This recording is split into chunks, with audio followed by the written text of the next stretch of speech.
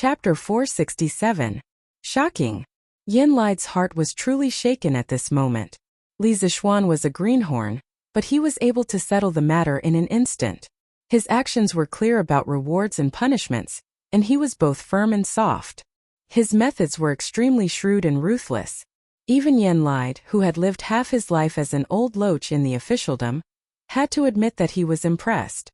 What surprised Yin Lide the most was that from Li Zixuan's arrangements, he saw a trace of a soldier's swift and decisive style.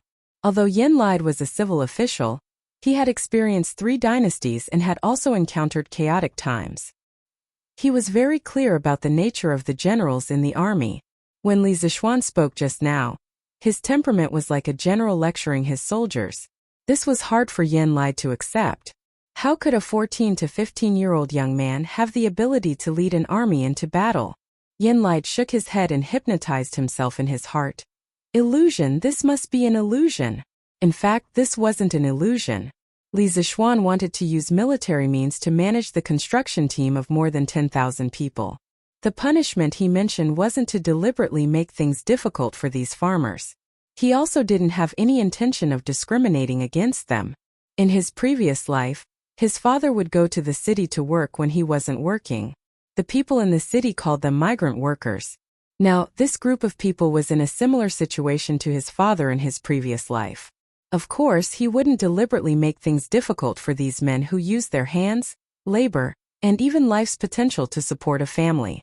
The reason why he proposed these punishment measures was mainly because his father had said in his previous life that there were many crafty people who slacked off and worked for free. Another important reason was that the construction team he recruited was unusually large. If he didn't set up a perfect management system, the construction site would become a mess. Everyone wouldn't know what they were supposed to do, or whether they were doing the same work as others. In this way, the construction speed of Yanhuang College would be at a snail's pace.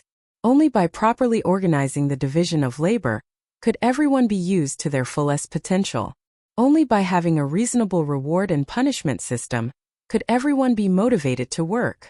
Yin Xiaoning looked at Li Zixuan with a trace of resentment and a trace of complexity.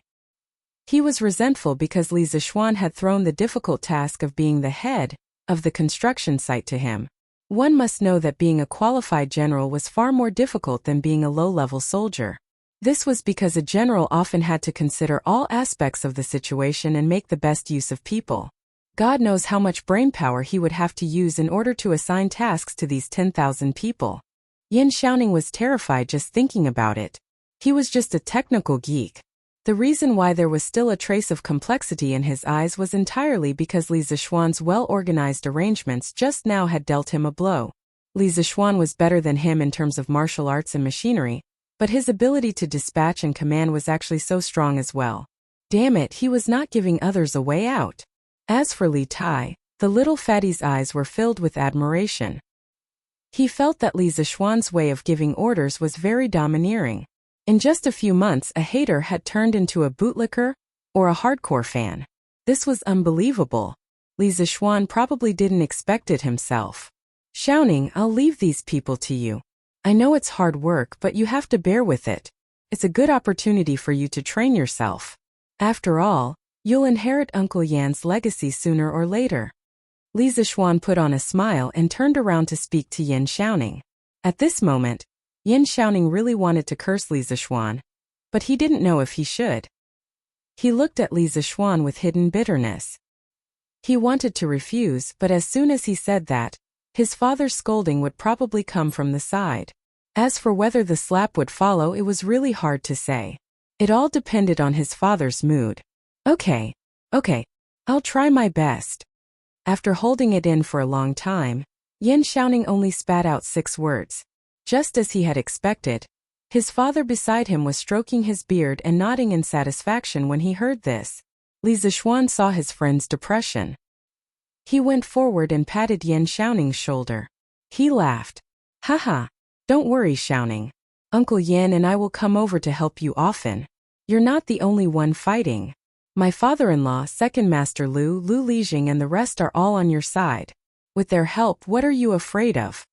Han Tianhu, Second Master Lu and the rest quickly agreed, and expressed that they would fully support Yin Xiaoning's work. As for Yen lied. He felt that he was tricked by Li Zixuan. What did he mean by, Uncle Yen and I will come over to help you often? As the boss of the Ministry of Works, he was so busy every day. How could he have time to come over often?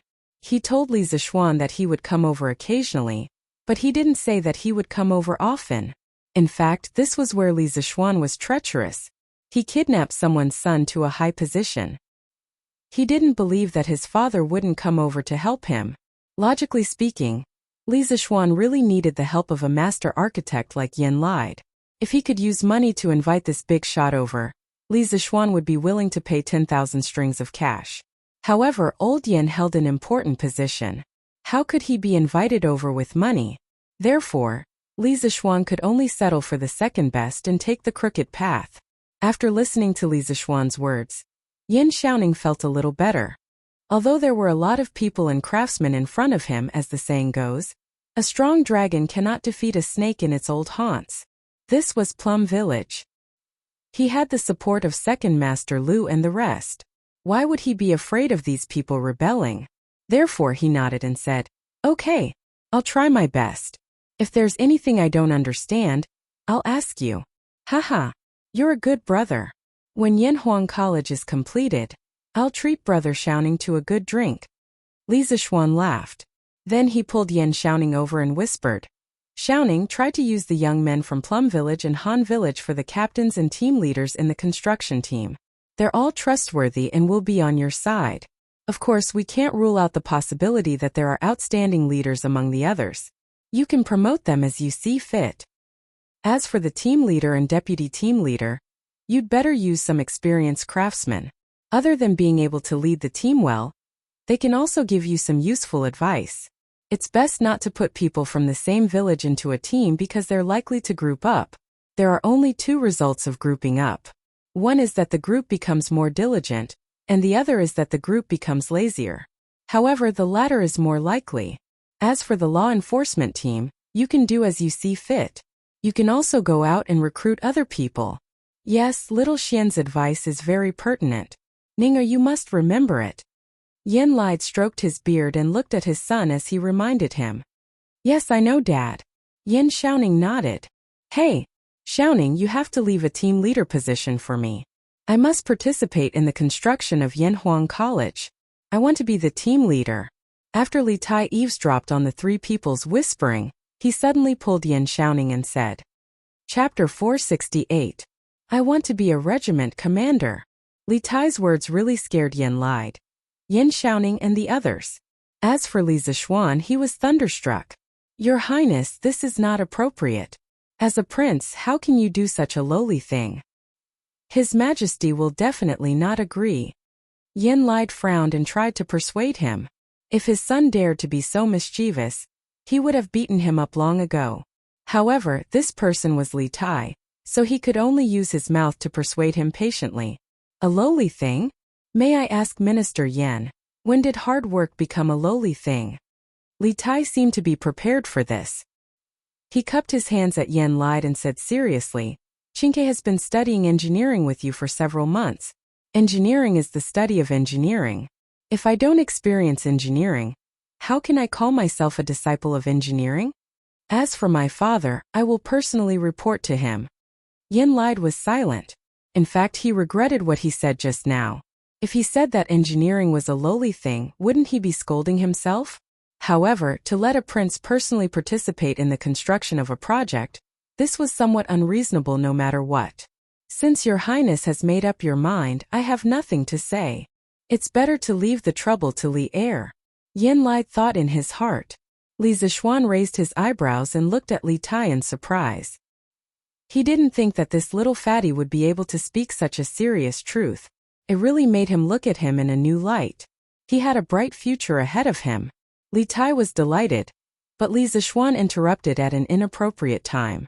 "Qingke, if you want to experience engineering, that's fine. However, you don't have any experience. I'm afraid you won't be able to take on the position of a regiment commander. I'll give you the position of a captain first to train yourself. This kind of practical training will also be of great benefit to you." Li Tai was suddenly very depressed. He just helped Li Zixuan, but Li Zixuan exposed him without mercy. He really didn't give him any face at all. However, Li Zixuan's last two lines made his eyes light up. Putting everything else aside, Li Tai's cultural attainment was still very high. Knowledge on paper is ultimately shallow. I'll have to do it personally. Good. Good. Good. Every word you said is a gem. I've learned a lot. After seriously savoring it for a long time, Li Tai cupped his hands at Li Zixuan and said solemnly. Yen Lai also glanced at Li Zixuan in surprise. He never expected Li Zixuan to be so proficient in the Tao of poetry, to be able to recite such a beautiful line. Haha. That's fine. Xiaoning, you can lead them and start working. Uncle Wang has the name list of all of them. You can see if you can divide them into groups. Uncle Yan and I will help you draw up an overall progress plan for the construction of the academy. You can use it as a reference in the future. Li Zixuan went forward and patted Yan Xiaoning's shoulder, urging him to hurry up and work. Oh, okay father, I'll go first. Yan Xiaoning nodded his head and greeted his father. Go. Do well, don't embarrass the Yan family. Even if I'm busy with work in the future and can't come often, your second uncle will come often to assist you. Every father had the heart to see his son become a dragon. Yen Lai was no exception. He really hoped that his son could grow up quickly after going through this big project. Although he wouldn't be as monstrous as Li Zixuan, he must be able to take charge of things independently. I understand. Yan Xiaoning cupped his hands and brought Wang Zhong, Second Master Lu Lijing, and Han Lijing to divide the construction corps into groups. Li Zixuan, on the other hand, took the floor plan of the Yanhuang Academy and followed Yen Lai to a temporary pergola. This simple and crude shed became their temporary combat command post. Li Zixuan was very happy when Yen Lai said, even if I'm busy with work in the future and can't come often, your second uncle will come often to assist you. Yen Lai's construction skills weren't much worse than Yen Lai's. With the help of the Yen family, the construction of Yanhuang College would be completely stable. Ooh, it's time to eat. It's time to eat. At noon, a group of hundreds of old, weak, women and children carried fragrant dishes to Yunshan Mountain. The workers' first meal at the construction site began.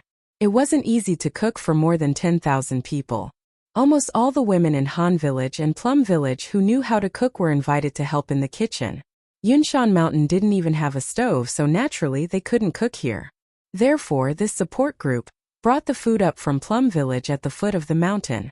Anyway, it was summer now, so they weren't afraid that the food would get cold on the way. Leaders of each group, get your people to line up properly. Don't look like the reincarnation of a starving ghost who hasn't eaten for years. It wasn't easy to cook for more than 10,000 people.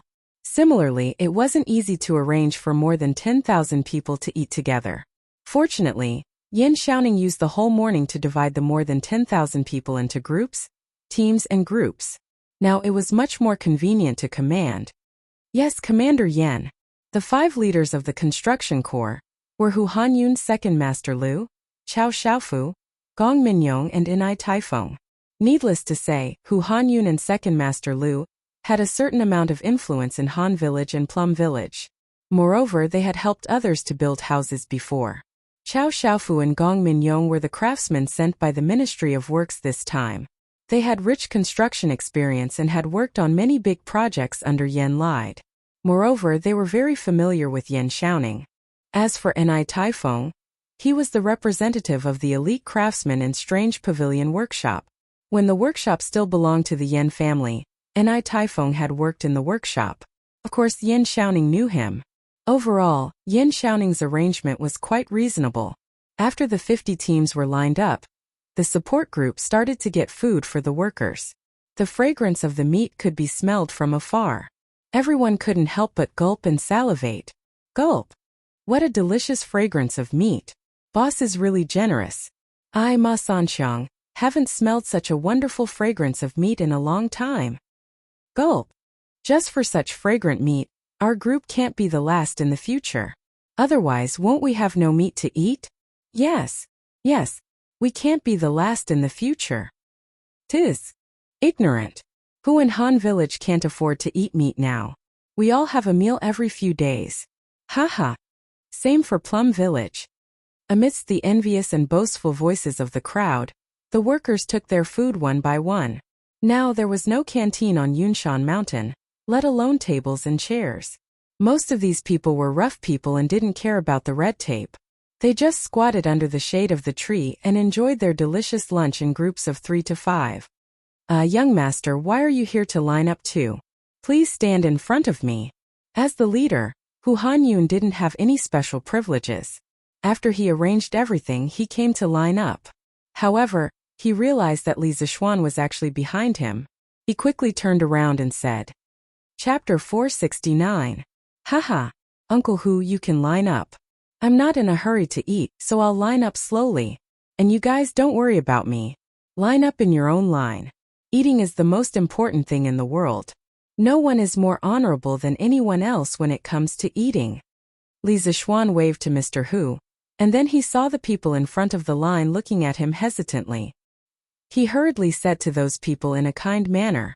At this moment, Li Zixuan could be described as kind and amiable.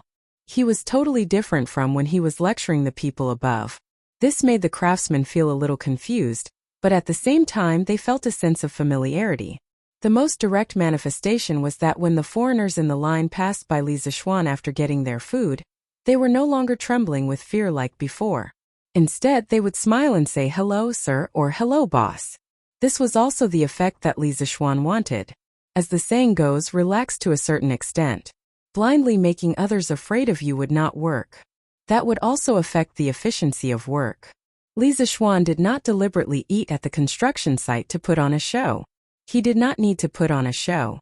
The reason why he stayed for lunch was that firstly, he wanted to see how the food at the construction site was and whether it needed to be adjusted. Secondly, he had to continue to discuss the detailed plan of the construction of the academy with Yen Lide in the afternoon. It was not worthwhile to go back in the middle of the day. At this moment, the sun in the sky was the hottest time of the day. Carrying the food, Li Zixuan came to the shed. In the morning, the people below would naturally bring in tables and stools. The shed was now fully equipped. Li Zixuan came to the table and sat down. Opposite him, Li Tai, the little fatty, was staring at the big fat meat in the bowl. If it was said that Li Zixuan stayed for lunch because of the situation, then Li Tai stayed for the sake of putting on a show. The little fatty had just become the captain of the 8th team of the construction corps in the morning, and could be considered as Old Hu's subordinate. He wanted to set an example and raise the recognition of the people below him. Li Tai's royal education taught him that if a superior wanted to capture the hearts of the people, he had to share weal and woe with his subordinates. In this aspect, his old man, Li Er, had perfected his military career in the early years. Thus, all the generals of the Great Tang were loyal to Li Er. However, Li Tai was not Li Er. This little fatty was used to living a luxurious life since he was young. He had very strict requirements for food. In this aspect, even Li Zixuan admitted defeat. Otherwise, how could he be so fat? Now it was his first time eating such a big pot of food. Eating such fat meat, just looking at it made him feel nauseous. How could he eat it? Haha. What? You can't eat it? I told you to go back and eat, but you insisted on staying and asking for trouble. Let's see what you can do now. There are no restaurants in this wilderness, and your first team's mission in the afternoon is very important. Let's see how you can order the people below to work when you're hungry. Li Zixuan glanced at Li Tai, who was in a dilemma, and said sarcastically. Although he himself didn't like to eat fat meat, he was more witty. When he had just finished eating, he gave all the fat meat in the bowl to Old Hu. These fat meat may be inferior food to people like him and Li Tai, but for people like Old Hu, who were at the bottom of the labor force, this was top quality food.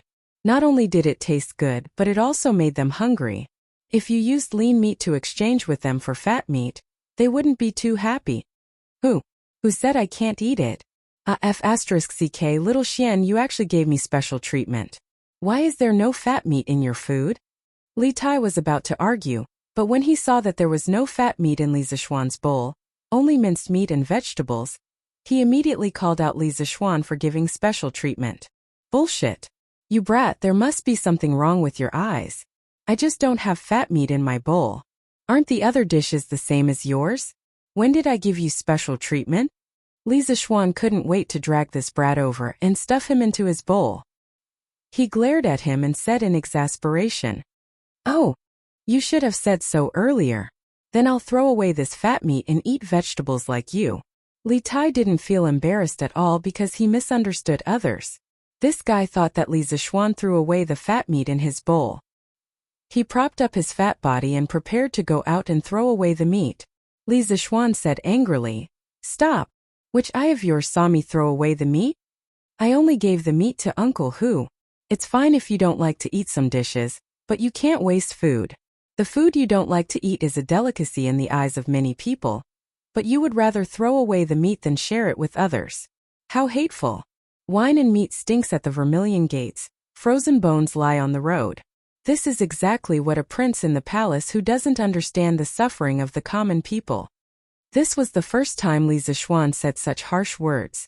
It was also the first time Li Tai was reprimanded by someone other than Li Er. Li Tai was so angry that his eyes turned red. If the person in front of him wasn't Li Zixuan, he would have drawn his sword and killed him. At this moment his heart was filled with anger and grievance. Yes, it was grievance. His nature wasn't bad. He just didn't think of this method of giving away the fat meat. Wine and meat stinks at the Vermilion Gates, frozen bones lie on the road. These two lines of the poem also gave Li Tai a great shock. He clenched his teeth and didn't say a word. His face was green and white. He wanted to fly into a rage, slam the table and fight it out with Li Zixuan. But subconsciously, he felt that Li Zixuan was telling him this for his own good. Moreover, he didn't want to be the main character of Wine and Meat Stinks at the Vermilion Gates, frozen bones lie on the road. He didn't want future generations to think of him, Li Tai, as a prince. If that happened, wouldn't his reputation go down in history? What? You don't agree? You think what I said is wrong? Good. Then go out and take a look. See if the fat meat you threw away is the supreme delicacy in the eyes of those craftsmen. Li Tai's face changed between green and white. Li Zixuan didn't care and continued to reprimand him. He had made up his mind to be a strict teacher today. After interacting with Li Tai for so long, Li Zixuan's attitude towards the little fatty changed from being cautious at the beginning to keeping a distance. Later on, Li Tai pretended to be his disciple and he only taught him in the name of a teacher. In the end, Li Tai accepted him wholeheartedly and wholeheartedly taught him. During this time, Li Zixuan naturally had a very deep understanding of Li Tai's personality. This little fatty's nature wasn't bad. He was just a little arrogant. In these few months of interaction, Li Zixuan felt Li Tai's intelligence, Li Tai's craftiness, Li Tai's arrogance, Li Tai's sincerity sometimes, and Li Tai's funny joy sometimes. Li Zixuan felt that Li Tai was just a smart child who hadn't been completely spoiled yet. Chapter 470. Yes, strictly speaking, Li Tai was really just a child who hadn't been completely spoiled. Anyone who was born into a family like Li Tai's, who was talented and intelligent, and who was deeply doted on by the current emperor, would have a heart of pride. It could be said that if they were in Li Tai's shoes, 99% of people wouldn't do better than Li Tai. Moreover, Li Tai was sincere towards the people he approved of. Compared to those who put on a good face to everyone, but secretly schemed and plotted, Li Tai was much better. Li Zixuan's heart had always been tangled and conflicted about Li Tai. According to the trajectory of history, Li Tai was just a failed product in the struggle for imperial power, and so was his brother Li Changqian. Li Zixuan didn't plan to get too close to Li Er's sons from the start. He didn't want to participate in the complicated struggle for the throne, and he didn't want to become cannon fodder in other people's political struggles. But man proposes, God disposes. Moreover, man wasn't a plant, so how could he be emotionless? Under various coincidences, his relationship with the two brothers, Li Tai and Li Changqian, became closer and closer. Moreover, after interacting for so long, he found that Li Changqian wasn't as sinister, ruthless, disloyal, unfilial, or even a homosexual as the history books said. Li Tai also wasn't as arrogant and conceited as the history books said. These two brothers treated him as a friend with sincerity and true nature. Li Zixuan's heart gradually wavered. He didn't know if the history books were wrong, or if Li Tai and Li Changqian's shortcomings were completely reflected in the later stages of their personality changes. If it was the latter, then Li Zixuan didn't know if he should rescue these two brothers. Later on, when Li Zixuan proposed Gong Shui, Li Tai immediately became one of the staunch supporters of Gong Shui. After that, Li Tai's performance was very satisfactory. Only then did he completely treat Li Tai as his true disciple, and planned to train him with all his might in the future. Since he had decided to take in Li Tai as his disciple, Li Zishuan naturally would not allow the little fatty and Li Tai to turn against each other in the future. He wanted to change Li Tai's fate. He wanted to change history. But in order to do this, he had to first change Li Tai's life values and get rid of some of Li Tai's shortcomings, which were also his weaknesses. Therefore, when it was time to criticize severely, he had to stand up and be a strict teacher. If Li Tai fell out with him because of this, then Li Zishuan could only say that they were not destined to be master and disciple. Bang! After struggling for a while, Li Tai slammed his chopsticks heavily on the table, and then he left without saying a word. Not sure if he really went to look at the workers outside or if he was angered by Li Zishuan's words and decided to quit. Li Zishuan did not chase after him. He didn't even look outside the door. Taoists practice following one's heart, governing by doing nothing, and letting nature take its course. If Li Tai really quit because of this or even quit Gong Shui, Li Zishuan could only express regret. He definitely would not kneel down and beg Li Tai to change his mind. He spread Gong Shui out of interest, not for his own benefit. Without Gong Shui, he could still live a simple life. But logically speaking, Li Zishuan felt that with his understanding of Li Tai would most likely not give up his initial ideals and pursuit. He believed in his own judgment. Haha. Smells good. I didn't expect to come here to work. Not only is the salary high, but the food is also so good. It's almost the same as our family's New Year's meal. Oh, who said it wasn't? TSK, such delicious meat. If it weren't for the boss's rule that we have to stay at the construction site at night, I would want to bring these back home for my wife and children to eat. Sigh. Yes, my eldest child hasn't eaten meat for half a year. We can't eat such delicious meat, even during the new year. Sigh. I don't know if the boss is recruiting children. My son is taller than me, and his strength is almost as strong as mine. It's just that he's too skinny. It would be great if the boss could recruit him. Just for every meal with meat, it's worth it even if the salary is reduced by half. Haha. Wu Lauer. You really know how to scheme. Sigh, I heard that the villagers of Plum Village and Han Village can eat meat every few days.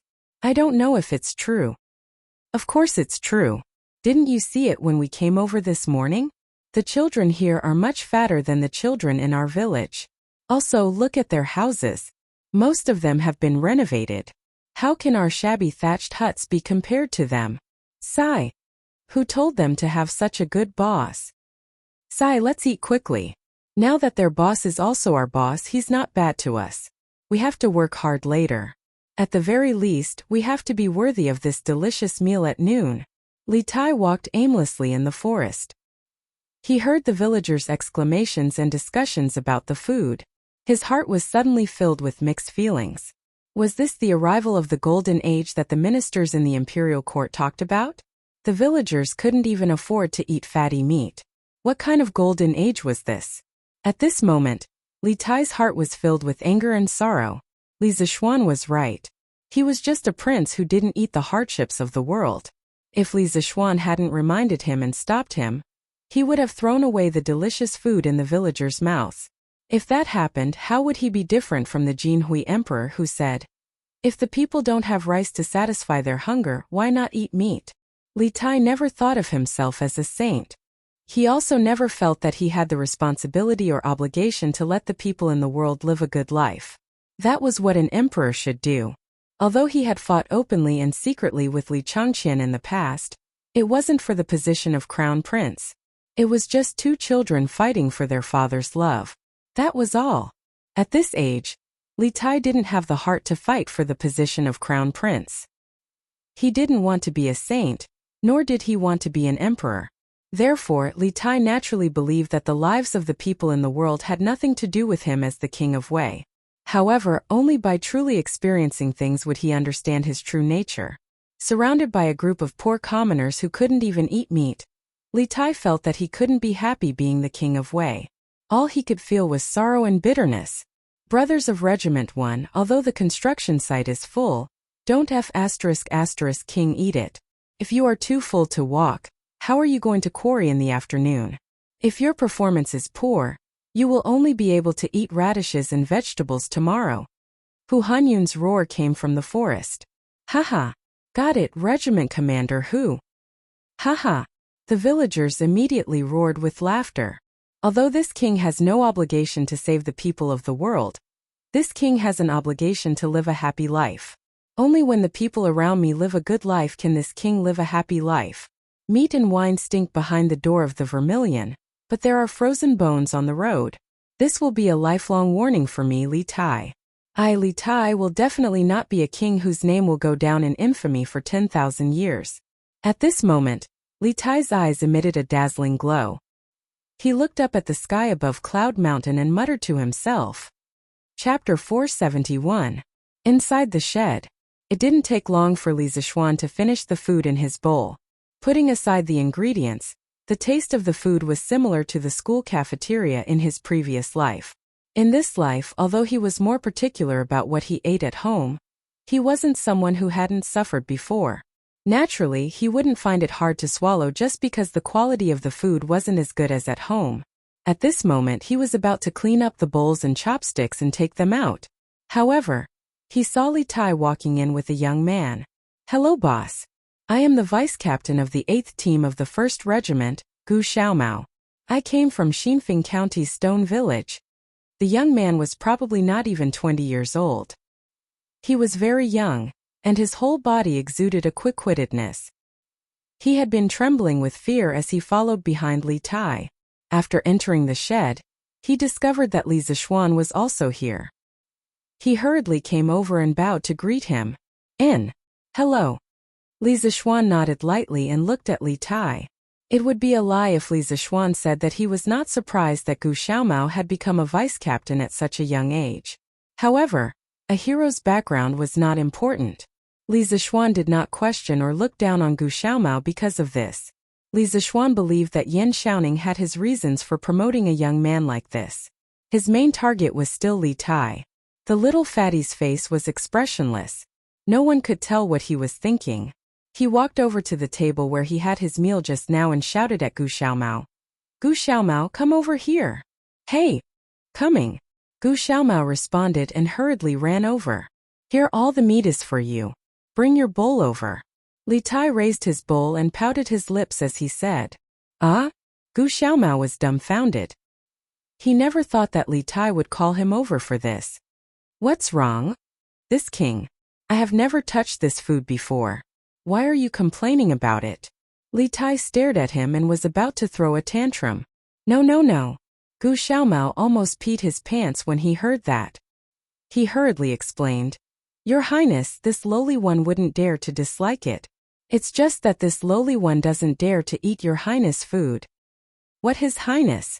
Gu Xiaomao, let me tell you one more time. In these 2 months there is no Highness on Cloud Mountain, only Captain Li. Please call me Captain Li in the future, do you hear me? Li Tai frowned and scolded. Looking at his serious face, Li Zishuan almost burst out laughing. Please call me Captain Li. This sentence was too king out of character. However, this was not the right time. Li Zishuan could only hold back his laughter and watch how Li Tai would play. Yes, Captain Li Xiaomao understands. Gu Xiaomao touched the beads of sweat on his forehead. This was not sweat from the heat, but cold sweat from fear. Only the heavens knew how painful it was to be the vice-captain of a prince. Anyway, Gu Xiaomao was under a lot of pressure.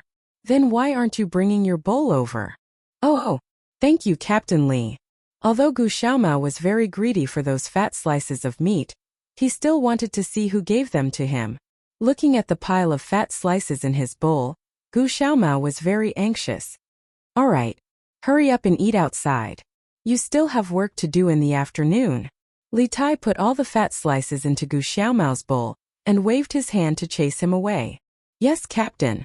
Gu Xiaomao felt as if he had been pardoned and quickly ran away with his bowl. In an instant, only Li Zishuan and Li Tai were left in the shed. Li Tai sat down and finished the food in his bowl. He did not even frown. He was a completely different person from the person who was having a hard time eating. Seeing this, Li Zixuan knew that Li Tai had thought things through. The reason why Li Tai was still unwilling to talk to him was probably because he couldn't bring himself to do so. After all, his words just now were indeed a bit harsh. It was already good enough that Li Tai, who had always lived like a prince, didn't use a sword to cut him down. Thinking of this, Li Zixuan smiled. He did not say anything to provoke the little fatty. He took his cutlery and prepared to leave. Sir. At this moment, Li Zixuan, who had not spoken to Li Tai since he came in, suddenly spoke. Li Zixuan was startled. In private situations, Li Tai rarely called him Mr. Usually, he would use the name between friends. Now he was calling him that. What was the little fatty trying to say? Sir, can engineering allow the people of the world to wear new clothes and eat meat? Seeing that Li Zixuan paused, Li Tai continued to ask. Li Zixuan was silent for a moment before saying, "Of course not." When Li Tai heard this, his brows furrowed into a ball. His eyes stared fixedly at Li Zixuan's back, wanting an explanation. Engineering is just a kind of knowledge just like Confucianism. It's just a dead thing. For the people of the world to have enough food and clothing and for every family to be able to eat meat, the key is how the ruler acts. Although Emperor Qin and Emperor Hanwu were the divine lords of the world, they only managed to pacify the world so that the country would not be bullied by foreigners. The people of the country still did not have enough food and clothing. Compared to Confucianism, engineering has its unique characteristics. It is more like a tool to increase the productivity of the people. As for whether this tool can be fully utilized, it depends on whether the ruler is willing to use it. Fortunately, the current emperor was magnanimous and was willing to give engineering a chance to flourish. Then the result might be different. So, Qingke, if the young people of Tang can all wield the sharp blade of engineering, although I don't dare to say that 100% of the people of Tang can have enough food and clothing, I'm sure that 80% to 90% of the people of Tang can have enough food and clothing. At that time we will truly usher in an unprecedented golden age. Li Zixuan knew that Li Tai would have doubts in his heart. He put his hands behind his back and said in a deep voice, "In the modern era, even a country as great as America still had beggars." Thus, Li Zixuan did not dare to guarantee that 100% of the people of Tang could have enough food and clothing once the industrial production level of Tang improved. However, he could still guarantee that most people would have enough food and clothing. Tai understands. I'm willing to work with Sir to bring engineering to greater heights.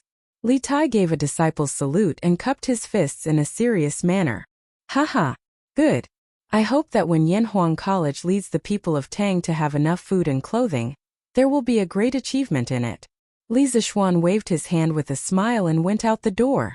Li Zixuan was very happy that Li Tai could walk out of his inner demons and comprehend such principles.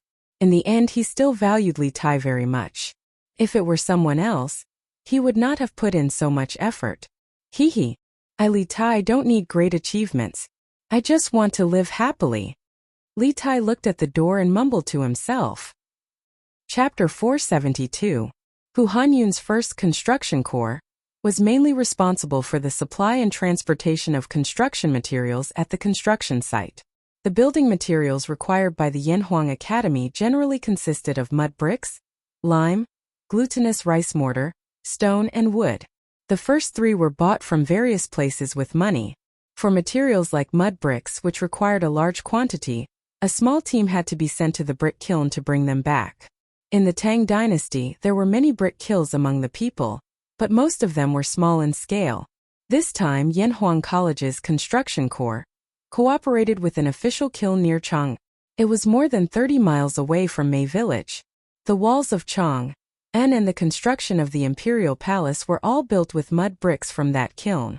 Logically speaking, Li Zixuan could build his own brick kiln if he wanted. Moreover, the bricks from his kiln would definitely be stronger than those from other kilns. Building a kiln seemed to be very difficult, but it was not difficult at all to actually start.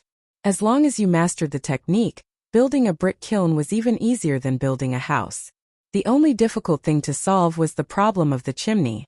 It should be known that the chimney of the brick kiln in modern times was 30 to 40 meters high, which was a bit difficult in the Tang dynasty where there were no tower cranes or scaffolding.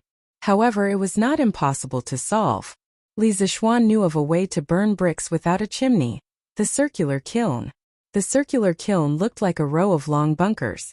Its height was less than 5 meters, but its length was more than 200 feet. The biggest advantage of the circular kiln was that it could burn bricks in a circular manner. It could build 20 kilns, and each kiln could be lit individually. Compared to the conjoined kilns of this era, which had 8 kilns in each group, the circular kiln was more efficient and more fuel efficient. Although there were many advantages to building his own brick kiln, Li Zixuan did not intend to do so. He could not build all the materials by himself, could he? That would take a lot of effort, and this kind of monopolization was not good. He had to leave some profits for others, right? In the afternoon, Hu Hanyun took more than 3,000 people of the 1st Regiment to hunt in the mountains. To be precise, they were going to cut wood. They had to bring back a batch of wood and hand it over to the other regiments to build temporary housing for the workers. For the entire construction corps, this was the first day of work. Other than the division of formations, there was only the construction of a place to settle down. The official building of the academy would have to wait until the next day. Fortunately, it was summer now, and the workers' residences only needed to be able to block the sun and rain. There was no need to think about keeping warm, so it was very simple to build. The sun was setting. Cloud Mountain was still very lively. Rows of small sheds were arranged in the forest, and there was a number hanging in front of each shed. 99% of the workers did not know how to read, let alone Arabic numerals. However, there were so many sheds that Li Zixuan could only order each of them to remember the number on the sign of their shed, in order to prevent the workers from going to the wrong place at night. Seeing that the city gate of Chang and was about to close and the workers' residences at the construction site were about to be completed, he asked someone to find Li Tai and prepare to return to the city. As the chief commander of more than 10,000 people, Yin Xiaoning felt that he was shouldering a heavy responsibility. The workers' residences had not been completed yet, so he would not go back with them at night. As for Yen Lide and Faubert, they had already gone back 2 hours ago. Xiaoxian, why don't you go back alone? There are still 2 people in the 8th squad of the 1st Regiment who haven't finished building their residences yet. Li Tai seemed to be intoxicated. This was the first sentence he said when he was called to Li Zixuan. Li Zixuan heard this, stared at him and scolded. Go away. If you stay outside the city, His Majesty and Her Majesty will skin me alive if they know about it. If the residences are not ready, just leave it to Gu Xiaomao. What are you doing here? Li Tai came back to reality and remembered that he was a child with parents. He also understood that Li Zixuan was telling the truth. He could not help but touch his nose embarrassedly and silently accept the organization's arrangement. Li Zixuan glanced at him unhappily, then said to Gu Xiaomao, Xiaomao, I'll leave the remaining tasks of the 8th squad of the 1st Regiment to you. Is there a problem? Gu Xiaomao was very perceptive. He knew that this was an opportunity for him to perform. He quickly said loudly, Boss, no problem, absolutely no problem. You and the captain can go back to the city without worry. Did you hear that? They're fine here. Qingke, why don't you get on the horse? It'll be bad if the city gate closes later. Li Zixuan urged. Oh, okay. Gu Xiaomao, I'll leave the 8th squad to you. I'll come back tomorrow morning. Li Tai nodded his head and mounted his horse. However, he was still a little worried as he warned. Yes, yes, Captain. Don't worry. The 2 of them rode at full speed and finally returned to Chang'an City before sunset. Li Zixuan naturally returned to Yongle Lane. As for the little fatty, he had to go to the palace before returning to Prince Wei's residence. After all, he had decided to participate in the construction of Yanhuang College today, and he had not gotten Li Er's permission yet. Qingke, where did you go and sweat so much? And I haven't seen you all day. At the Lizhong Palace, Li Tai saw Li Er and Empress Zhongsun. They had just finished their meal because Li Tai could still smell the leftover aroma of the food in the air. He did not eat well at noon and did not eat well at night. The little fatty was now so hungry that his chest was sticking to his back. Of course, he would be more sensitive to the aroma of the food. Father, Yanhuang College started construction today. I went to Yunshan with the teacher and was busy the whole day. I just returned to the city and did not have time to take a bath. That's why I lost my composure. Please forgive me, father. Li Tai answered Li Er's question, but he was thinking about how much food he should ask the chef to prepare when he returned to the prince's residence later. Oh, Qingke, you actually went to Yanhuang College to help? How could Li Er not know Li Tai's nature? That was why he was so surprised when he heard Li Tai's words. Empress Zhongsun also interrupted. Qing, you left the city for the whole day without a word. I didn't expect you to go to the wilderness. It's a hot summer day. You must have suffered a lot, right? Thinking about what he had experienced today, Li Tai felt that it was hard, but he felt that it was more fulfilling. This day was equivalent to a month before. Mother, I didn't suffer. Instead, I learned a lot. I plan to help the teacher build the college in the next 2 months. I hope father and mother will allow it. What? Li Er raised his eyebrows and stared at Li Tai. He asked, you have never experienced construction before. How are you going to help Li Zishuan build the college? Empress Zhongsun also frowned and asked, Qingke, as far as mother knows, Shaoxian has invited more than 10,000 craftsmen and commoners to participate in the construction of the college. The construction progress is naturally not a problem. Qingke, you have lived in the depths of the palace since you were young. How can you go and suffer? Chapter 473. Inside Lijiang Hall, Li Tai cupped his hands to Li Er and Zhongsun. Imperial father, imperial mother, please allow me to report. It is precisely because this son has never experienced construction that this son wants to personally give it a try. Engineering, engineering, engineering. If this son does not experience construction, how can this son be called a disciple of engineering? What is learned on paper is shallow, and what is learned must be done personally. I believe that personally practicing is far more useful than reading books in the classroom.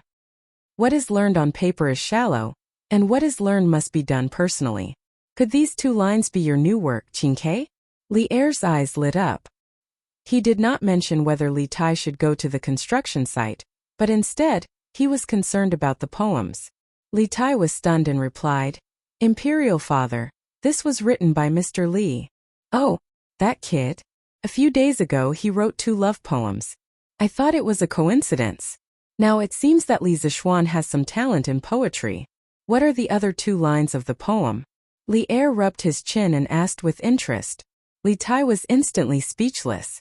His original intention was to share his insights at the construction site with Li Er and Zhongsun, but before he could finish, Li Er was concerned about the 2 lines of the poem. Wasn't he going too far off the topic? Imperial father, Mr. Li only said 2 lines of the poem. I know nothing about the rest. Li Tai said gloomily. Li Er nodded, then frowned and did not speak. Empress Zhongsun was not as unreliable as Li Er. After all, as a mother, she doted on her son more. At this moment she frowned and said worriedly, although what you said makes sense, it will be even hotter on Yunshan in this scorching summer. You have never suffered since you were young. How will you be able to stand it? Li Er also snapped out of his daze and nodded. Yes, Qingke, your imperial mother is right. It is easy to get heatstroke in the summer.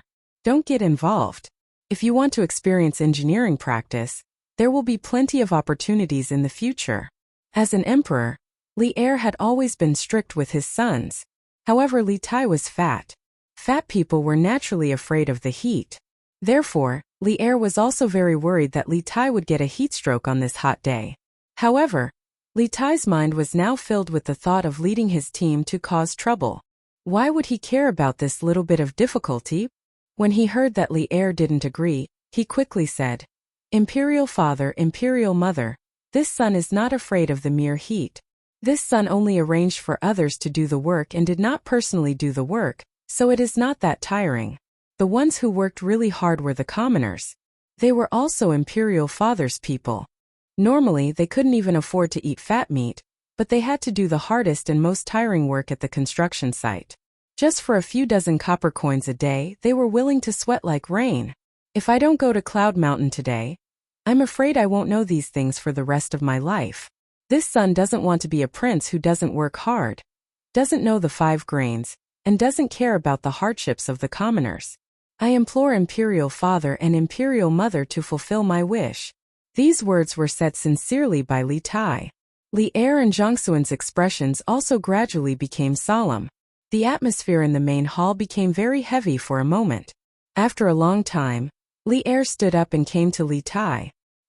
He patted his shoulder and sighed. Haha. Qingke, you have really grown up. I didn't expect you to be able to understand so much in just a short day. I am very gratified. Li Zishuan is a qualified teacher. Not bad, not bad. Qingke, since you have already thought it through, then go ahead and do it. Imperial Father supports you. Empress Zhongsun opened her mouth, but she wasn't completely a loving mother. She hesitated for a moment, then came to her son's side and said softly, "Care Imperial Mother is also very gratified that you can say such words. Go. Just take good care of yourself." Li Tai was both happy and touched. He hurriedly said, "Thank you Imperial Father and Imperial Mother for your support. By the way, I am very curious about what happened in Yunshan today. It actually made you feel so much all of a sudden. Come, tell me and your Imperial Mother." At the second watch period, the moon hung above the treetops. Li Tai had just come out of the Lizhang Palace. The moment the little fatty came out of the palace, he immediately became a runaway wild horse. Wu Chundao, hurry back to the prince's residence and ask the kitchen to prepare food for this prince. Hurry, hurry, hurry. Li Tai sat in the carriage and hurriedly ordered the guards outside. He only wanted to eat meat now. Yes, Your Highness. Wu Chundao was stunned. This was the first time he had received such a strange order. He responded, then urged the warhorse under him to gallop out. In the carriage, Li Tai rubbed his stomach and sank into the sofa. He let out a long breath and said, "Ha! Now I can finally fight side by side with my brothers of the 1st Regiment and the 8th Squad in peace. Haha! In the future, the name of Yanhuang College will spread through the ages, and it will also be thanks to me, Li Tai. F***CK, my stomach is really F***King hungry." Lizhang Palace. Zhongsun Palace. After the Emperor and Empress did it, Li Er held Empress Zhongsun and looked at the bed curtain above his head in a daze. "Your Majesty, are you still thinking about what Kerr said just now?" Empress Zhongsun leaned on Li Er's chest and asked softly. She had been husband and wife with Li Er for many years. Of course, they still had this bit of tacit understanding. In fact, what Li Tai said just now also touched Zhongsuan's heart. Haha. That's right. Wine and meat go to waste at the door of the Vermilion, and there are frozen bones on the road. Li Zishuan, that brat really dared to say that. Since the establishment of the Tang dynasty, which of the emperors and ministers hasn't worked hard for the people and the country? In the end, they ended up with such an evaluation. What a great irony. Li Er came back to his senses, stroked Empress Zhongsuan's back, and said with a long sigh, "Your Majesty, that child probably said those words just to give Qingke a warning. He didn't mean anything else, but his words were indeed a little too harsh. I was thinking that with Qingke's temperament, she actually didn't break off with Xiaoxian after hearing those words. I have to say, ever since Care followed Li Zishuan to study, his temperament has changed a lot." Empress Zhongsun first helped Li Zishuan a little by saying a few words. After all, those 2 lines of the poem that satirized current politics still had some treason in it, and then sighed with emotion at Li Tai's recent changes. Li Er nodded and said, "I understand what Guanyin maid means. Qingke has indeed changed a lot recently. Li Zishuan's knowledge is outstanding." He paused, then continued, "It's a good thing for young people to have dreams. I also hope that he and Qingke can build Yanhuang College well, and carry forward the study of engineering. I give them a chance, and I only hope that in my lifetime, I can see the eternal prosperity that they speak of." Erlang, you definitely will. Chapter 474. The next morning, the sun had just risen, and Li Zishuan was practicing Tai Chi with the 3 beauties in the west courtyard. It had to be said that in terms of work and rest, he could be called a healthy bro. The reason why he was so healthy was because he was enjoying the wonderful time in the morning. If he was asked to practice Tai Chi with a group of men in the morning, this guy would definitely stay in bed and not get up. Before he finished 1 round of Tai Chi, he heard from the servants that Li Tai was here. The servants were very sensible. Everyone knew that Li Zishuan had a reserved program in the west courtyard in the morning, so it was not convenient for outsiders to come in. So this time Li Tai wanted to barge in like before, but he was stopped by the servants at the door. Li Zishuan was very satisfied with the comprehension of the servants. Because it was summer now, when the beauties practiced Tai Chi with him in the morning, they all wore very soft and close-fitting training clothes. In this era there was no underwear. Wearing such clothes one could still see some spots on the outside. Li Zishuan was not willing to let this little fatty take advantage of him. In this aspect, Li Zishuan had always been very stingy. "Qingke, why are you here so early? Have you eaten?" Li Zishuan asked his wife to continue practicing with Xiao He and Xiao Shi. He walked out of the west courtyard alone and saw Li Tai drinking tea in the front hall. He asked the servants to serve breakfast and asked, "It's almost morning, how is it early?" Li Tai rolled his eyes and said sarcastically, "I heard from your servants that you haven't woken up yet, so I didn't go in." "Sir, you are so lazy, you are not setting a good example for the students. Get lost. It's you who woke up too early today. You must have been too excited from being a team leader last night, right? Don't you know what time you used to wake up every day?" Li Zishuan scolded with a smile. Logically speaking, he was already very diligent, okay? He was a proper model worker. "Nonsense. I am worried about the progress of the construction of the academy," Li Tai said stubbornly. Li Zishuan chuckled. Just then the servants served breakfast. His breakfast was also very simple. There was a plate of pickled vegetables and a bowl of very thick rice porridge. There were no steamed buns or buns. There was no baking powder in this era, so the steamed buns were not very tasty. Therefore, Li Zishuan only ate steamed buns and porridge in the morning. No one would believe that he, a nouveau riche who earned hundreds of thousands of dollars every minute, had such a shabby breakfast. "Qingke, did you eat it or not? If you haven't eaten, I'll get someone to bring you a bowl." In his own home, Li Zishuan didn't have to be polite. He sat down at the table and prepared to eat. He asked Li Tai, "I've eaten. Xiao Xian, quickly finish your meal and follow me to the construction site." Li Tai looked at the shabby breakfast and shook his head as he urged. As a foodie, the little fatty must have eaten before he came over. If Li Zishuan had something new for breakfast, he might have sat down and tried a few bites out of respect. But now forget it. Li Zishuan ignored him and started eating. As for his speed, it was neither too fast nor too slow. He was not in a hurry. Slurp slurp. It had to be said that the porridge and pickled vegetables were a match made in heaven. Li Zishuan ate with gusto. After a while he finished the bowl of porridge. Li Tai looked at him suspiciously and thought, "Isn't it just a bowl of porridge? Is there a need to eat so happily?" Suddenly, the little fatty noticed the black strip of vegetables on the plate. He asked curiously, "Xiao Xian, what is this? Why is it so black?" "This is my family's homemade pickled vegetables. It goes with rice. It's crispy. Why, Qingke, do you want to try it?" There was no accurate statement about the origin of pickled vegetables. According to the relevant evidence, pickled vegetables originated from the Bronze Age. But pickled vegetables made from radish, at least in this era, did not exist. Don't doubt that there were no radish in the Tang dynasty. China was the country with the richest radish germplasm resources in the world. There were about 2,000 local varieties of radish. In the Book of Songs there was a sentence, "Kai Feng Kai Fei." Generally, people thought that fei was radish. In the Han Dynasty literature, radish had 8 of the top 10 characteristics, such as luo fu, etc. The main ingredients were nothing more than refined salt and soy sauce. There was a lot of refined salt at home, but it was very expensive. As for soy sauce, this thing was also available in the Tang dynasty. Soy sauce evolved from soy sauce. As early as 3,000 years ago, there were records of soy sauce being made in China's Zhou dynasty. The invention of soy sauce brewing by the ancient Chinese Han working people was purely an accidental discovery. China's ancient emperors used condiments. The earliest soy sauce was made from fresh meat. It was similar to the process of making fish sauce today. Because of its excellent taste, it gradually spread among the people. People who read a little bit of ancient Chinese probably knew the story of Fan Zhongyan's cutting rice porridge. Fan Zhongyan's family was poor when he was young. He lived in a temple and studied hard. Every day he cooked a pot of thin porridge. After it was condensed, He divided it into 4 pieces, 2 in the morning and 2 in the evening. He only ate chopped pickled vegetables.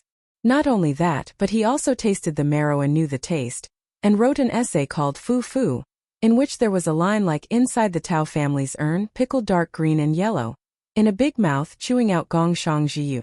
It was a dish of pickled vegetables that was only for the poor to eat, but it was written in a very good tone and color, and Tao were very happy. Such hardships had caused him to develop a firm and unyielding, hard-working and thrifty style, and he had a deep understanding of the hardships of the people.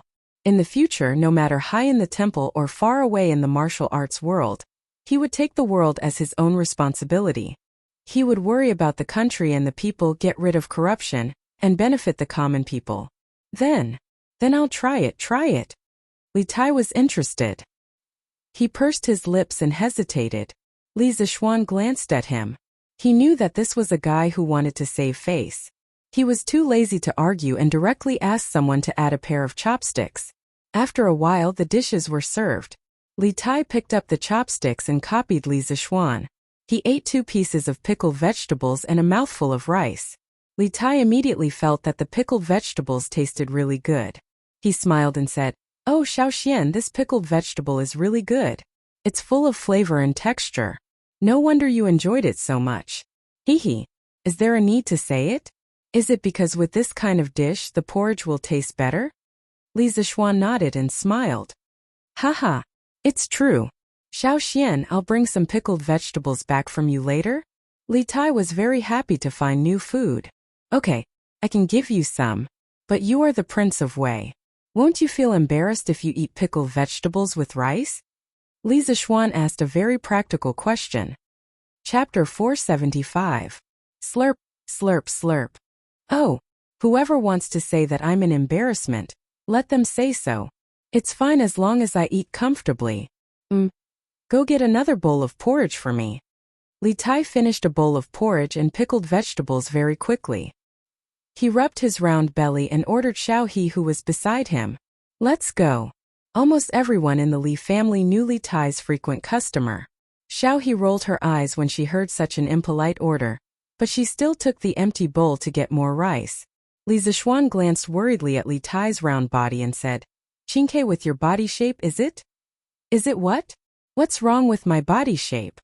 Li Tai looked down at his waist and legs and said innocently, I want to say, Qingke, shouldn't you consider losing weight? You think I don't want to, but the feeling of being hungry is worse than killing me. So I'll just keep on being like this." Li Tai rubbed his head in frustration and said gloomily. Li Zishuan sighed and said helplessly, "Anyway, be careful. Being too fat isn't a good thing for your body." Okay, I got it. Xiaoxian, you're so long-winded. Li Tai waved his hand impatiently and said. At this moment, Xiao He brought a bowl of porridge for Li Tai.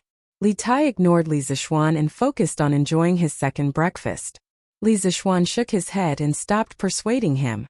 He took the empty bowl out. Unlike Li Tai, who was a glutton, he was already full. Brr. Xiaoxian, let's go. I'm afraid the construction site has already started. Li Tai had already eaten breakfast in the morning, but he still ate 3 bowls of porridge at Li Zishuan's place. How big his stomach was really depended on how much food he had. Oh, Qing, you go first. I still have to make some arrangements. Li Zishuan raised his head and looked at the rising sun in the east. He thought for a moment and said, Arrange what? Li Tai thought that Li Zishuan wanted to slack off, so he walked over and asked, Look, Qingke, it's not even 7:30 in the morning, 7:45 in modern times, and the sun is already so solid. You can imagine how hot the weather is today. I'm afraid it's even more unbearable on the Cloud Mountain. I have to arrange for people to buy a batch of things to relieve the heat. Otherwise, it would be bad if the craftsmen and commoners get heat stroke. Li Zishuan said with a serious expression. The Li Zishuan had a lot of ice cubes. Li Zishuan wasn't afraid of the hot weather, but the 10,000 or so commoners couldn't help but be afraid. With the medical standards of this era, heat stroke was life-threatening. Previously, San Bao had gotten heat stroke while helping him test the telegraph machine. She had been lucky enough to escape death. What little Xian said made sense. By the way, don't you have a lot of ice cubes at home? Can you help me bring some ice cubes over later? Li Tai said hurriedly. He still had lingering fears when he thought about yesterday's hot afternoon. Okay. But didn't you want to share wheel and woe with your subordinates? If you use ice cubes, then what about the members of your team? First of all, I don't have that much ice cubes at home. Li Zishuan looked at little Fatty and said with a smile that wasn't a smile. That's true. Li Tai scratched his head and said. Then little Xian, what method do you plan to use to relieve the heat for the craftsmen and commoners? Li Zishuan thought for a while and said. It's nothing more than cold melon and cold bean soup. Also, it seems like we can't let the commoners work for 2 hours in the afternoon. Cold melon was watermelon. In this era, there was no such thing as watermelon. According to historical records, it had been introduced to the southeast coastal area of our country 5 generations ago. However, it wasn't called watermelon. Instead, it was called cold melon because of its cooling properties. As for cold bean, it was the modern mung bean. This thing had a long history of planting in China and could be traced back to the Han Dynasty. Okay, that's it then. If the others can bear it, then I'll be fine too. I'll go to the construction site first. Li Tai waved his hand and went out to lead his imperial residence guards to Cloud Mountain. Li Zishuan called Wang Zhong and asked him to go to the East Market to purchase a batch of watermelons and mung beans. At this time the gatekeeper Ah Fu walked over and said, Young master, there's a letter for you. Who sent it? Li Zishuan frowned and asked. It's from the Xiao Mansion. Ah Fu bowed and said. Xiao Mansion? Li Zishuan was even more confused. He didn't know many people with the surname Xiao in Cheng. It was useless to ask more, so he opened the letter and read it. However, after reading it, Li Zishuan's expression became even more strange. This was a letter from Xiao Yu. What was important was that Xiao Yu wrote the letter to ask for the immortal mirror for his grandson. Li Zishuan was really confused. What the hell was this? Xiao Yu was the former cabinet elder and the current minister of civil affairs. He was a proper big shot in the imperial court. He wrote the letter just to ask for a mirror. Was today April Fool's Day? Li Zishuan's mouth twitched slightly and said to Wang Zhong, who hadn't left in time. Uncle Wang, ask manager son to send 3 small immortal mirrors to the Xiao Mansion. Ah? Wang Zhong's eyes widened. He suspected that he had misheard. What's wrong? No, young master. This old man will go and ask manager's son. Wang Zhong quickly came back to his senses and said. Li Zishuan nodded understandingly. He was still a little confused. Oh. Inside the Taiji Palace, Xiao Yu, who was in the morning court, was a little depressed. He didn't want to write that letter. Xiao Yu had been wise all his life and was quite wise in the literary world, but in the end, for his grandson, he threw away his old face to ask for a mirror. If outsiders knew about it, he would have no place to hide his old face. That's right, Xiao Shui was Xiao Yu's eldest grandson. Therefore, he had no choice but to write the letter because his grandson was still relying on this deceiving immortal mirror to marry his wife. However, with his identity, it was definitely not appropriate for him to personally ask for the immortal mirror. After thinking about it, Xiao Yu felt that it was more appropriate to write a letter to Li Zishuan. He thought that Li Zishuan would also give him face. Menger, are you relieved now? If Grandpa personally asks, there will be no problem. Xiao Shui smiled fawningly at Menger in the Xiao Mansion's courtyard. But what if Grandpa Xiao doesn't ask? Menger frowned and said, Hey, that's impossible. Which minister in the current imperial court will not give my grandpa face? Even the emperor. Even the emperor is very concerned about my grandpa. Xiao Shui wasn't stupid. He knew that there were some things that could be said and some that couldn't. He quickly stopped the second half of the sentence and changed his words. Well, that's true. Then this lady will forgive you this time. Chapter 476. Haha. Then Menger, is our wedding date going to be as planned? Xiao Shui, who was soft-hearted, was like a lackey at this moment. He licked his lips and asked, if the Strange Taste Pavilion really sends the mirror over, of course it will be as planned. But Menger rubbed her chin and mischievously stopped at a key point. But what? Xiao Shui's heart trembled. He suddenly had a bad premonition. The heavens had pity on him. He had been tormented miserably by the girl in front of him for the past few days. Xiao Shui, why are you so afraid? I just want to ask, do you really like me? Unlike other young ladies, Menger was quite bold. She didn't blush at all when she said this. There was only purity in her eyes, the kind of purity that didn't know anything about the mortal world. Xiao Shui's heart melted at this moment. How could he say anything else? He nodded like a chick pecking at rice and said, Yes, yes, yes, of course I really like you. I, Xiao Shui, swear to the heavens. I don't want you to swear. Menger giggled and placed her finger on Xiao Shui's lips. Then she stood up and twisted the hair in front of her forehead and said, I want to say that since you really like me, then when we get married you have to compose a poem like, I don't have the wings of a colorful phoenix, but our hearts are as one. I want Sister Nan Xiao and the others to be envious of us. Ah! Xiao Shui was dumbfounded. He screamed crazily in his heart, Li Zishuan, you're so king deceitful. Ooh! Ah! Young master! You brought so many cold melons. How much is it? Near noon, Li Zishuan brought dozens of carts of cold melons and a few bags of mung beans to Cloud Mountain. Second Master Lu, who was at the entrance of the mountain, saw this huge convoy and immediately stepped forward in surprise. Haha! Isn't this because I'm afraid that everyone will be too tired? It's just a few carts of cold melons, it's not worth much. It's better that everyone doesn't get heatstroke than anything else. Li Zishuan smiled nonchalantly. TSK. Young master, you're really generous. How is this a few carts? It was probably more than 10,000 pounds. To tell you the truth, I Lu Wanshan have lived for more than half of my life.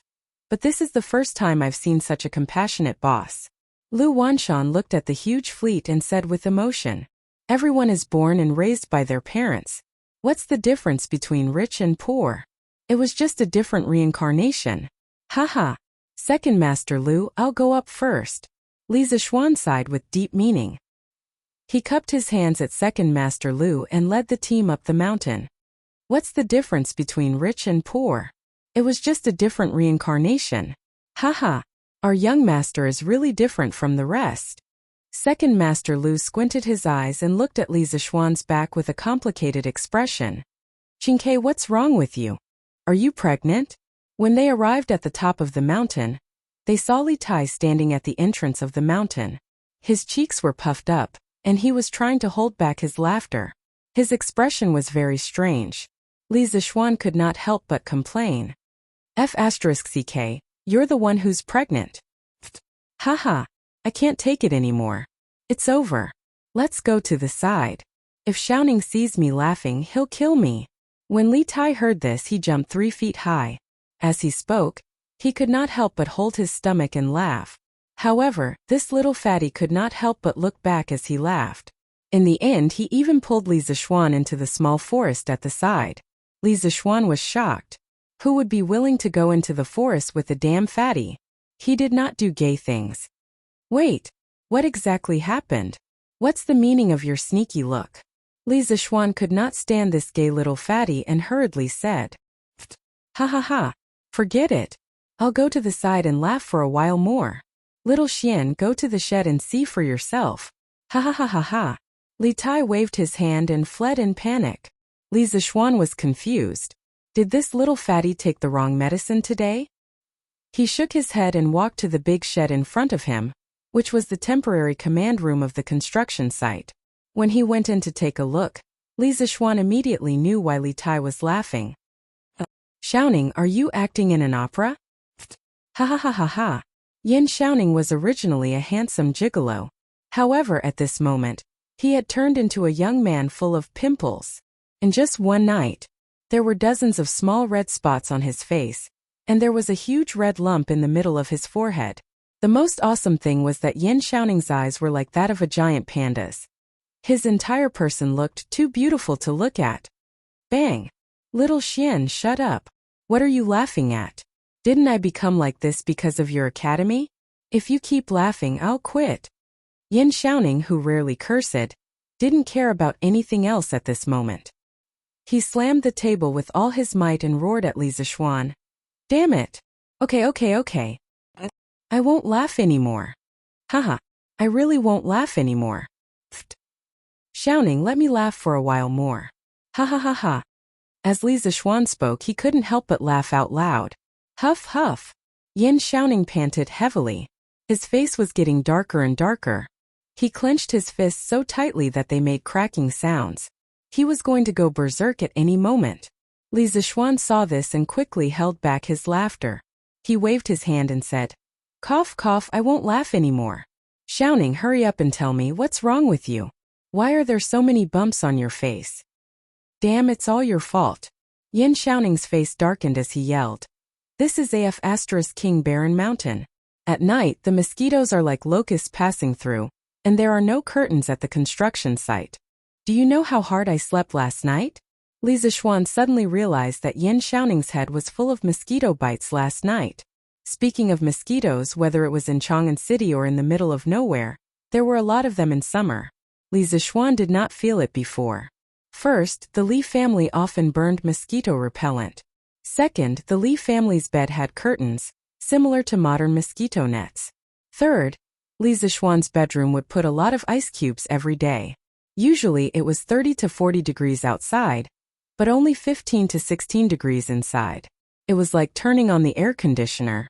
Mosquitoes did not like such a cold environment, so he was not bothered by mosquitoes usually.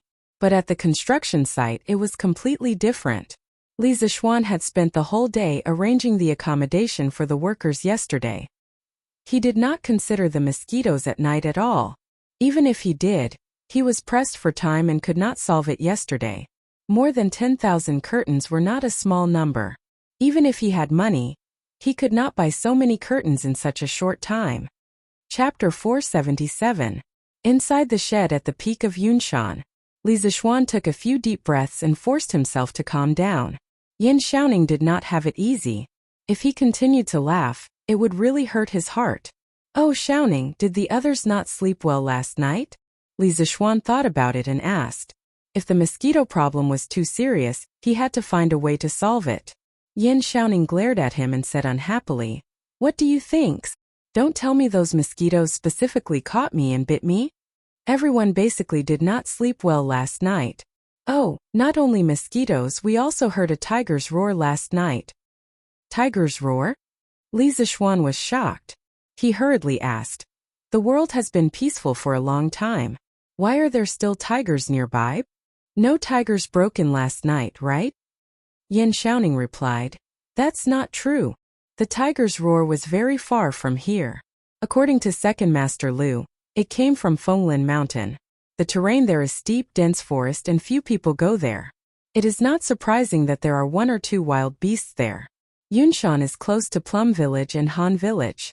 There are many people here, so those wild beasts would not dare to come here for no reason." Li Zixuan was relieved. He nodded and said, "That's good. But from now on, each team must send 2 people out to keep watch at night in case of any accidents." Yin Xiaoning knew the severity of the matter. He nodded and said, "I understand. Don't worry. Hiss. F*C. I really suffered a huge loss this time. My body is really F*King itchy." As Yin Xiaoning spoke, he could not help but scratch the parts of his body that were bitten by mosquitoes last night. Li Zixuan then noticed that not only Yin Xiaoning's face, but also his arms were also left with many mosquito kisses. This good brother of his had indeed sacrificed a lot for Yanhuang College. Li Zixuan clasped his fist and said, "Xiaoning has indeed troubled the college. I will get someone to send some alcohol over later. You can apply it on the mosquito bites. It should stop the itch quickly. In the afternoon, get a couple of people to collect some mugwort and wormwood. Smoke it for everyone's residence. It should be much better at night. I'll get someone to send another batch of mosquito repellent sachets over, and let everyone hang them on the bedside. With this multi-pronged approach, I'm sure the mosquitoes won't be as rampant as last night." In the Tang dynasty, there were no mosquito repellents or chemical repellents like dichlorvos, but people still thought of many ways. Wealthy families would have curtains on their beds and mosquito repellent plants in their bedrooms, such as insect-eating grass, patchouli, violets, balsamine, chrysanthemum, and so on. These plants could not only repel mosquitoes, but also purify the air. Carrying a perfume pouch was also one of the habits of the ancient people. Many of the herbs in the perfume pouch were also believed to have the effect of repelling mosquitoes, such as patchouli, peppermint, perilla, calamus, lemongrass, star anise, and so on. This was equivalent to carrying mosquitoes don't bite on one's body. Of course, the most common method was to burn mugwort and wormwood to smoke mosquitoes. The cost was low, the killing area was large, and the effect was good. Well, it was worth mentioning that since the Song dynasty, there were mosquito-repellent incenses. At that time it was called mosquito smoke, or mosquito repellent. The main ingredients were mugwort, realgar, and duckweed. The product was similar to incense and there was a special workshop. During the Ming and Qing dynasties, the production of mosquito-repellent incense had further development. The raw materials kept increasing, including ferula, changhua, chuanxiong, sulfur, camphor, tobacco, and so on. So don't say that mosquito-repellent incense didn't exist in the ancient times. But it definitely didn't exist in the Tang dynasty. Yan Xiaoning raised his head and said, "Mugwort, wormwood, and perfume pouch are all fine. I thought about it before, but isn't alcohol used to make medicinal wine? Can it really stop the itch? Xiao Xian, don't lie to me." Previously, when Li Zishuan treated Qin Qiong's illness, he only made one type of medicinal wine. Those who were well-informed knew that one of the key ingredients was alcohol. Li Zishuan also specially bought a batch of alcohol for the military. So Yan Xiaoning was very suspicious of Li Zishuan's suggestion. "Of course. Xiaoning, when have I ever lied to you? I'll ask someone to send the alcohol over later. You'll know when you try it." People in the modern world would usually apply toilet water after being bitten by mosquitoes. When the main character of a time travel novel went to ancient times, they would also make toilet water to make money. However, Li Zishuan found it troublesome. He felt that this thing was flashy and a waste of time. He didn't lack the money for toilet water now. Why was toilet water able to stop the itch? Actually, it was mainly because of the alcohol in it. Toilet water was a type of perfume product that used floral oil as the main ingredient, and was refined with alcohol. The essence used in toilet water was slightly inferior, and the content was also lower. It was usually 1% to 3%, so the fragrance was not as long-lasting as other alcohol solutions. The concentration of alcohol in toilet water was 70% to 75%. This kind of mixture could easily penetrate into the bacteria and denature the proteins in the protoplasm and cell nuclei, causing them to lose their vitality. Thus, the disinfectant effect was strong. "Oh, then I'll believe you this time. If you're lying to me, I won't be the commander anymore." Yan Xiaoning curled his lips and threatened. Li Zishuan's face was full of black lines. How untrustworthy was he? He couldn't help but say gloomily, Okay. If it doesn't work, Xiaoning, feel free to look for me. Come out with me now and distribute the cold melons outside to everyone. It's not easy on such a hot day." Yan Xiaoning's eyes lit up. He said happily, "Haha, at least you have a conscience. You even know to send us cold melons. Tisk. Nothing is better than cold melons on such a hot day." "Hey, then hurry up and distribute the things. It's almost lunchtime. I've already sent a batch of cold beans to my father-in-law at the foot of the mountain. Everyone will have cold bean soup to drink in the future." Li Zishuan patted Yan Xiaoning's shoulder and smiled. Yan Xiaoning nodded. The two of them left the work shed. Yan Xiaoning went to gather the leaders of the various regiments to collect the cold melons. Li Zishuan went to the construction site and wandered around to check on the progress of the project. "Captain, it's almost noon. Why is Captain Hu asking us to go over?"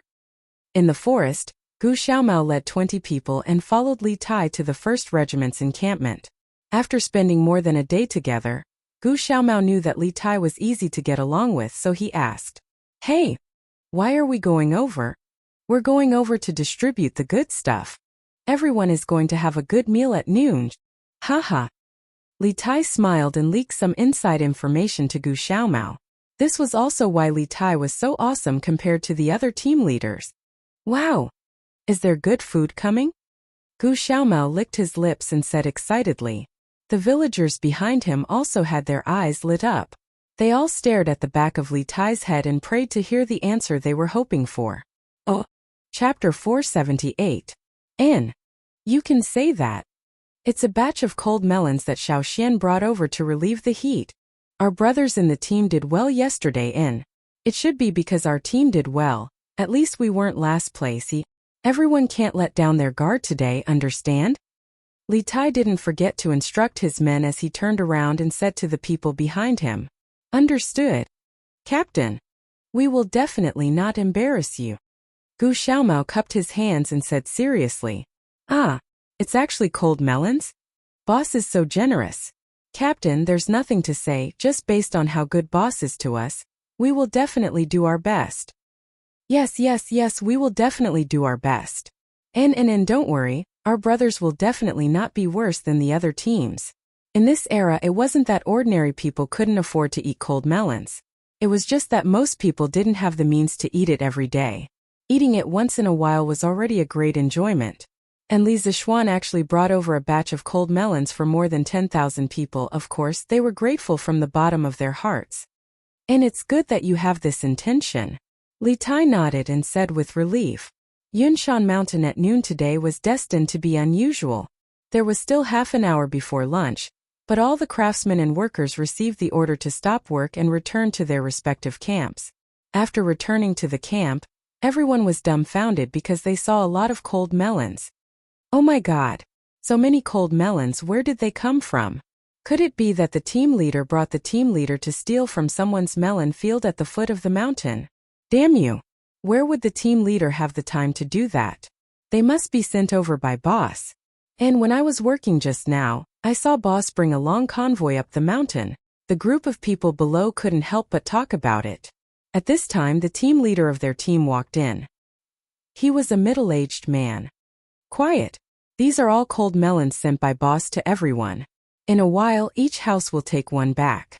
You are not allowed to eat now, otherwise you won't be able to eat later. After returning to the house to plant the cold melon, it was time for dinner. Also, yesterday our 5th team got last place.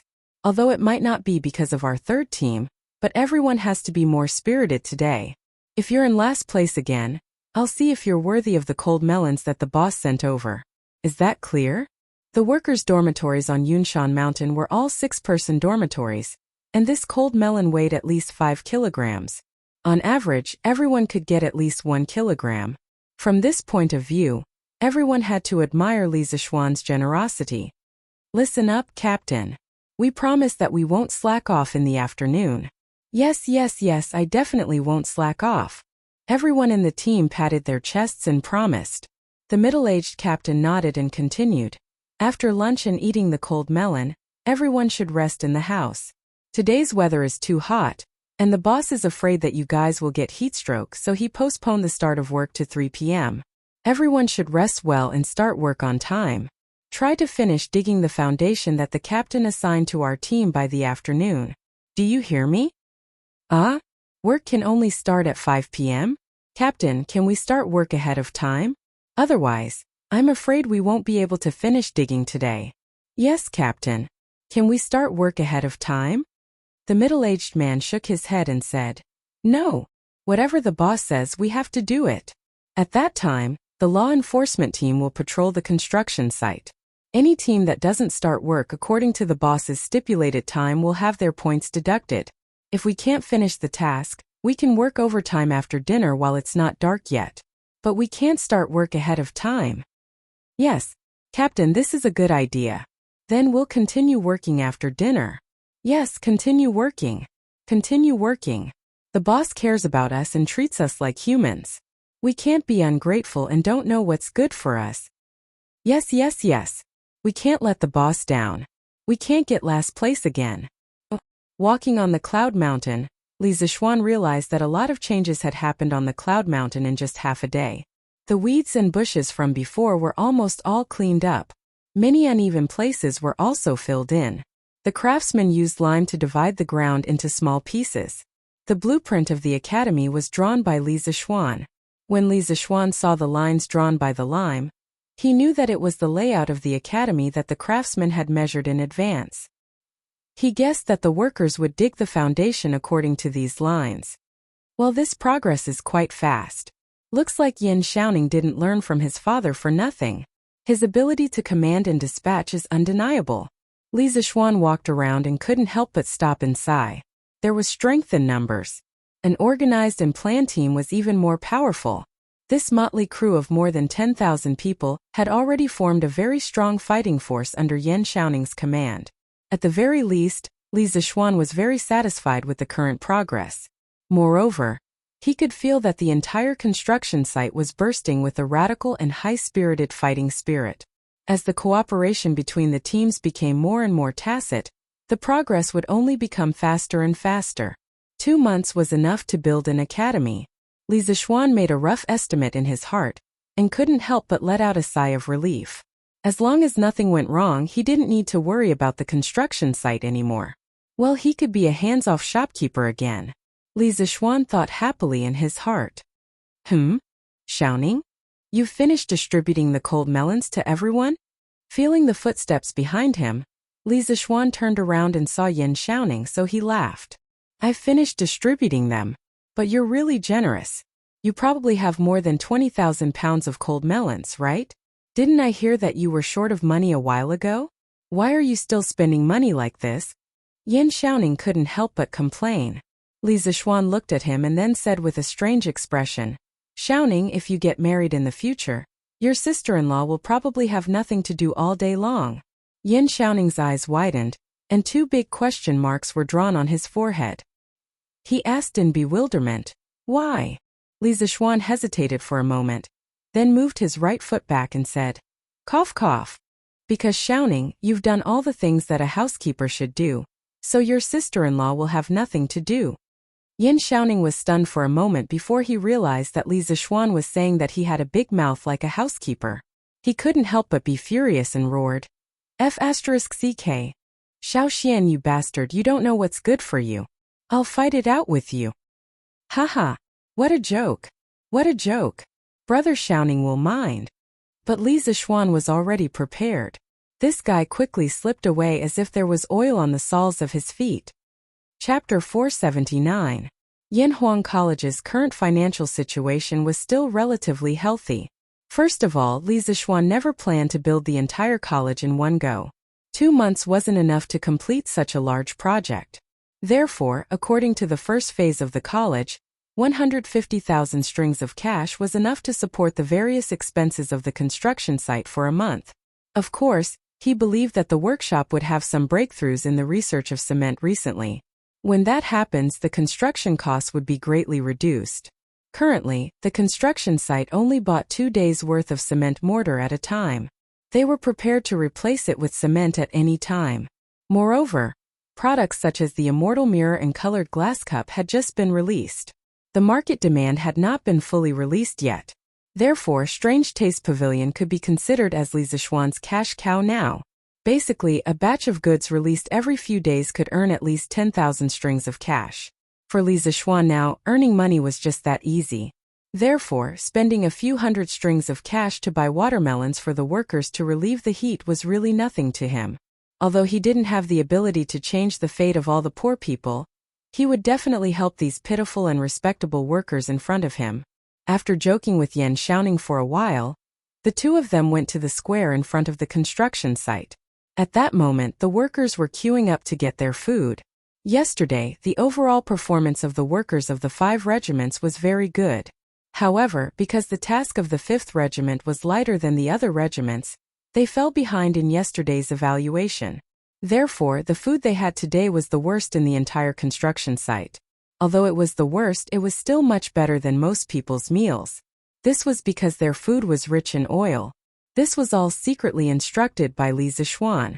It was fine if they couldn't eat meat, but there must be oil in the food. Otherwise, the workers would definitely get hungry quickly and lose their energy to work. Of course, the so-called oil was definitely lard.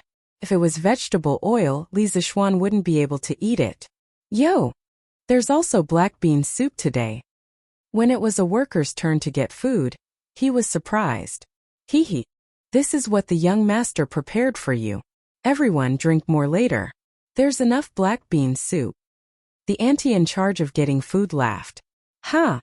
The boss was afraid that everyone would get heat stroke.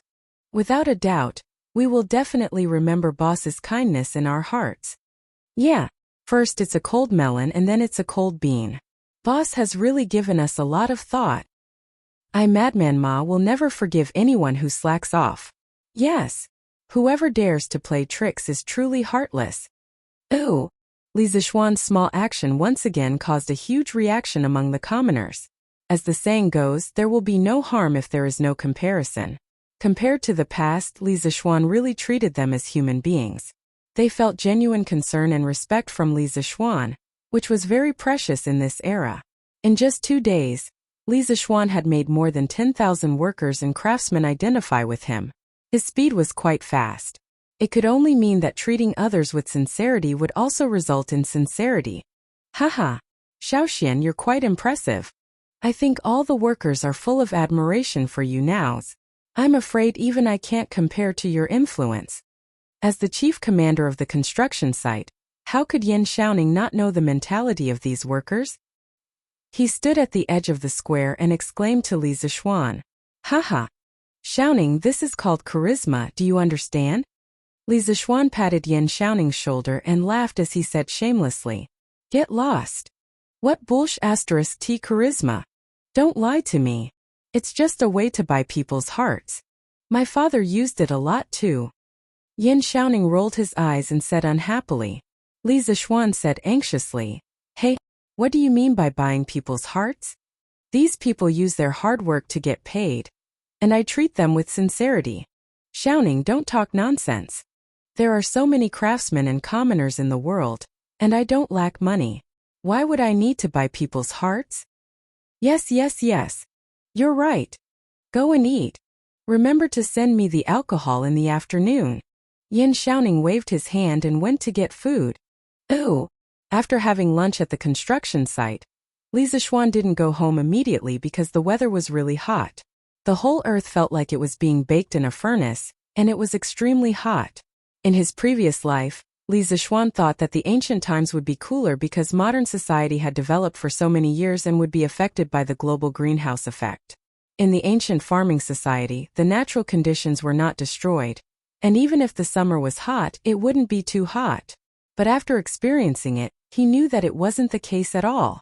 At the very least, he was extremely hot now. Luckily, all the sheds at the construction site were built in the forest, or else the workers would be in a worse situation in the wilderness. Li Zixuan stayed in Yin Xiaoning's temporary residence for 2 hours until the sun outside wasn't so solid anymore. Then, he took the carriage back to Chang'an City. When he got home, Li Zixuan took out a bottle of 75% medical alcohol and asked the servant to send it to Yin Xiaoning. Not long after, Sun Huaiming came. Old Sun's face was flushed red. He came to the Li residence to report the results of the day to Li Zixuan. Today, the Strange Taste Pavilion had another batch of glass products for sale. Young master, great news. Today we have prepared 400 colored glazed cups, 400 colored glazed lamps, and 200 small celestial mirrors. The number of people lining up at the Strange Taste Pavilion did not decrease. Instead, it increased by several times. Many people stayed at the restaurants in the East Market last night. This morning, the Strange Taste Pavilion had not even opened its doors, and there was already a long line of people waiting outside. Until now, we've sold out all our stocks. Today, we sold more than 80,000 strings of coins worth of goods. It's amazing, Sun Huayuan said excitedly. Li Zixuan nodded indifferently. All of this was within his expectations. The high profits of these colored glass products would definitely continue for a period of time. He smiled and said, Yes, shopkeeper son, you've done very well. In the future, the glass cups, the small celestial mirrors, and the small celestial mirrors will be sold in batches every 3 days, and then the large celestial mirrors will be sold in batches every 10 days. We have to control the quantity, and don't let the celestial mirrors become cheap goods that can be seen everywhere. Sun Huayuan had been a manager for so many years, and his understanding of business wasn't low. After hearing this, he immediately understood Li Zixuan's intention. He quickly cupped his hands and said, Young master, you're really far-sighted. I'll definitely do as you say. Haha. Manager son, you flatter me. Chapter 480. Xiao Mansion. Minger, look. The strange interest pavilion just sent 3 small immortal mirrors. Haha.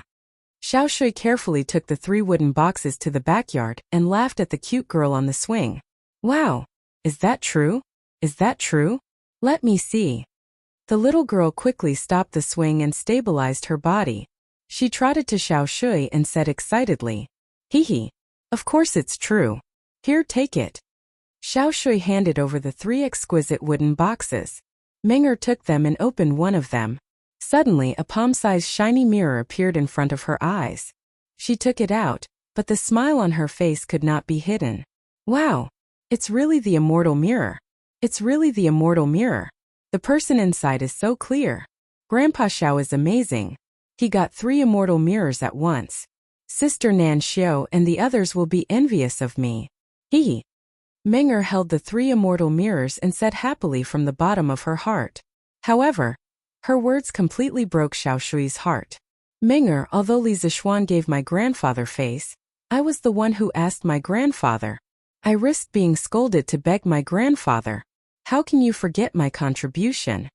Xiao Shui said pitifully and gloomily. Well, that's right. Then Meng'er thanks Brother Shui. Meng'er tilted her head and thought for a while and finally smiled. Hee hee. You're welcome. You're welcome. Xiao Shui's heart was greatly satisfied. Hearing this, he scratched his head and laughed. 2 days later. On this day, Li Zixuan had just finished his breakfast when he heard that Faubert had come. He couldn't help but be happy and thought to himself, could it be that there's a new breakthrough in the research of cement? Li Zixuan hurriedly came to the main hall and saw Faubert walking around excitedly. Young master, we have experimented with the correct formula for cement. The workshop has made cement. Faubert saw Li Zixuan come in and hurriedly said excitedly, Haha, is it true? Li Zixuan was even more excited than Faubert.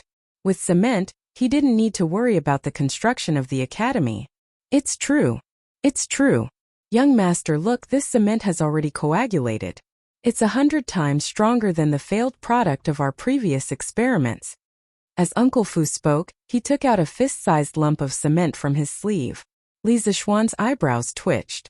With such a lump of cement in his sleeve, wasn't Uncle Fu afraid that it would fall and hit his foot? Li Zixuan shook his head and threw away the messy thoughts in his mind. Li Zixuan took the cement block. It was slightly heavy and cold. Li Zixuan gently squeezed it and it didn't break. Then, he used 1% of his strength and it still didn't break. Faubert stroked his beard proudly and said with a smile, Haha, young master, what's? Crack! Before Uncle Fu could finish his words, he saw the cement block shatter with a kacha sound. Li Zixuan had used 5% of his strength, and the cement block couldn't hold on and turned into powder. Uncle Fu's face suddenly became very interesting. He was stunned on the spot and didn't know what to say. Li Zixuan looked up and saw Faubert's embarrassed expression. He quickly waved his hand and said, Cough, cough. Faubert, you don't have to be like this. I just wanted to test the endurance of the cement on a whim, so I used a bit of my true qi, which caused the cement block to break. The cement you made this time has actually reached the standard. It's hard enough for ordinary people. The workshop did very well and didn't let me down. Only then did Uncle Fu recover. He more or less knew that Li Zixuan was a martial arts grandmaster. He just didn't expect that a martial arts grandmaster would be so frivolous, thinking about playing all the time. What a motherf asterisk cur. Since young master said so, this old man is relieved. Then I'll go back and ask people to mass produce this cement and send it to Yunshan. Resisting the urge to complain, Fubo cupped his hands and said, Thank you for your hard work. Then I'll go to the workshop with Faubert and take a look. Li Zixuan thought and said, Okay. The 2 of them rode the carriage to the workshop. Li Zixuan was taken directly to the cement kiln by Faubert. Young master, because the demand for liuli in the strange interest pavilion has been quite high recently, so in order not to affect the production progress of liuli, this old man has asked people to dig a new kiln for burning cement. In the future, the construction site will definitely need a lot of cement. We have to dig more kilns. Faubert pointed to the kiln in front of them and said. Li Zixuan nodded and said, Well, Faubert, you can decide on these. Don't delay the construction of the academy. Faubert cupped his hands and said, Yes, young master. Young master, look, this piece of ground is covered with the cement we made. It has just solidified this morning. It is really smooth and hard. It is much better to walk on than the bluestone road. If we use cement to build roads, how comfortable would it be for the carriage to walk on it? Li Zixuan couldn't help but laugh. Faubert's ability to draw parallels was quite strong. He really thought of another use of cement. Haha, Faubert, you are right. This cement can not only be used to build houses, but it can also be used to build roads when mixed with sand and stone. This thing is the best road building material. As Li Zixuan spoke, he couldn't help but squat down and gently touch the cement floor with his hand. The familiar hard and rough feeling made him feel absent-minded. Cement floor, cement floor. This is the most common and representative thing in modern industrialized society. Who would have thought that it would appear in the Tang dynasty? He had introduced a modern product into the Tang dynasty. Thinking about it, in a few decades there would be cement roads everywhere and cement brick houses everywhere. Such a scene, how similar would it be to modern society? Sigh. Since he was destined to not be able to go back, then he would try his best to create a society similar to modern society. It could also be considered as a kind of emotional sustenance. Li Zixuan's eyes were a little red. Faubert noticed something strange and quickly asked, young master, what happened to you? Ah, nothing. Li Zixuan recovered from his distant thoughts and quickly shook his head. There was a gust of wind just now and the sand on the ground was blown into my eyes. Faubert looked at Li Zixuan suspiciously. He didn't feel the wind at all just now. Ahem. In order to cover up his embarrassment, Li Zixuan coughed and said, Faubert, get people to hurry up and produce cement. Now that we have cement, the academy is even less short of money. The relocation plan of the workshop can also be pushed forward. Find a time and pick a group of people to build the new workshop there. And yes, young master. Chapter 481. After leaving the workshop, Li Zixuan asked Sanbao to drive the carriage to Azure Dragon Lane. Wang Runbiao had told him the address of his house in Chang'an. Azure Dragon Lane was located in the southeast corner of Chang'an. Not far from it, it was Chang'an's most prosperous and famous public garden and scenic tourist area. Half of it was in the city, occupying about 2 lanes. The other half was outside the city, extending southward. It was located in a low-lying area at the head of Fengqi Plain.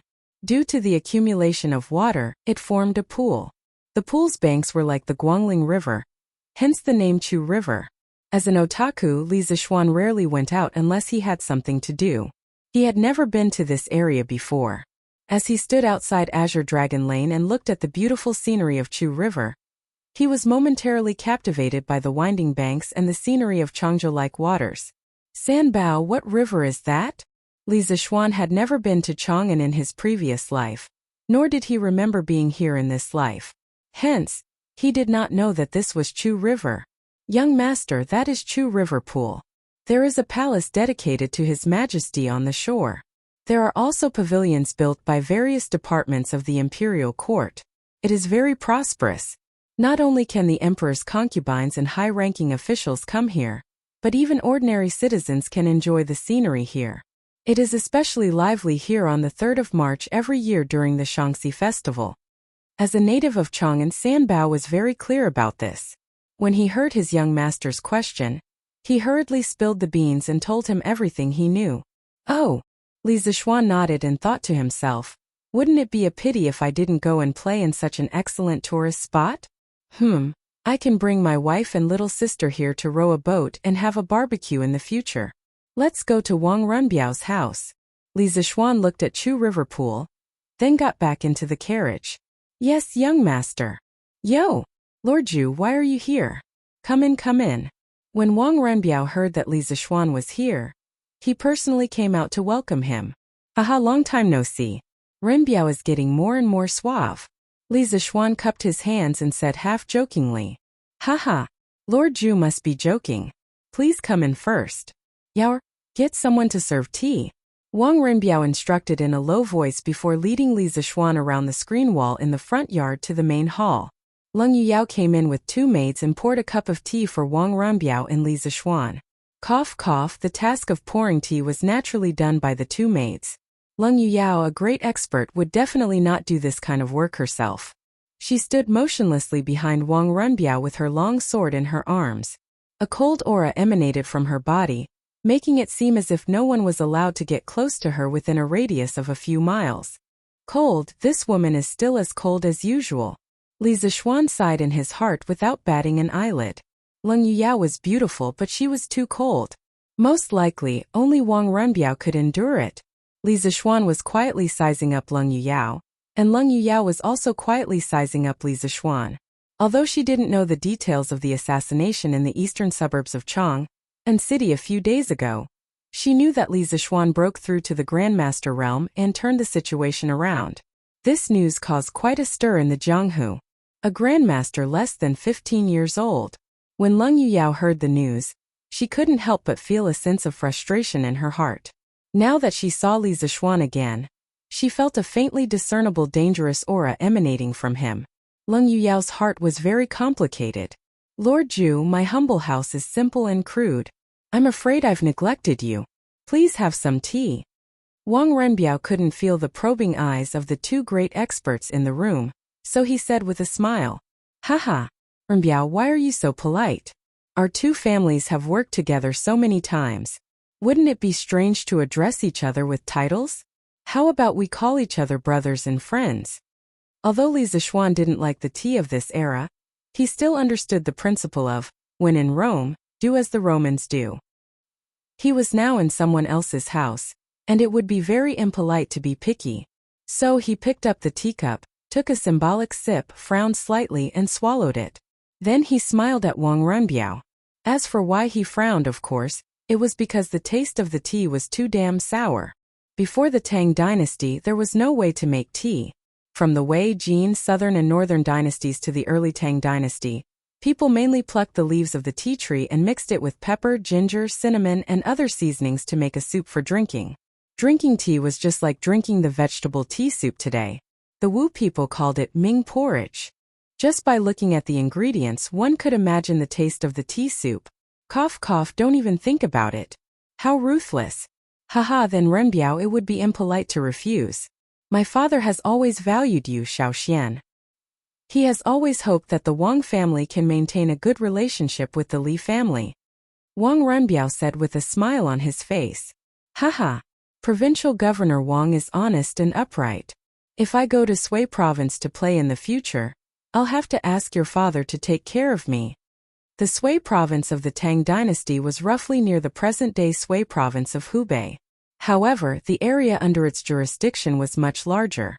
Li Zixuan's hometown in his previous life was not far from here. He really wanted to take some time to go there and see what his hometown was like in the Tang dynasty. Wang Renbiao smiled and said, "That's easy. Xiaoxian, if you really want to go, I'll personally accompany you there. I also have to visit my father." Haha. Let's not talk about this first. I'm here today to look for you, Renbiao. I have some serious business. Li Zixuan put down his teacup and sat up straight. He said seriously, "Renbiao, you should have heard of the Azure Glass Cup, and Divine Mirror in the Curious Pavilion recently, right?" That's right. He was here today to talk about cooperation. Since the Curious Pavilion had already started to sell glass products, he naturally wanted to maximize the profits. Just like before, he planned to monopolize the Chang'an market. As for the other markets, he still wanted to let Wang Renbiao act as his agent. They had a very good foundation for cooperation. Wang Renbiao seemed to realize something. His eyes lit up and he said, "Of course I've heard of it. Xiaoxian, what do you mean?" "That's right. I want to cooperate with you, Renbiao." "Renbiao, haven't you thought about this before?" Wang Renbiao quickly replied, "Ha, of course I have. I even talked to shopkeeper Sun about it. But he said that the production of these things is limited and can't even meet the demand in Chang'an. So I can only wait for your workshop to expand its production before I make any plans." Li Zixuan nodded and said with a smile, So that's how it is. But Renbiao, there's something you might not know. The Curious Pavilion's workshop will be moved to the vicinity of Yunshan in the near future. The area and scale of the new workshop will be more than 5 times larger than it is now. When the time comes, we will be able to recruit more craftsmen. Correspondingly, the workshop will also produce more azure glass cups, divine mirror, and those things like don't touch me from before. When the time comes, I'll need you to help me distribute these products to various places. Chapter 482. Azure Dragon Lane, Wang Residence. Wang Renbiao's face lit up with excitement after hearing Li Zishuan's words. He smiled and said, "That's great. This business is exactly what the Wang family is looking for."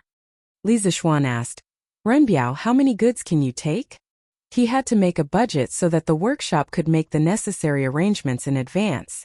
Wang Renbiao pondered for a moment, then smiled confidently. "Oh, the Azure Glaze Cup, and the Immortal Mirror, I can buy as many as you have. As for the new carriage, don't touch me. Even if the Strange Interest Pavilion's workshop expands, it won't be able to produce much in a month. So, little Xian, you don't have to worry about not being able to sell your goods. You can take as many as I have? Renbiao, aren't you a little too arrogant? You should know that the Azure Glass Cup, and Immortal Mirror are not cheap." Li Zishuan raised his eyebrows and said in surprise. Wang Renbiao smiled and said, "Haha, it's not that I'm arrogant, but you underestimate the Wang family. Putting aside the Wang clan, any one of the 7 great clans would be able to swallow this business deal. Of course, there are definitely many clans who want to work with you, little Xian. However, I, Wang Renbiao, am rather fortunate to be able to obtain your permission before them. Moreover, Chang'an is not the only place with rich people in Tang. There are many rich merchants in other states and counties, especially in Jiangnan and Suang. People there are very interested in the Azure Glass Cup, and Immortal Mirror. No matter how expensive these things are, they won't be able to sell." In the early Tang dynasty, although the people were generally poor, there was no shortage of rich people. This was the case in any era. The Azure Glass Cup, and Immortal Mirror were the most excellent tools for the rich to show off. Wang Renbiao had long understood these people's hearts, which was why he said so. "Haha, since you said so, I'm relieved. The workshop will expand production as soon as possible. When the time comes, I'll hand over all the goods that Chang'an can't take. As for the cooperation method, let's do it like before. I still have something to do, so I'll take my leave first." Li Zishuan stood up and waved his hand. Previously, the Wang family had taken on the task of distributing the scooter, Drunken Immortal, Gentle Village, and Detong daily to all parts of the country except for Chang'an. Therefore, when they worked together again, there was no need to explain anything else. "Since little Xian is busy, I won't force you to stay. I'll send you off." Wang Renbiao also stood up and walked Li Zishuan to the gate with Leng Yuyao. The two of them cupped their fists and bid farewell. At this moment, Leng Yuyao suddenly asked, "I heard that Li Xiannan has broken through to the Supreme Power Realm. Is that true?" Li Zishuan was stunned. He did not expect that the cold-faced beauty, who had been silent for a long time, would actually speak to him. He nodded and smiled. "There is indeed such a thing. What does Miss Yuyao have to say?" A rare blush appeared on Leng Yuyao's face as she said, "I don't dare to teach you. I'm just curious as to why you're able to advance so quickly in your martial arts at such a young age. I wonder if you can share a thing or two with me." Aside from Wang Renbiao, the only thing that Leng Yuyao cared about in this world was martial arts. Therefore, although she was a little unhappy with Li Zishuan before, she still braced herself to ask for his advice at this moment. Wang Renbiao looked at Leng Yuyao thoughtfully, but he did not blame her for being rude. "Haha, why can't I say it? Since Miss Yuyao wants to hear it, then I'll tell you briefly." Li Zishuan did not use this opportunity to make fun of Leng Yuyao. He thought for a moment before replying. On the path of martial arts, studying hard and practicing hard is never wrong. However, I've always been busy with mundane affairs, so I'm definitely not as diligent as you in practicing martial arts. Therefore, ever since I left the mountain and returned home, my martial arts have been stagnant and have not made any progress. At this point, Li Zishuan paused. After Leng Yuyao heard it, she almost vomited blood. It was really infuriating to compare oneself to others. The reason why I was able to break through this time was mainly due to my comprehension. I comprehended some Tao from a very mysterious Taoist martial art. Coupled with the life and death crisis I encountered during the assassination, it stimulated all the potential in my body, And finally, I broke through in one fell swoop. Therefore, in short, my martial arts is based on comprehension, so it may not be suitable for you. Everyone has their own martial arts path, and it's impossible to be the same. Li Zixuan said these words sincerely. Leng Yuyao's nature was not bad, and she even helped him once before. If he could help Leng Yuyao improve on her martial arts path, Li Zixuan would be very happy. Thank you. After listening, Leng Yuyao thought for a moment, and then solemnly cupped her fist and said to Li Zixuan, You're welcome. You're welcome. Li Zixuan was a little uncomfortable being treated so politely all of a sudden, and hurriedly waved his hand. Oh, that's right. Xiaoxian, the assassin who tried to assassinate you that day, did you catch him? At this time Wang Renbiao asked. Not yet. How can it be so fast? Li Zixuan shook his head and said, His Majesty has already ordered the imperial government to step up the investigation, and Magistrate Hua also personally asked me for clues. I also told him everything, but there's no progress so far. Wang Renbiao pinched his chin and said in a low voice for a moment, Xiaoxian, if it's convenient for you, tell us the specific details of the assassination that day. Yaoer has been in the martial arts world for more than 10 years, so she might be able to find some clues. Leng Yuyao also nodded at this moment, and cast her gaze on Li Zixuan. What's there to be inconvenient about? I'll tell you all again now. Li Zixuan's heart skipped a beat. According to Qin Qiong's analysis, the black-clothed assassin was very likely from an unknown evil sect in the martial arts world. However, Qin Qiong knew very little about the forces in the martial arts world today. But Leng Yuyao was different. She was able to reach this level at such a young age. And Li Zixuan definitely didn't believe that she didn't have a master behind her. Regarding the martial arts world, she should know a lot more than Qin Qiong, so he might be able to get some clues from Leng Yuyao. It's like this. That evening I brought... Li Zixuan recalled for a moment and recounted all the details before and after the assassination in detail, including Qin Qiong's guesses and analysis a few days ago. 7th cultivator of true blood palm? 7th cultivator of true blood rain? He's... After listening to Li Zixuan's detailed description, Leng Yuyao's face suddenly changed, and she exclaimed, Who is it? Miss Yuyao, could it be that you know something? Li Zixuan quickly asked. Chapter 483. In front of Wang Renbiao's house, Li Zixuan stared at Leng Yuyao with an expectant look, hoping to hear the whereabouts of the black-clothed assassin from her. That afternoon, the black-clothed assassin had threatened to take revenge and kill Li Zixuan's entire family. Li Zixuan wasn't willing to let go of such a person who could threaten him in the dark at any time. If there was a chance, he would definitely eliminate the source of trouble. Sir Li, Yuyao knows something about that assassin. Leng Yuyao thought for a moment and said with slight hesitation, Miss Leng, please tell me. I, Li Zixuan, will definitely reward you handsomely if you can get any clues about that person. Li Zixuan hurriedly cupped his fists and said sincerely. Wang Renbiao could see the anxiety in Li Zixuan's eyes and also said to Leng Yuyao, Yaoer, if you know any clues, don't hesitate to tell me. You don't have to hold back. Leng Yuyao nodded and said, Yes, young master. Then she turned to Li Zixuan and said, Sir Li, although Yuyao doesn't know the specific identity of that assassin, according to your description, I can guess his origin.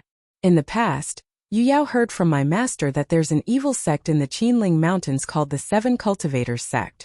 Although it's small, it has a peak Grandmaster realm expert. The 7 Cultivators sect's secret technique is the 7 Cultivators blood transformation palm. The 7 Cultivators sect? Miss Leng, do you know where this 7 Cultivators sect is located?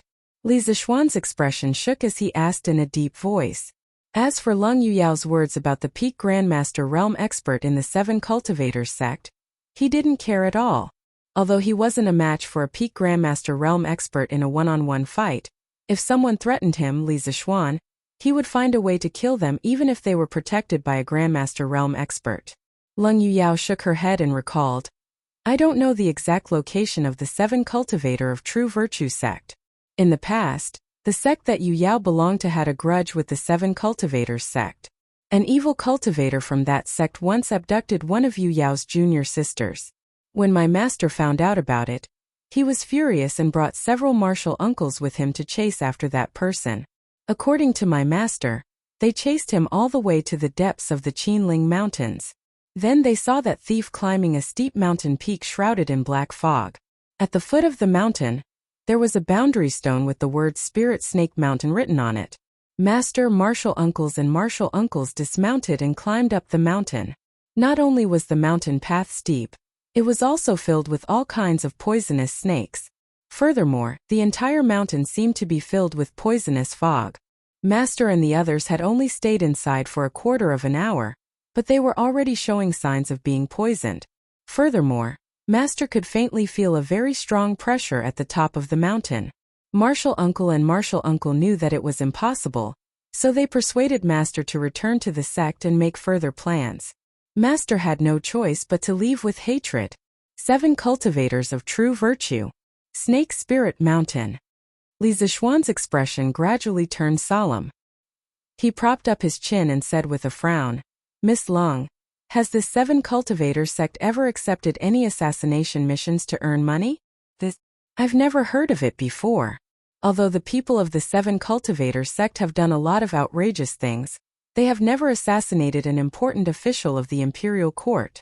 To some extent, the 7th cultivator of true virtue sect has always been very low-key in Jianghu, and only a few people know about it. If their sect specialized in assassination, they wouldn't be as unknown as they are now. Leng Yuyao pondered for a long time and shook her head. Li Zishuan was even more puzzled. He muttered to himself, That's strange. I don't have any grudges with the 7 cultivators sect. But that day, when I heard that assassins say that the matters of the pugilistic world shall be settled in the pugilistic world, it sounded as if there was a deep hatred between us. What's the reason for this? Although according to Leng Yuyao's words, the 7 cultivators sect was very suspicious and should indeed be suppressed, Li Zishuan still felt that there was something fishy about this matter. Right now he only wanted to find the real culprit. He didn't want to care about the other grudges of the pugilistic world. The matters of the pugilistic world shall be settled in the pugilistic world. I understand now. Leng Yuyao was startled for a moment and suddenly said loudly, I wonder if Lord Li remembers the Battle of Northern Mang Mountain's Bloody Wind stronghold a few months ago? Li Zishuan didn't know what she meant. He looked at Leng Yuyao with a baffled expression and nodded. Of course I remember. Leng Yuyao then continued. At that time, Lord Zhu went to Mang Mountain alone and challenged the Bloody Wind stronghold. Did you personally kill a young man named Flying Snake? Li Zishuan seemed to have guessed something. His brows furrowed even deeper. After pausing for a while he nodded and said, There is indeed such a person. Now that you mention it, I remember that Flying Snake's strange movement technique is 80% similar to the assassin who tried to assassinate me that day. Could it be that there is some connection between the two of them? Leng Yuyao replied, When the Bloody Wind stronghold group kidnapped Lord Zhu's wife at Rhinoceros Slope, I saw Flying Snake make a move. That move is undoubtedly from the 7 cultivators sect. Since Lord Zhu killed Flying Snake, Yuyao guessed that it was the elders of Flying Snake sect who came to seek revenge. Bang! Li Zishuan punched the wall next to him and said hatefully, 7 cultivators sect. Flying Snake? They provoked me time and time again. Do they really think I'm made of mud? At the side, Wang Renbiao looked at the deeply sunken wall. The corner of his mouth twitched as he said, Little Xian, this matter was caused by my second brother.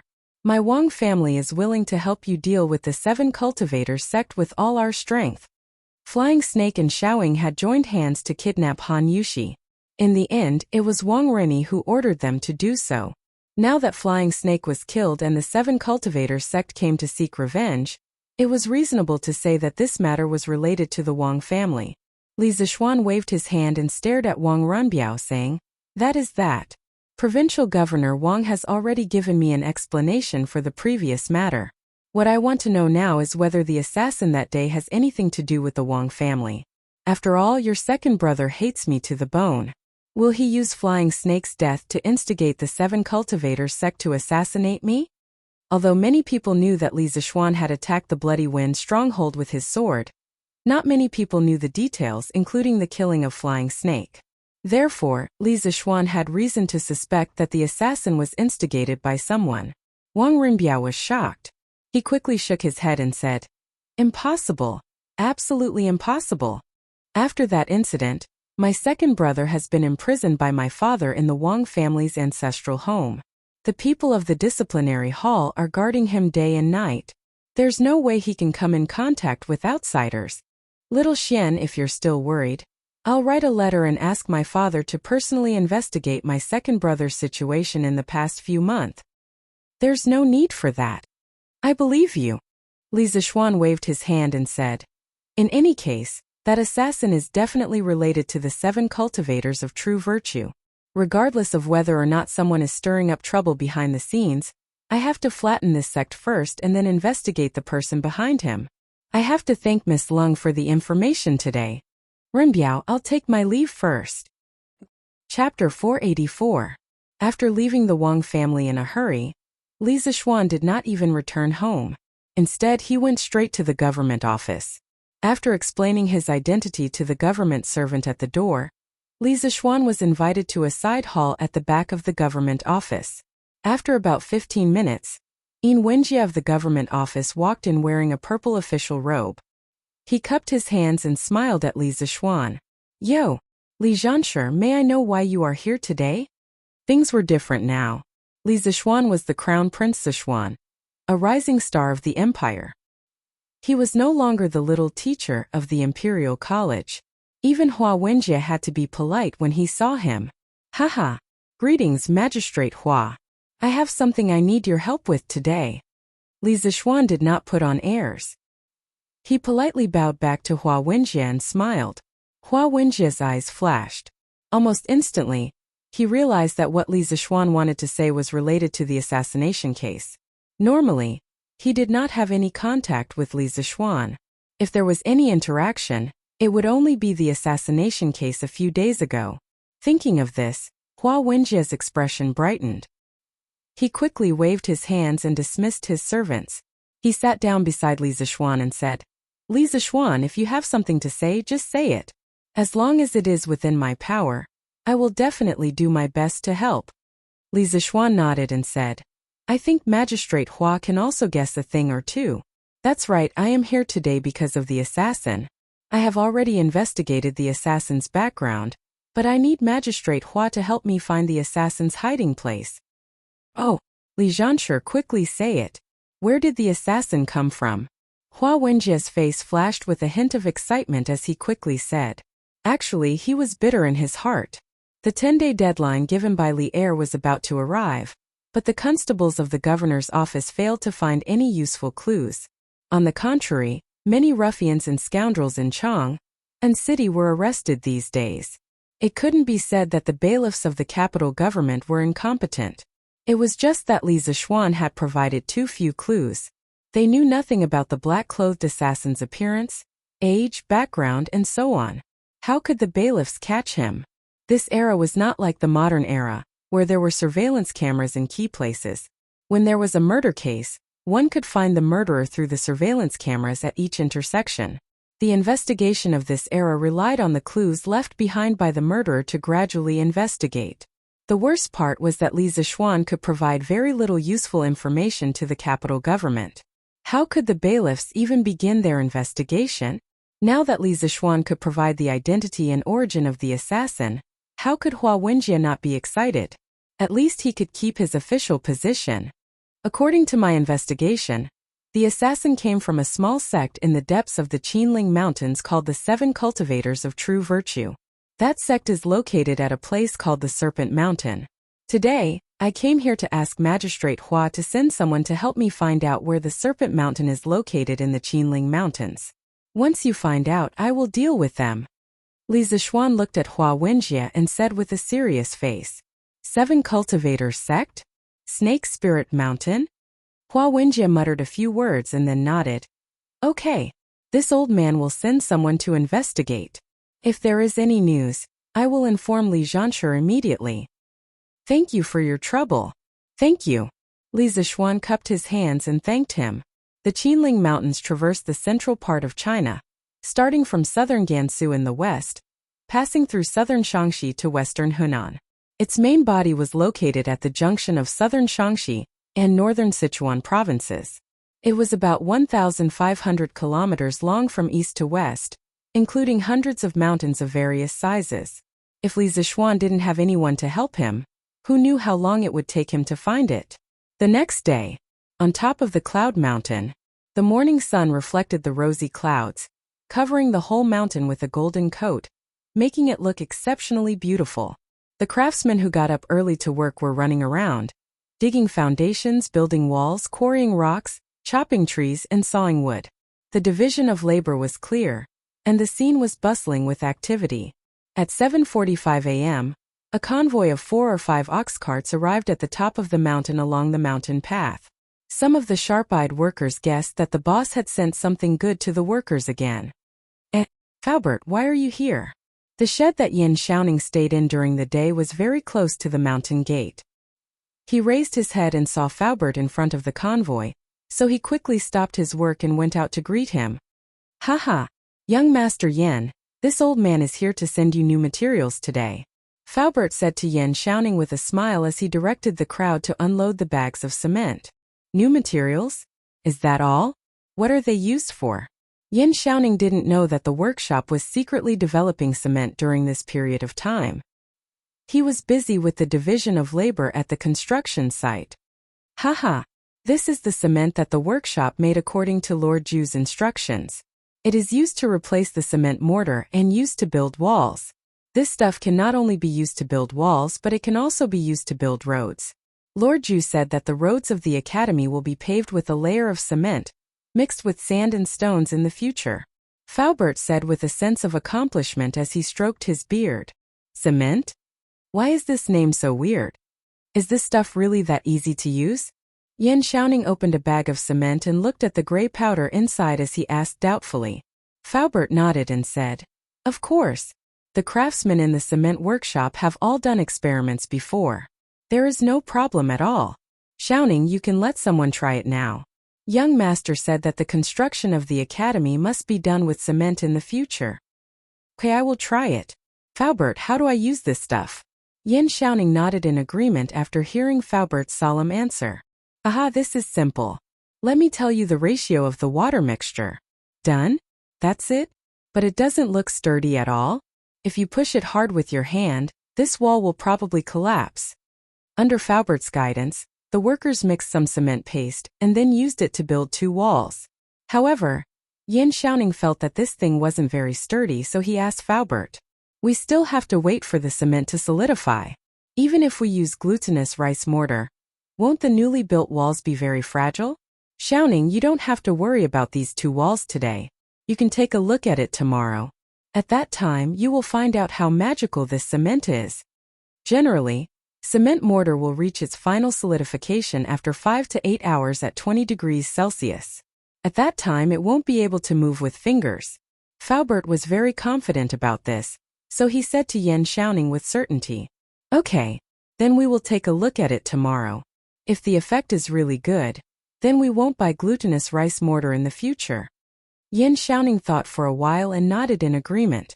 In his opinion, Li Zixuan's foresight and decisiveness were very trustworthy. Chapter 485. You're there. Send this letter to my father with a pigeon immediately. Azure Dragon Lane, Wang family residence. Wang Renbiao stuffed a slip of paper into a small bamboo tube, then handed it to Leng Yuyao, and solemnly instructed. Yes, young master.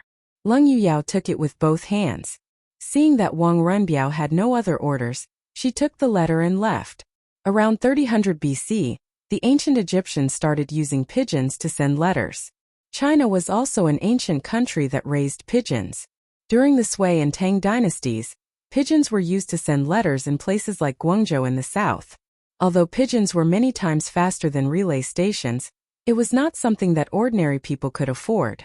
Pigeons were sensitive to the Earth's magnetic field, and they were especially homesick. This was their innate advantage. But to become a carrier pigeon, the main thing was training. The main purpose of raising carrier pigeons was to fly, compete, and use them. In order to obtain an ideal carrier pigeon, other than careful breeding and scientific breeding, the most important thing was training. The training of a carrier pigeon was very complicated. It had to be trained from a young pigeon, from simple to complicated, from near to far, from day to night, and from basic training to professional training.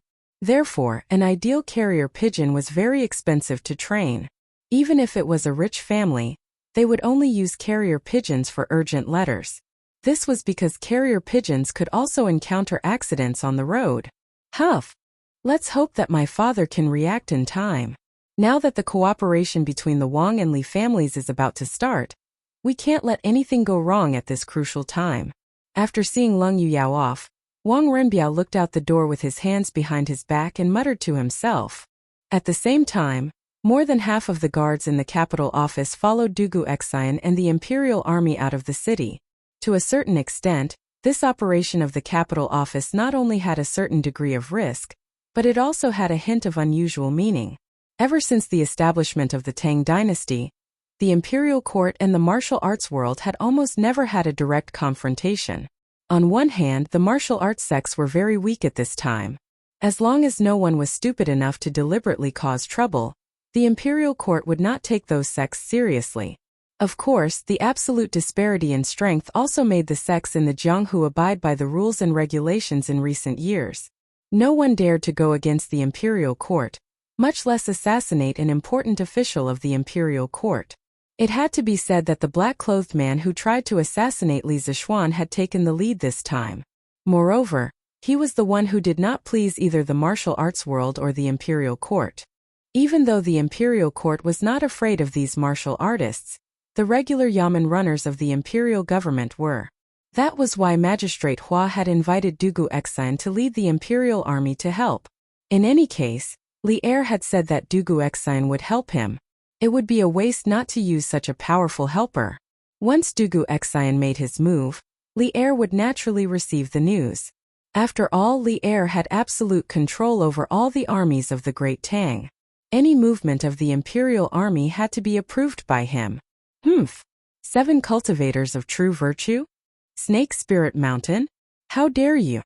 Li Er leaned over the imperial table and supported his chin with his hand as he said angrily. In front of him was the secret memorial written by Hua Wenjie. I don't care who the sect leader of the 7 cultivators of virtue is. If you don't give me an explanation for challenging the authority of the imperial court, I will annihilate your sect. Li Er thought coldly as he closed the secret memorial. What is this gray thing? You guys are actually using it to build walls? On Cloud Mountain, Li Tai had just ordered his team to transport back a batch of wood. However, he saw that the usual yellow glutinous rice mortar had disappeared and was replaced by a gray paste that he had never seen before. Furthermore, the workers were still using it to build walls. He could not help but mutter to himself in confusion. This is the latest cement developed by the workshop. It's specifically used to replace glutinous rice mortar. It's said that once this thing solidifies, it's even more durable than glutinous rice mortar. Furthermore, this thing can be brushed on the surface of walls and roads to form a flat and hard outer layer. Yin Xiaoning, who was also observing the cement mortar, walked over and said, "Is it really that magical? But I think this thing is just a pile of gray mud. It doesn't seem as amazing as you said, Xiaoning." Li Tai's eyes widened as he said in disbelief, "Oh, I also heard about this. As for whether it's really that magical, we'll know tomorrow." Yin Xiaoning frowned and said, in fact he was also skeptical about this. Then let's wait and see tomorrow." Li Tai stopped and looked for a while, then shook his head and said. The next day, Li Zishuan also woke up early. He had to go to Cloud Mountain to see the actual effect and reaction of the cement. As for Li Tai, that follower, he had not come over for a few days. Every day he went to Cloud Mountain by himself. The main reason was that Li Zishuan rarely went to the construction site after he started at Cloud Mountain and assigned all the tasks. Li Tai could only curse him in his heart for his lazy nature. Following the mountain path to the peak of Cloud Mountain, he saw a few cement walls that were as tall as 2 people standing not far from the mountain gate. The surrounding ground was also gray cement. Now there was a circle of people surrounding the place. Li Zishuan smiled and walked over. This road is hard and flat. Even if it's raining, it won't be affected at all. I didn't expect this. This cement is actually so magical. An old craftsman touched the road with his hand and exclaimed emotionally, "Damn! Little Xian may not be good at other things, but he's still reliable when it comes to researching new things." Shouting, "This cement is really better than glutinous rice mortar. Haha. This cement road is not bad. It's even smoother than the limestone road. No. This prince's palace also needs to use cement to level the road in the future." Li Tai touched here and there. Then he jumped up and patted Yan Xiaoning's shoulder as he laughed heartily. As for why he jumped up, cough, of course it was because of his height. This little fatty only ate and did not exercise since he was young. His horizontal development was too great, and his vertical development was basically not much. Li Zishuan had just walked to the periphery of the crowd when he heard the little fatty's words. His old face could not help but darken. He quickly walked up to Li Tai and slapped him on the back of his head. "What do you mean by I can't do anything? Chinge, tell your master which part of me can't do?" As a man, the taboo thing was for others to say that he couldn't do anything. This already involved a man's dignity. Li Zishuan was not willing to let this little fatty off easily. Chapter 486. Cough. So it's Xiao Xian. Why are you here today? Li Tai, who was in an extremely complacent and overly excited state, was almost scared out of his wits by this sudden attack. When he heard Li Zishuan's words that carried a slightly dangerous aura, the little fatty hurriedly changed to a smiling face and jested. Don't try to change the topic. What did you say just now? It seems like you have a lot of opinions about me. Why don't we find a time to have a good chat? Li Zishuan lightly patted the dust on Li Tai's shoulder and said with a faint smile, No. Li Tai shook his head like a rattle drum, and this guy even showed Li Zishuan a unique skill, saying 32 in 3 seconds. He continued, Haha. Xiao Xian, you must have heard wrongly. I didn't say anything bad just now.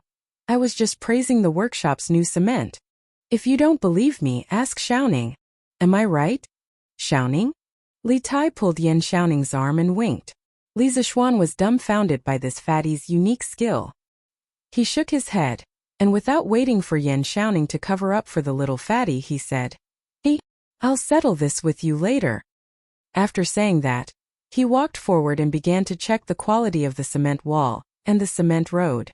After pressing and hammering everywhere, Li Zishuan turned around and smiled at Yan Xiaoning with extreme satisfaction. Xiaoning? How is it? This cement can completely replace glutinous rice mortar, right? Yan Xiaoning nodded and said, Of course it can, and it's even better than that.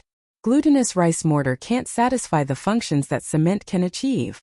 Also, I feel that the academy you designed can only match the design style of Yanhuang College if it's built with cement. Li Zishuan laughed in his heart. Yan Xiaoning's taste was really good. Yanhuang College's design style was based on modern universities. If it wasn't built with cement, of course it would look quite strange. Haha, that's good. That's good. In the future, the workshop will fully supply the cement for the construction site. In terms of construction costs, we will save a lot of money. In this way, we only need to build the academy step by step. Li Zishuan said with a smile as he stood up and led Yan Xiaoning and Li Tai to the shed. And then, Yan Xiaoning glanced at Li Zishuan in annoyance, as if he had seen through all the conspiracies in the world. Then there's no then. Li Zishuan said awkwardly. Haha, then you won't have to come here every day, right? *CK. I knew it, little Xian, your stomach is filled with lazy bugs. Yan Xiaoning said rather crazily. Yes, Xiaoning is right. Little Xian, you are really filled with lazy bugs. When Dr. Sun comes to Chang'an next time, you must ask him to treat you properly. Li Tai felt deeply about this. A few days ago, he was privately complaining about Li Zishuan's laziness. In the beginning, he could come to the construction site every day, but he only came once every 2 or 3 days. What was worse was that according to Li Zishuan's words, he might not come in the future. This boss was really infuriating. Ching. Looks like we need to have a good talk. Li Zishuan squeezed a piece of cement in his hand lightly, and it instantly turned into powder. Then he looked at Li Tai and asked calmly. No. Li Tai showed off his unique skill again. and then waved his hand and said, "Haha, you should talk to Xiaoning slowly. I have to bring my team to do a mission." After saying that, he turned and ran away. Li Zixuan then stopped joking and said to Yin Xiaoning seriously, "Xiaoning, it's not that I'm lazy, but I have other things to do recently. The academy is already on the right track. Whether it's the funds or the allocation of personnel, they are all in place. I don't think there will be any more problems. When I'm done with this, I will come again to take a look." Yin Xiaoning saw that Li Zixuan was serious and didn't seem to be joking. He also became serious and asked, "Little Xian, are you in trouble? If you need help, just let me know. Even if I can't help you, my father can think of a way to help you." "Haha, it's nothing. I can solve this myself. Xiaoning, you can focus on building the academy." Li Zixuan waved his hand and said casually. This was his personal grudge, and he didn't want to drag his good brother into it. "Okay, since you don't want to say more, I won't ask. Anyway, if you need help, just let me know." Yin Xiaoning was silent for a while and sighed. "Haha, good brother. Don't worry, I'll be fine." Feiji. The brothers have been patrolling around the mansion for the past few days. Did you notice anything strange? In the afternoon, Li Zixuan called the security captain at home, Brother Chicken, over and asked in a deep voice, "Strange? I didn't hear anything strange from the brothers. Lord Ju, what's wrong? Did something happen?" Peng Feiji was confused at first, then asked in a panic. The security captain was also under a lot of pressure. "Nothing. But recently, asked the brothers to be more alert. If they notice an unknown master sneaking in, don't fight blindly. Warn them immediately to avoid unnecessary deaths and injuries." Li Zixuan thought for a while and said seriously to Brother Chicken, "Lord Ju, could it be that there will be more assassins?" Peng Feiji's eyes suddenly lit up and he asked with a little excitement. Brother Chicken had been idle for so long. He expressed that his big knife was thirsty for blood. Of course, he would be excited if there were blind people coming to him. "Well, it's possible. I've already found out the identity of the assassin who tried to assassinate me a few days ago.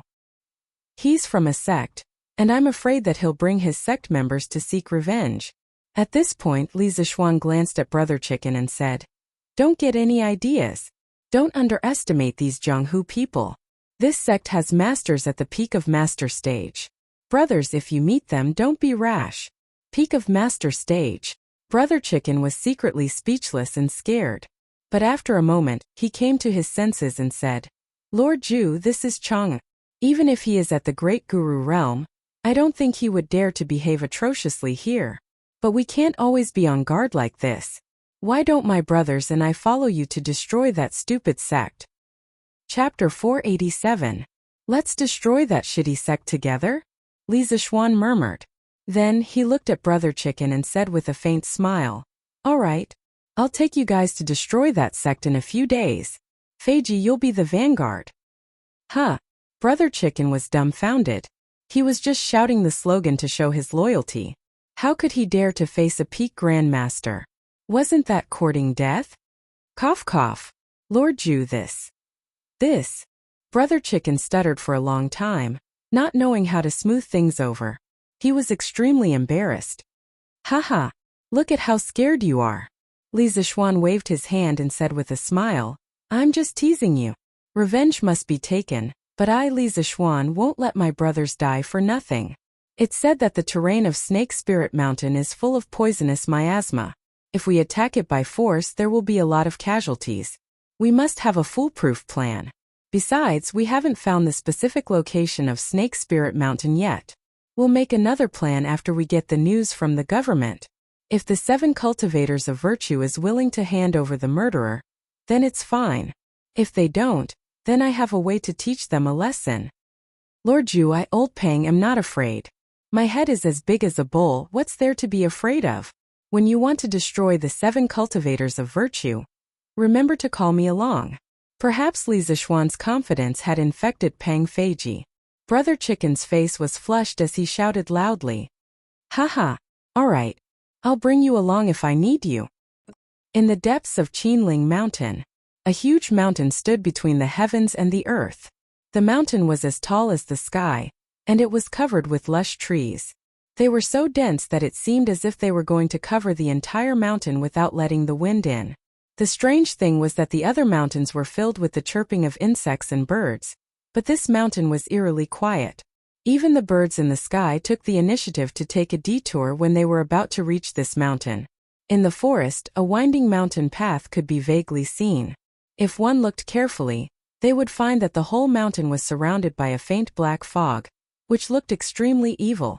And at the bottom of this mountain there was a huge rock that was half the height of a person. On it there were 3 blood-red words, Snake Spirit Mountain. At the top of the mountain, houses of various sizes were sparsely distributed. One could vaguely see groups of 2 or 3 young people dressed in green robes walking on the small paths. The sleeves of their robes were embroidered with a giant 7-headed snake, looking exceptionally terrifying. This was the headquarters of the 7 cultivators of virtue. Junior brother. You are really muddle-headed. That Li Zishuan is the founding father of the dynasty. Now he is the crown prince Zhanshi. How could you dare to assassinate him? In a secret room, a tall man with red hair said to the thin man in black who was meditating in the corner. Senior brother. Ever since I returned to the sect the day before yesterday, how many times have you said these words to me? That Li Zishuan killed my most beloved disciple. If I don't exterminate his entire family, how can I still call myself the Snake King? How can I face my disciple who died so tragically? So what if he was a county man? If worst comes to worst, I will perish together with him. The skinny man opened his eyes and roared angrily. Looking at his eyes, his figure, and his words, it was clear that he was the black-masked assassin who tried to assassinate Li Zishuan a few days ago. Snake King. Flying Snake was his disciple. Flying Snake was really unlucky that day. As a middle-stage grandmaster, he tried to assassinate Li Zishuan, a small fry, who was half a step away from the supreme power realm. Not only did he fail to kill Li Zishuan in seconds, but he also almost lost his head. Even though he managed to survive, his last move to escape consumed a lot of his life potential, which directly led to a great loss of his strength. Now, he was basically equivalent to a martial artist who had just entered the supreme power realm. At that time he was covered in injuries and his true chi was almost exhausted. However, he didn't dare to return to the sect to heal his injuries immediately because there were hundreds of Imperial guards chasing after him. After stumbling and hiding for several days, Snake King took advantage of the fact that the wind was gradually calming down and secretly returned to the sect. The Snake King of a generation was reduced to such a pitiful state. Foolish. Stupid. Since ancient times, the common people have never fought with the government. Our sect should have just stayed put and quietly made a fortune. Why did you have to provoke the imperial court? The current emperor has a strong army under him. How can a small sect like the 7 cultivators of true virtue provoke him? You're forcing the 7 cultivators of true virtue to a dead end. The red-haired man glared at him and scolded angrily. What was even more strange was that his eyes were also red. Senior brother, don't worry. I won't implicate the sect. When I tried to assassinate Li Zishuan that day, I was masked. No one knows my true identity. And no one knows that I'm from the 7 cultivators of true virtue. Snake King snorted with dissatisfaction. Bullshit. The red-haired man angrily punched the stone wall next to him and roared. I heard a disciple say this morning that a large number of the imperial court's troops appeared in the periphery of the Qinling Mountains. I'm afraid Li Zishuan has already investigated your background. Our 7 cultivators of true virtue is in danger. What? That's impossible. Snake King's face suddenly changed. He stood up and muttered. Impossible. I haven't walked around in Jianghu for more than 10 years. Plus I was masked that day. How could anyone recognize me? Maybe those troops aren't here for the 7 cultivators of true virtue? The red-haired man coldly snorted and said. I hope they aren't here for us. Otherwise, the 7 cultivators of true virtue will definitely suffer a calamity. Snake King had already calmed down at this time. He expressionlessly said, If they are really here for us, senior brother can just hand me over. I, Snake King, will bear the consequences of my own actions. I won't implicate the sect. As soon as his voice fell, the temperature in the stone room suddenly dropped to the freezing point. The red-haired man's face alternated between blue and white. After a while he flicked his sleeves and roared, "Bastard! Do you think I, Batian, am a despicable person who would betray my fellow junior brother in exchange for my own safety? Even if you made a mistake, I, as your senior brother, will shoulder it with you. At worst, the entire 7 cultivators of true virtue will die with us." "Senior brother?" Snake King was startled. A touched expression appeared on his face as he said, "I've implicated senior brother this time. Humph. Although I, Batian, won't betray my fellow disciples, junior brother, you were too reckless this time. If the 7 cultivators of true virtue can escape this calamity, you'll have to reflect on your actions. The imperial court isn't something we can provoke." Batian waved his hand and said unhappily. His face was still clouded over. "Senior brother is right. But senior brother, why are you so pessimistic? Snake Spirit Mountain is full of poisonous miasma, and is a natural stronghold. It's easy to defend and hard to attack. Moreover, our 7 cultivators of true virtue has a peak grandmaster like you.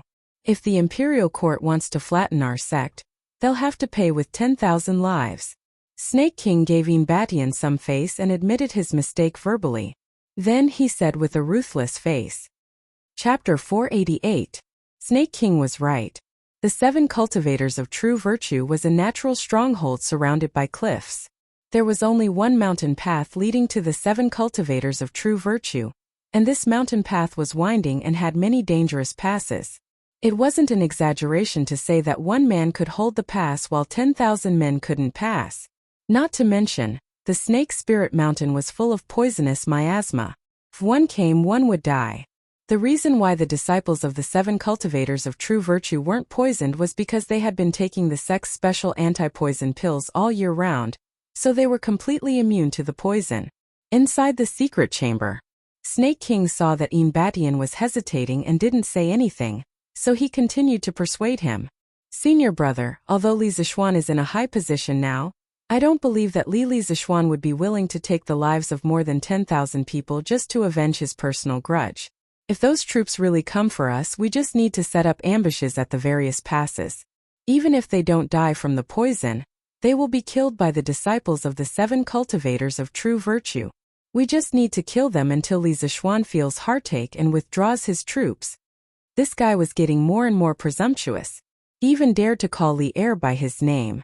If outsiders heard him, they would definitely sue him for treason. However, Batian didn't react. Apparently, he had heard similar words many times. At this moment, he silently stared at the stone wall and pondered for a while before saying, "But if we do that, won't our 7 cultivators of true virtue be in complete opposition to the imperial court? In the future, the disciples of our 7 cultivators of true virtue won't be able to move an inch in Great Tang, and the other righteous sects will also attack us. After all, junior brother, your assassination of an imperial court official is a big taboo in the martial world." Snake King sneered and said, "Senior brother, why are you so indecisive today? You only have 2 choices now. Either you hand me over in exchange for the imperial court's forgiveness, or you protect me and fight the imperial court to the end. After this incident, we'll go somewhere else and set up another sect." After saying this, Snake King paused for a moment and a trace of ridicule flashed on his face. "As for those righteous sects of the martial world, they're just a bunch of hypocrites. Hasn't our 7 cultivators of true virtue always been independent of the martial world? Why do we need to worry about their attitude?" It had to be said that Snake King was extremely arrogant. He did not even take the 3 great martial arts sects of the Central Plains seriously. Batian frowned. After pondering for a moment, he finally made up his mind and said, "It's impossible for me to hand over my fellow disciples. Now we can only fight to the death with the imperial court. If the imperial court is willing to take a step back, then we will take a step back too." Snake King smiled and cupped his hands in front of his chest. "Thank you for your righteousness, senior brother. Recuperate well. I'll arrange for a few disciples to gather information at the foot of the mountain." Batian was a little unhappy to have encountered such an unexpected calamity. He waved his hand, gave some instructions, and walked out of the secret chamber. Inside the secret chamber, Snake King sat down cross-legged again. However, he was no longer in the mood to heal himself. He was thinking about how Li Zishuan was going to lead his troops to besiege Snake Spirit Mountain. Little bastard, you better come here personally this time. I'll make sure you die on Snake Spirit Mountain, Snake King said viciously. Then he closed his eyes, calmed his mind, and continued to recuperate. Southeast of Chang'an City, Dunhua Square. In a mansion of a wealthy family. Exquisite pavilions, terraces and pavilions, secluded and beautiful corridors, as well as large rockery, an ancient stage and exquisite jade were scattered in picturesque disorder in this enormous courtyard. Beautiful trees and exotic flowers could be seen. A clear stream zigzagged from the depths of the flowers and flowed under the stone crevices. A few steps further and gradually to the north, it was flat and wide. Buildings on both sides pierced into the air, and the carved sills were hidden between the trees. In the kernel looking down, there was a clear stream flowing with snow. Stone pillars pierced through the clouds. White stones formed a railing around the edge of the pool. There were 3 stone bridges, and the faces of beasts could be seen.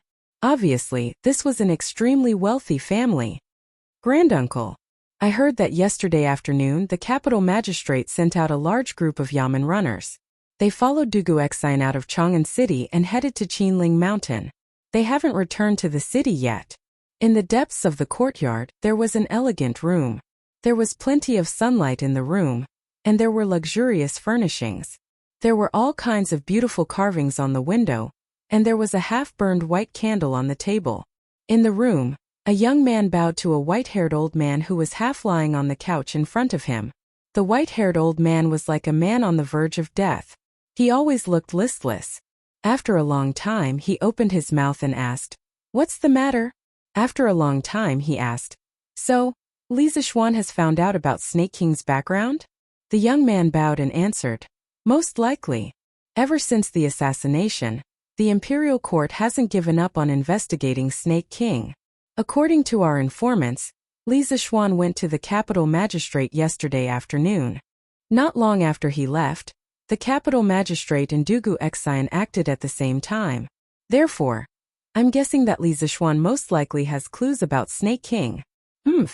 It's not 80%, it's 100%. The white-haired old man narrowed his eyes and snorted coldly. Such a lousy person can't do anything right, but is good at spoiling things. However, I didn't expect Li Zishuan to be able to find Snake King's whereabouts so quickly. It seems that this kid didn't get to where he is today by luck. Then, Granduncle, what should we do now? The young man hesitated for a moment before asking, "Why, Shinji, are you afraid? Didn't you say that you weren't worried?" "Please forgive me, Granduncle. I'm not afraid of personal honor or disgrace, but I'm afraid that my plan will bring disaster to the family," the young man said with sincerity. "Haha, good boy. I didn't misjudge you." The white-haired old man laughed loudly. "Shinji, you don't have to worry. Your plan this time is very good. It's just that you used the wrong person. Even if that stupid thing is caught and spits out the truth, there's no evidence. The imperial court has no reason to convict us. Besides, it's still unknown whether the imperial court can catch him alive or not. The Snake Spirit Mountain is not a good place to go." "You're so wise, Granduncle. Shinji is impressed."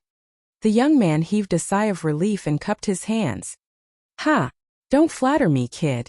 Although the white-haired old man said that, he couldn't hide the smile on his face. He waved his hand and continued, "Xuanji, although this matter has failed, you have shown Granduncle your wisdom, so don't be discouraged. Think of other ways to get rid of this scourge Li Zishuan in the next few days. It's best if you can join forces with the other Lis. There's strength in numbers after all." "Haha. Yes, Granduncle." Chapter 489. Husband. Did something happen in the past few days? I've seen you with a worried frown on your face several times. Night. Li Mansion West Courtyard. Han Yushi asked softly while helping Li Zishuan undress. "Well, something happened. Do you remember the assassin in the east of Chang'an City a few days ago?" Li Zishuan nodded and said, "Husband and wife were one. Besides, the 7 Cultivators sect was not a very powerful force in Li Zishuan's eyes, so he felt that there was no need to hide it from his wife." Han Yushi's hand that was holding the clothes suddenly trembled. She frowned and her voice suddenly became cold as she replied, "Of course I remember. That person injured you. If I had the ability, I would definitely tear him into pieces." Li Zixuan chuckled, turned around, and pulled Han Yushi into his arms. "Haha. Let the men do the fighting and killing. Wife, you just need to eat, drink and rest well." Han Yushi angrily said. "Eat, drink and rest well? Wouldn't I become a pig?" "Haha. What's wrong with pigs? Pigs are the second smartest animals in the world. Go away. Husband, don't joke around, let's talk business. What did you mean by the assassin just now? Could it be that you met him again in the past few days?" Han Yushi rolled her eyes at Li Zixuan and asked seriously. "Oh, that's not it." Li Zixuan pulled Han Yushi to lie on the bed together and then continued, "Yesterday, I accidentally heard the origin of the assassin from Wang Renbiao's house. It was said that he was from the Seven Cultivators sect of Snake Spirit Mountain. Then, I went to the capital office and asked Magistrate Hua to help me find the specific location of Snake Spirit Mountain. I think there should be a result in a few days." Snake Spirit Mountain? Han Yushi muttered it again. In the end, she still felt that she had never heard of it before. She then said, "I hope that the capital government can bring this assassin to justice. Otherwise, my heart will always be uneasy." Although Li Zixuan knew in his heart that this matter would not be resolved so easily, he still comforted him. Of course. I'll definitely catch the assassin this time. Wife, let's rest early." "Okay." "Oh. This cement is really interesting." In the Sweet Dew Hall, the candlelight was still lit even in the middle of the night. Li Er played with a palm-sized cement block on the dragon table and smiled meaningfully.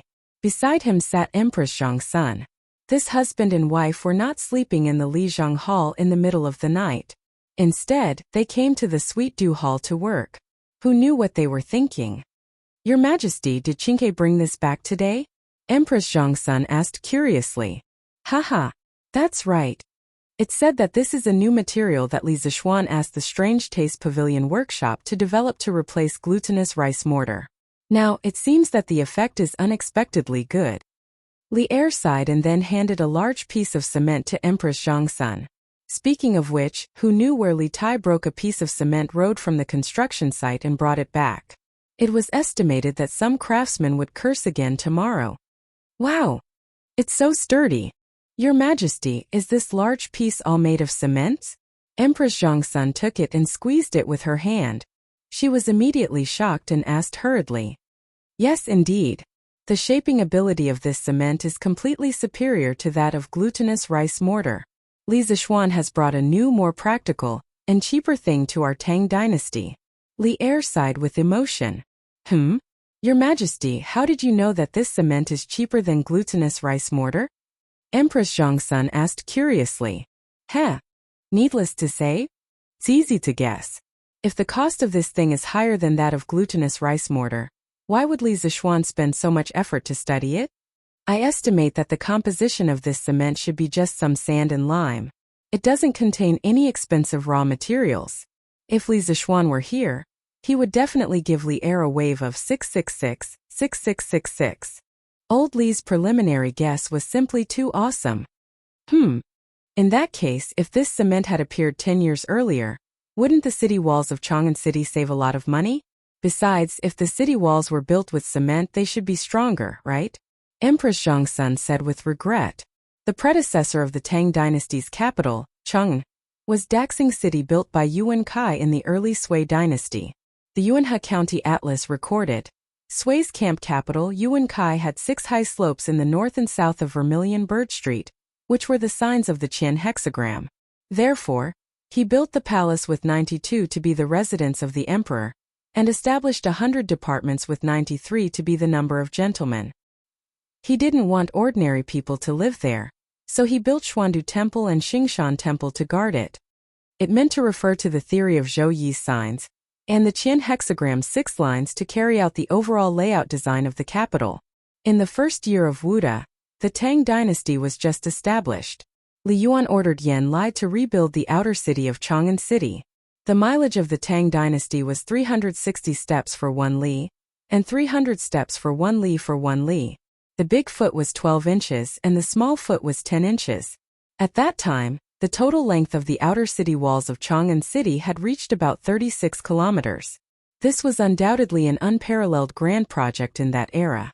Of course, the money spent was also an astronomical figure. Therefore, Empress Zhongsun felt a little regretful when she saw the cement. Ever since the Wei River Alliance last year, Li Er had been worrying about money. Empress Zhongsun was naturally especially sensitive and concerned about saving money. Haha. Now that things have come to this, it's useless to say more. Moreover, no matter how strong the city walls are, they will be useless in the face of a truly strong enemy. The soldiers of the Tang dynasty are the strongest city walls of the Tang dynasty. If the descendants of the future generations fail to live up to expectations and are attacked by foreign soldiers, they can only hide within the city walls. Then, I feel that it's better for the country to perish. My Tang dynasty must have the 4 barbarians submit and all the country's fear. No one will be able to attack Chang'an City anymore. Speaking of the city walls, Li Er suddenly remembered that last year, Shelley and Tuli Khan led 200,000 Turkic soldiers to the Wei River and attacked Chang'an City.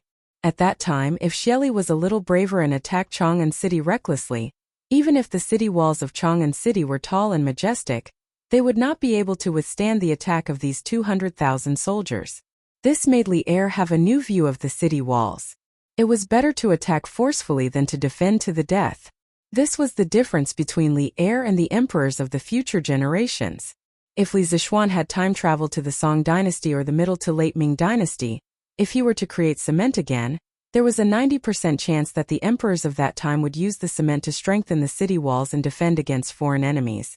They would increase the defense and ensure their survival. However, what Li Er pursued was completely to use offense as defense. When all the enemies were terrified, naturally, there would be no need for the city walls to defend against foreign enemies. Chapter 490. Ru. In the Ganlu Palace, Empress Zhongsun looked at the lofty and ambitious Li Er. Like a young girl who always liked heroes, a hint of admiration appeared in her eyes. She slowly praised him. Your Majesty's words are true and reasonable. This is the blessing of the Tang Empire's people. Ha ha ha ha. Being praised by his own woman, Li Er naturally had reason to be happy. He laughed heartily and said, Guanyin maid, don't praise me. Otherwise, if I get carried away and make any mistakes in government affairs, Wei Xuanqing will scold me to my face again. As the ruler of a country, he was actually afraid of a subject. Li Er could be considered to be a first. At this time, Li Er was still at the stage where he was working hard to govern. He liked to listen to his subjects' remonstrances. However, Wei Zheng's way of remonstrance was really difficult to accept. Every time Wei Zheng tried to persuade him, Li Er would feel both pain and joy. Empress Zhongsun covered her mouth and laughed. Your Majesty really knows how to joke. However, if all the cities in the Tang Empire follow your Majesty's strategy of using offense as defense, wouldn't this cement have less use for it? Li Er touched his stubbled chin and pondered. That won't happen. The superior performance of cement determines that it will be suitable for many places, such as the official roads. At this point, Li Er became a little high-spirited. He said hopefully, if all the official roads in the Tang Empire are built with this cement, then the time spent on the road to other places in the future will be greatly reduced. Correspondingly, once a war breaks out somewhere, the imperial army can also arrive as soon as possible. Therefore, this cement really has a wide range of uses. Congratulations, Your Majesty, on finding such a talent. Empress Zhongsun laughed with a double meaning. Ha ha ha ha. Deep in the Qinling Mountains, countless small groups of soldiers could be vaguely seen searching in different directions, and then gathering together every once in a while. This was a small strategy that Dugu Xian came up with. He divided his soldiers into teams of 5 and spread out in different directions to search. They agreed to meet up a few miles ahead. The entire team was like a spider weaving a web, slowly covering the entire Qinling Mountains. This kind of carpet search made it impossible for the mysterious Snake Spirit Mountain to escape. Today was already the 3rd day since the army entered the mountains. In these 3 days, the army would camp at night and continue to search during the day. Everyone suffered greatly. After all, the living environment in the mountains during summer was not good. On the contrary, it was somewhat bad because there were many mosquitoes and poisonous insects. Reporting. General. An evil mountain peak was discovered in the southwest direction. The words Snake Spirit Mountain were written on a stone tablet at the foot of the mountain. Dugu Xian had been paying attention to the state of the army, and it was not an exaggeration to say that they were exhausted. Just as he was wondering if he should bring the army out for a day of rest, he saw a rider galloping over from afar. Then, a soldier dismounted and ran up to him excitedly saying, "Brother Dugu Xian, you're exhausted. What? Did you find the Snake Spirit Mountain?" Dugu Xian asked excitedly. "Reporting to the general, we found it. I found it." Haha. Dugu Xian laughed loudly, then ordered, "Pass down the order. All teams gather here immediately." "Yes, sir." Half an hour later, the mixed army, formed by the bailiffs of the capital and the imperial guards, gathered together again. There were about 2,000 of them, and under Dugu Xian's order, the army began to move toward the southwest direction. The smart soldiers immediately guessed that their trip into the mountains was about to end, and they all breathed a sigh of relief. After about 3 miles, a mountain shrouded in black fog finally appeared in front of everyone's eyes. The words Snake Spirit Mountain were written on a stone tablet at the foot of the mountain in red. There was no sound of insects or birds on the mountain, and it looked very evil. Dugu Xian made a gesture. The army stopped.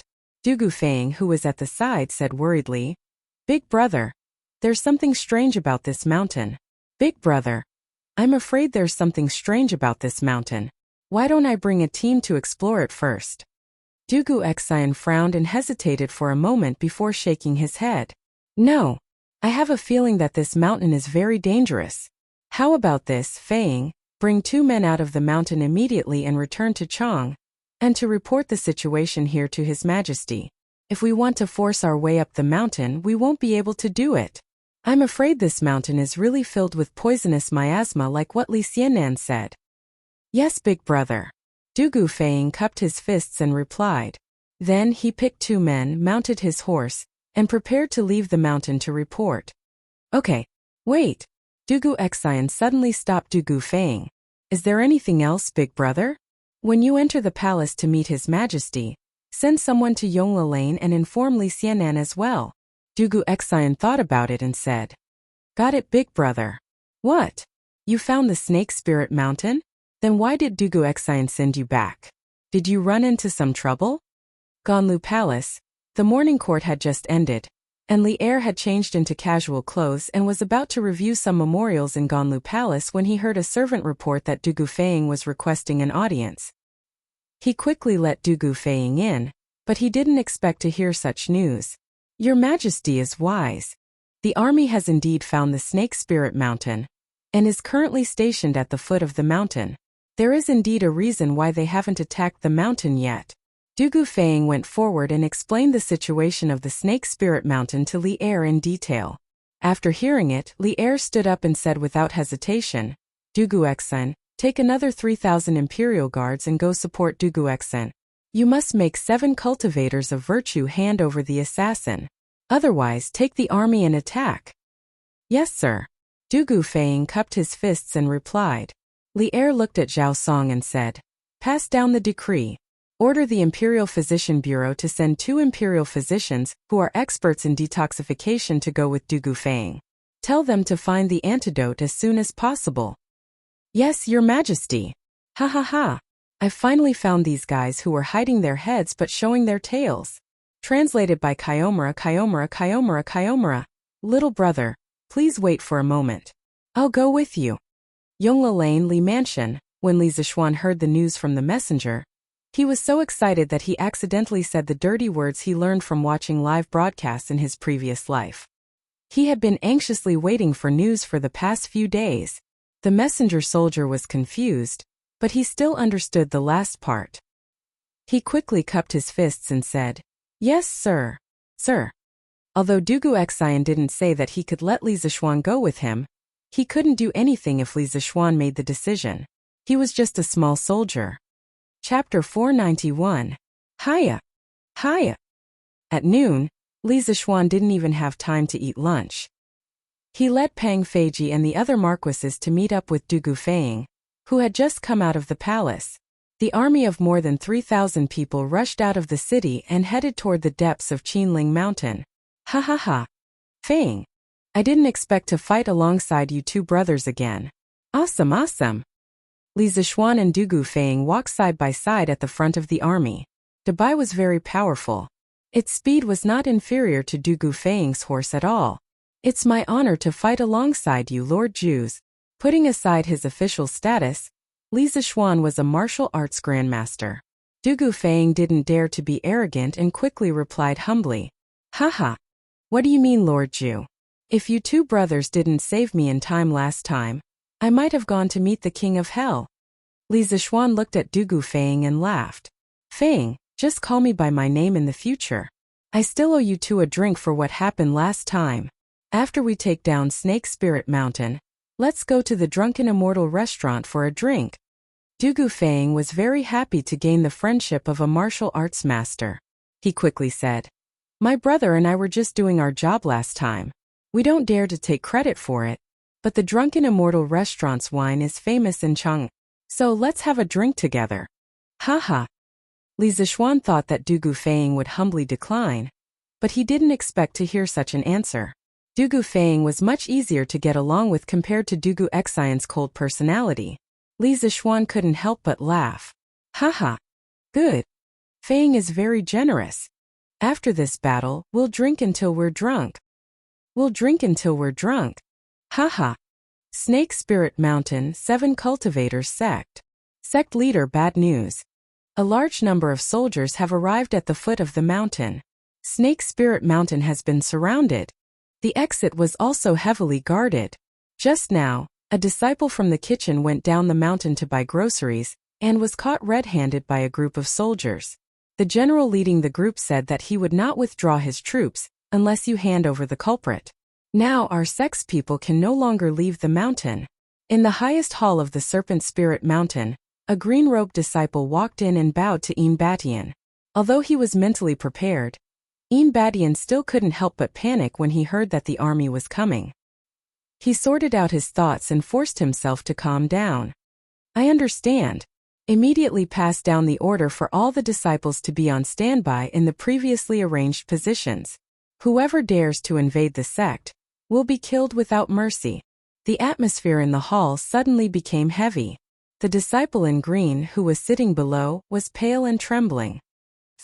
Sect leader, those people are from the Imperial Army. If we kill them, won't we be? Ugh. What's the point of keeping you if you don't obey the sect leader's orders? Batian and Snake King were bold, but that didn't mean that the other ordinary disciples in the sect had the courage to go against the Imperial Army. Just as the green-robed disciple was about to say, it's the same as rebelling, a black figure suddenly flashed in from outside the door. As the figure flashed, a thin line of blood appeared on the green-robed disciple's neck. The figure stood still, and Snake King appeared in the hall. He looked at the blood on his spikes, turned around, and coldly said to the disciples in the hall, The 7 Cultivators sect has nurtured you for decades. Now that the sect is under siege, instead of repaying the kindness, you intend to rebel. How despicable! From now on, all of you must work together to resist the enemy. If anyone dares to surrender, he will end up like you. The green-robed disciple just happened to fall to the ground, holding his neck. His blood dyed the ground red, and the temperature in the hall immediately dropped to the freezing point. What's wrong? My words to the sect leader no longer have any effects? While everyone was silent, Snake King's emotionless voice once again reached everyone's ears. The disciples in the hall immediately came to their senses and trembled as they said, We obey the sect leader's orders. We obey the elder's orders. Then why aren't you going? Snake King indifferently glanced at everyone and coldly said, Yes. The disciples in the hall hurriedly rushed out in a line. Batian sat on the seat of honor and expressionlessly watched Snake King's self-directed performance. At this time he said, Junior brother, have you fully recovered from your injuries? Snake King shook his head and replied, I've only recovered 60%. Now that the situation is urgent, how can I be at ease and recuperate alone in the secret chamber? At this time, He glanced at the green-robed disciple on the ground and bowed to Yin Batian. I had no choice but to kill Qin Fei earlier to calm the people down. I hope senior brother can forgive me. Clearly, Snake King was also afraid that his overbearing action would make Yin Batian unhappy, so he could only lower his head and beg for forgiveness. Yin Batian waved his hand and said, "It's fine. Ever since Master passed away, although we're called senior brother in name, we're as close as real brothers. I won't take such a small matter to heart. The most important thing now is to think of a way to make the imperial court retreat as soon as possible. After all, defending the mountain to death is not a long-term plan." Senior brother is right. However, the reason why the soldiers haven't attacked yet is probably because they already know the power of the Snake Spirit Mountain's poisonous miasma. We don't have to panic too much. Moreover, our sex food reserves are enough to last for half a year. If we continue to waste time like this, the imperial court won't be able to hold on for long. Snake King nodded and analyzed the situation for Yin Batian. Okay, junior brother, you should hurry up and recuperate. I'll go down the mountain to negotiate with them. Yin Batian thought for a while and suddenly decided. Senior brother, you must be careful. If you encounter that brat Li Zishuan, if you can kill him in one move, don't save it for the second move. That brat is evil and ruthless. He'll be a disaster sooner or later if we let him live. Flying Snake couldn't help but gnash his teeth in hatred when he thought of Li Zishuan. However, his injuries hadn't healed yet, and he could only use less than 60% of his strength at most. He wasn't a match for Li Zishuan at all, so he could only tactfully ask Yin Batian for help. Oh, junior brother, don't worry. Although they have a lot of people, they won't be able to stop me if I run away with all my strength. As for Li Zishuan, if there's a chance, I'll definitely capture him and use him to threaten the imperial court to retreat. Although Yin Batian didn't have a big grudge against Li Zishuan, he had his own ideas. He wanted to use Li Zishuan as a breakthrough point to solve the crisis of the 7 cultivators sect with the smallest price. Senior brother is brilliant. Snake King was a little disappointed, but he didn't show it on his face. He cupped his hands and flattered him. Chapter 492. Behave yourself. Our general will ask you a question in a while.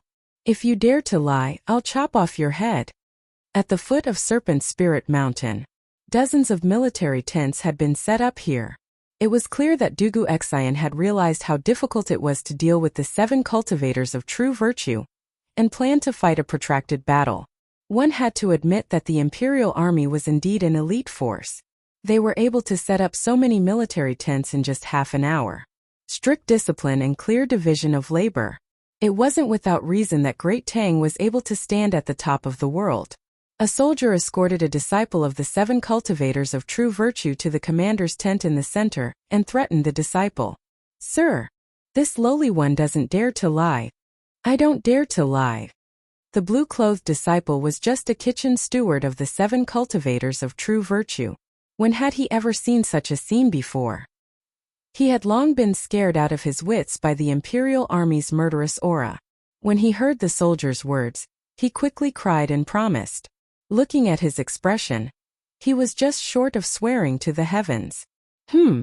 At least you know what's good for you. Otherwise, this grandpa's horsewhip would have been used on you."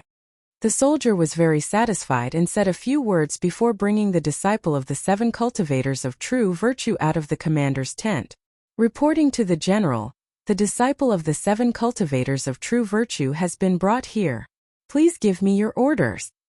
The soldier dared to act arrogantly in front of the blue-clothed disciple, but he didn't dare to do the same in front of Dugu Xian. He cupped his fists and bowed to Dugu Xian like a docile little lamb. Bring him in," Dugu Xian faintly said. And then ordered. "Yes." The soldier cupped his fists and left the tent. Then, he brought the blue-clothed disciple in. Dugu Xian waved his hand, indicating that he could leave. Then he said to the blue-clothed disciple indifferently, "Tell me your name first. Also, tell me where your ancestral home is and how long you've been in the 7 cultivators of true virtue." Although Dugu Xian's tone was calm, the green-robed disciple felt as if he was facing a monster that had crawled out of a mountain of corpses and a sea of blood. Cold sweat appeared on his forehead. This was the murderous aura of a general who had experienced many battles. I'm Lu Baodan and my ancestral home is Taiyuan. My parents passed away due to illness 12 years ago, and I heard that the 7 cultivators of true virtue sect was looking for someone to cook for them. Since they provided food and lodging, I went to give it a try. The sect master felt that my cooking skills were pretty good, so he allowed me to stay. Later on, I stayed in the Serpent Spirit Mountain and helped them cook. The green-clothed disciple was so frightened that he knelt on the ground and answered Dugu Xian honestly. Then let me ask you, has anyone from your 7 cultivators of true virtue been seriously injured recently? This was where Dugu Xian's brilliance lay. Although he didn't know the name of the assassin that day, he was certain that the assassin was seriously injured. Therefore, by asking this question, he might be able to get some information from this disciple of the 7 cultivators of true virtue. Seriously injured? Lu Baodan frowned and thought for a while. Then, he shook his head and said, replying to the general, I've never heard of anyone from the 7 cultivators of true virtue being seriously injured recently. Dugu Xian coldly grunted. Lu Baodan suddenly felt the surrounding air become colder. He quickly kowtowed and said, General, please understand. I've never heard of anyone being injured. I'm not lying. In fact, this unlucky kid really wasn't lying. Snake King had sneaked back to the 7 cultivators of true virtue sect that day and had been in seclusion to heal his injuries. Even if he occasionally appeared in front of the disciples of the 7 cultivators of true virtue sect, he still had the appearance of a great expert. Outsiders simply couldn't see that he was injured. Take him away and keep him in custody. Dugu Xian also saw that Lu Baodan didn't seem to be lying, so he waved his hand and impatiently ordered, Hiya! Hiya! Surly, wait. On the lush mountain path of the Qinling Mountains, a white-clothed woman galloped on her horse and chased after the sect extermination team, led by Li Zishuan. Those who could join the imperial army were all elite soldiers. When the soldiers at the back of the team noticed that someone dared to rush into the army, they quickly jumped on their horses and held their spears in front of them to stop her. Who are you? The imperial army is on duty. Unrelated people, step aside. A young general pointed his spear at the white-clothed woman and shouted. The white-clothed woman didn't care and didn't slow down at all. She and her horse galloped toward them. The young general's face turned cold. He waved his hand, and the surrounding imperial army soldiers immediately waved their spears, ready to fight. A battle was about to break out, but the white-clothed woman didn't show the slightest fear. She still rushed toward them without a care. Stop! Suddenly, a loud shout came from the front of the team. Then a figure rushed to the back of the team. It was Li Zishuan. The dozens of imperial army soldiers in the formation hesitated. They didn't know if they should listen to Li Zishuan. After all, the commander-in-chief of this team of imperial army soldiers wasn't Li Zishuan. Then Dugu Fang also came over. He waved his hand and said, Put away your weapons. Yes, sir. Only then did the dozens of imperial army soldiers put away their spears. Then they automatically surrounded Li Zishuan and Dugu Fang. Miss Lung, why are you here? Li Zishuan was secretly impressed by the imperial army's well-trained training. However, he didn't stop walking. He quickly walked to the white-clothed woman and asked. That's right, the person who came was Lung Yuyao. Lung Yuyao got off her horse and cupped her hands at Li Zishuan. Lord Zhu, my young master has something to tell you today. However, he heard that you have left the city, so he ordered me to come and tell you. Li Zishuan looked at Dugu Fang and the imperial army soldiers around him. He hesitated and said, Miss Lung, we are preparing to go to Snake Spirit Mountain. If your matter isn't urgent, can we talk about it in a few days?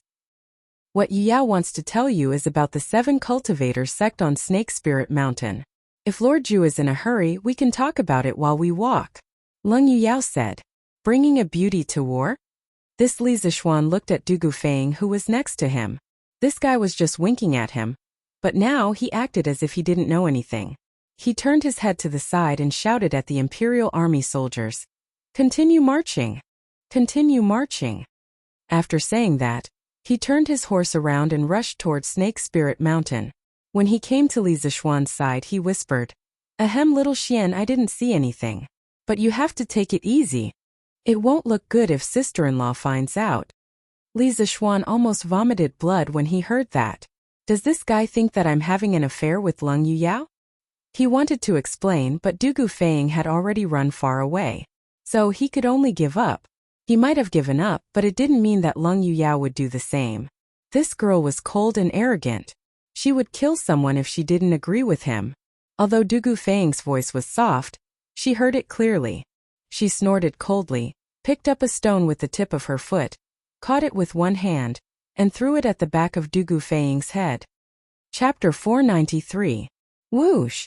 The pebble that Leng Yuyao threw was about the size of a pigeon egg. She threw it with all her might, and the pebble went straight for the back of Du Gufeng's head. Li Zishuan saw everything clearly from the back, but he couldn't do anything to stop it. He couldn't help but think that this girl was really ruthless. Because if this attack landed, even if Du Gufeng didn't die, he would become a retard. Seeing that the pebble was about to hit him, Du Gufeng used one hand to support himself on the horse and jumped into the air, dodging the attack by a hair's breadth. After landing on the back of the horse, he quickly reined in the horse and turned around to glare at Leng Yuyao. "Oh, I'm still the lieutenant general of the left Wuwei guards, and you dare to attack me in public." If it was someone else who dared to play like this, Du Gufeng would have long since turned his sword on them. However, he still didn't know what relationship Leng Yuyao had with Li Zishuan, so he could only vent his anger with his mouth. "Humph! You deserve it. Who told you to talk dirty?" Leng Yuyao didn't back down and glared back at him. Actually, she regretted it a little when she threw the pebble. Du Gufeng was also a member of the imperial court, and if he was killed by her pebble, it would definitely bring trouble to her young master. But luckily, Du Gufeng was still agile. "You!" Du Gufeng glared at her and trembled in anger. He finally understood how troublesome it was to deal with a woman. "Ugh! Cough cough! Miss Leng, don't you have something to say to me? Let's get on the horse and talk. Feng, the situation is urgent, so don't bother with Miss Leng." Li Zishuan tried to mediate between the two sides, mainly because he was anxious. Who knew what was going on over at Du Guxian's side? It would be bad if they couldn't handle the situation and got wiped out by the 7 cultivators of virtue. "Fine, little Xian, I'll give you face." Du Gufeng glared at Leng Yuyao and turned his horse around to continue forward. "Sir Li, a few days ago, my young master sent a letter to the family head via pigeon, informing him of the matter regarding the assassins from the 7 cultivators of True Virtue sect. After the family head received the news, he attached great importance to it and specially went to see the second young master, who is currently being imprisoned by the disciplinary hall. After asking around, second young master hasn't had any contact with outsiders in the past few months, so the assassin that day definitely has nothing to do with second young master." Leng Yuyao rode on her horse and followed Li Zishuan at the very back of the imperial army. The two of them rode side by side. Leng Yuyao whispered to Li Zishuan the purpose of her pursuit this time. Li Zishuan nodded and said with a smile, "I've already said that day that I believe Renbiao's words. I didn't expect Renbiao to mobilize so many people and even make Governor Wang work so hard. He really shouldn't have done that." Leng Yuyao shook her head and said softly, "Young master cares a lot about his friendship with Lord Zhu, so young master must confirm this matter again and again. Also, there's an important piece of news from the family head. It's about the origin of that assassin." "Oh? Miss Leng, please speak." Li Zishuan became spirited and quickly asked. The family head learned from second young master that the flying snake who kidnapped Madame Zhu has a master realm master, known as Snake King. No one knows the specific name of this person, but his martial arts are all highly toxic. Therefore, the assassin that day is very likely to be the flying snake's master, Snake King. Leng Yuyao urged the horse under her as she replied, "Snake King? His martial arts are all highly toxic?" Li Zishuan frowned and nodded. It seems that the assassin that day is most likely Snake King. However, this person is really bold.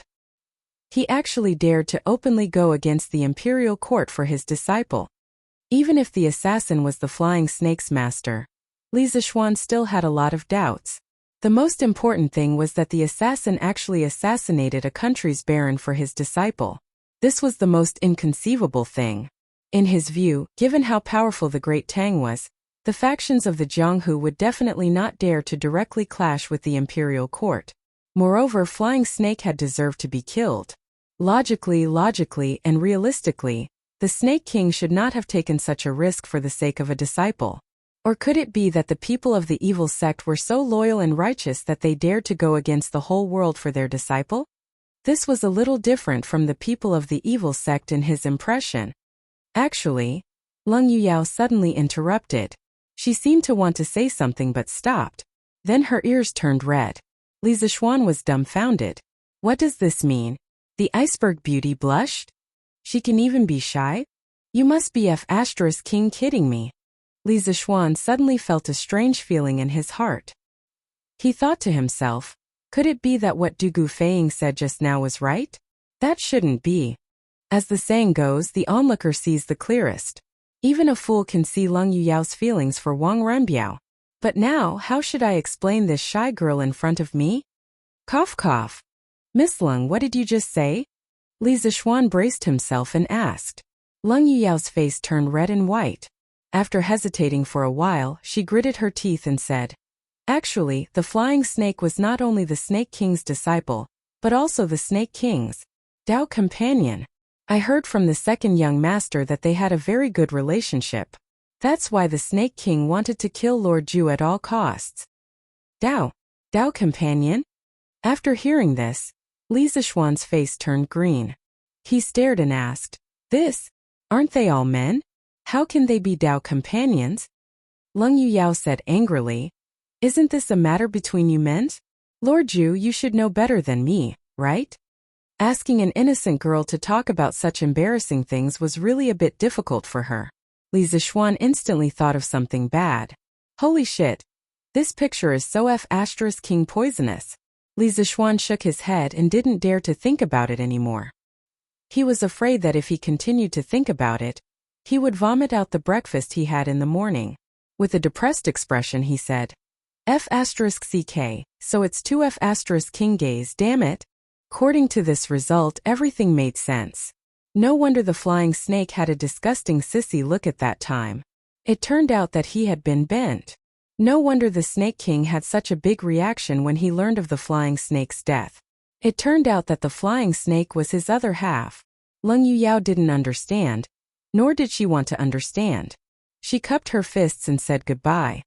Lord Ju, I've already told you everything that the young master wanted me to tell you. There shouldn't be anything else here, so Yuyao will take her leave. I hope Lord Ju can take care of yourself in the encirclement of the 7 cultivators sect. Goodbye. Chapter 494. M.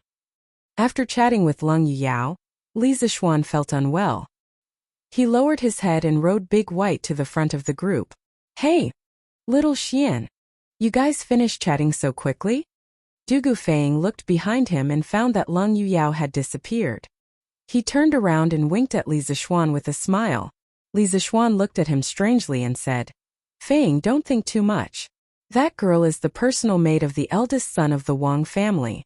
She has nothing to do with me. If you talk nonsense again, be careful that your head will be cracked open next time. Oh, so that's how it is. That little girl is really fierce. Du Gufeng scratched the back of his head and said with lingering fear. Yeah. Not only you, but she also wanted to beat and kill me when she first met me. So, if you're not really interested in her, it's better not to provoke her in the future.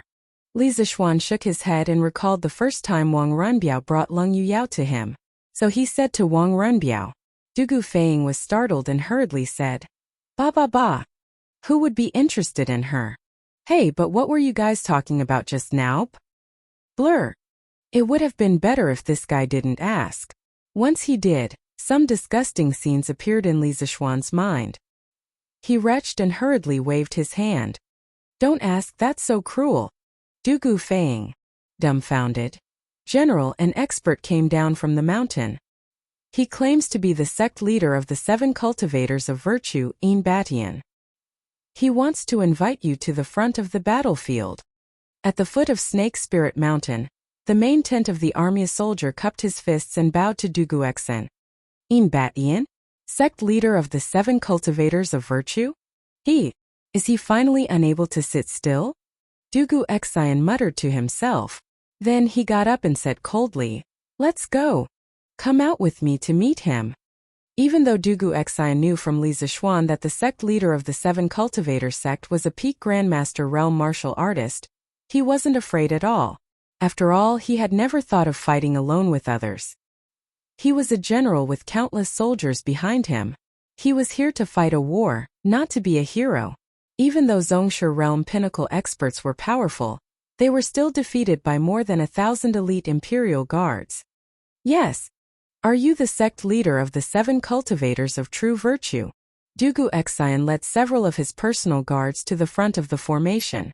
Behind him, more than 1,000 imperial army soldiers gripped their weapons and waited. Seeing the tall and burly red-haired man, Dugu Exian asked indifferently.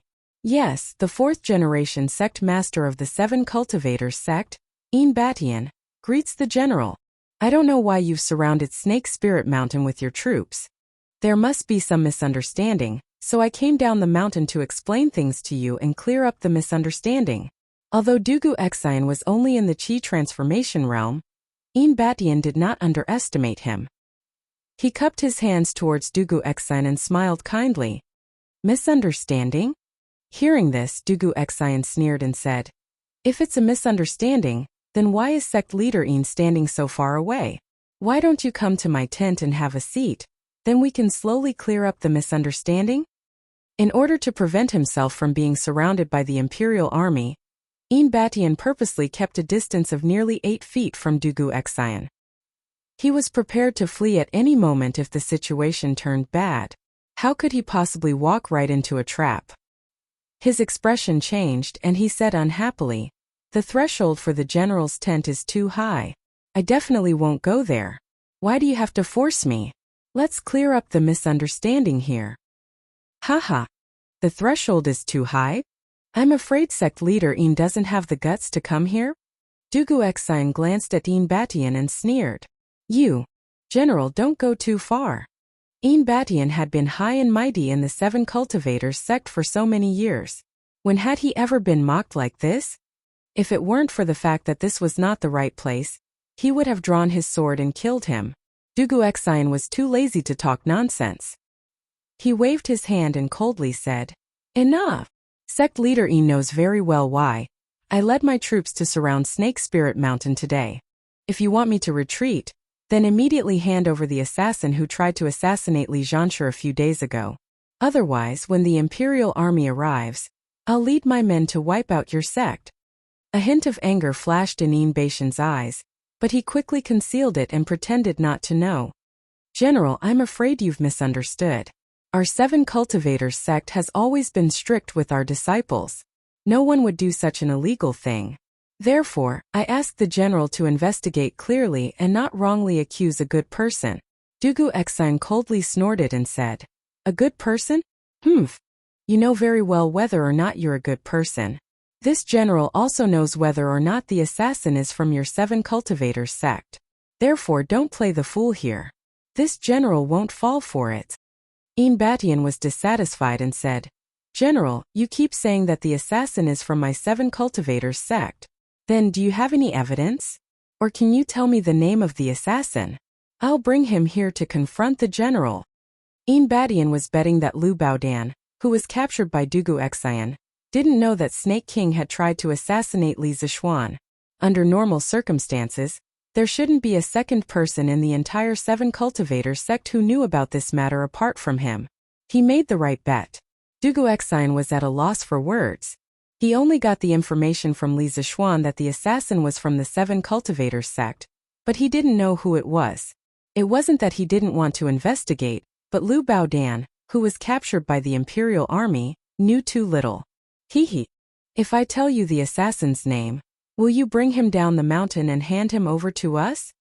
Just as Dugu Exian was at a loss for words and Batian was about to reveal a victorious expression, a loud voice suddenly sounded. Dugu Exian recognized the owner of the voice and was delighted. He turned his head and saw that Li Zixuan had already appeared in front of him, and was looking at Batian with a faint smile. Batian furrowed his brows and asked, "May I know who you are?" Li Zixuan waved his hand and said, "Don't ask who I am. Answer my question first. Do you still keep your word?" Batian hesitated for a moment and said stubbornly, "Of course." Li Zixuan laughed and said, "Ha ha ha. Good. Then, please bring Snake King from the 7 Cultivators sect down to confront him. He's the assassin." Boom. Batian felt as if he had been struck by lightning, and his expression was extremely interesting. Seeing this, Dugu Xian understood that Li Zixuan was telling the truth about the name of the assassin. He pulled Dugu Fang, who had just run over, and asked in disbelief, "Fang, how did Li Zixuan know about the assassin's identity?" Dugu Fang glanced at his elder brother, paused and said, "Don't ask. He's ruthless." Dugu Xian. Chapter 495. Humph. Little brat, you've gone too far. My 7 Cultivators of True Virtue sect has never had a person named Snake King, and no one would ever do such a thing as breaking the law and breaking the discipline. Boy, you ruined the reputation of my 7 Cultivators of True Virtue sect for no reason, so this old man will teach you a lesson on behalf of your parents. At the foot of Snake Spirit Mountain, Baishan's expression changed.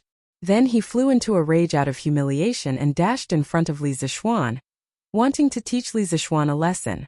"Bastard! How dare you!" Dugu Xian was shocked and shouted angrily. However, his reaction was still half a beat too slow. Before he could finish his words, Baishan's palm was about to hit Li Zixuan's chest. Humph. Although Li Zixuan didn't expect that Batian would dare to make a move in such a situation, his reaction was still quite fast. Moreover, Batian didn't use his full strength, so Li Zixuan had the chance to neutralize it.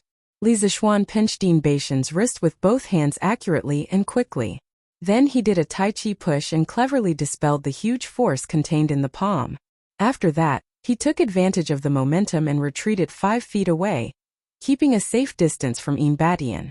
Li Zixuan couldn't help but feel a burst of fear in his heart. That palm was really dangerous. This red-haired old monster in front of me is really strong. If it weren't for my Tai Chi fist, I would have been finished by now. What a strange young man. Batian didn't expect that his sure kill attack would be blocked by a 14 or 15-year-old kid. He exclaimed in surprise and was about to make another move when Dugu Xian's cold voice sounded. Humph. It seems that Gatemaster wants to openly rebel against the imperial court. Is the 3rd-rank Crown Prince Zhan Shi someone you can kill as you please? Soldiers, hear my command.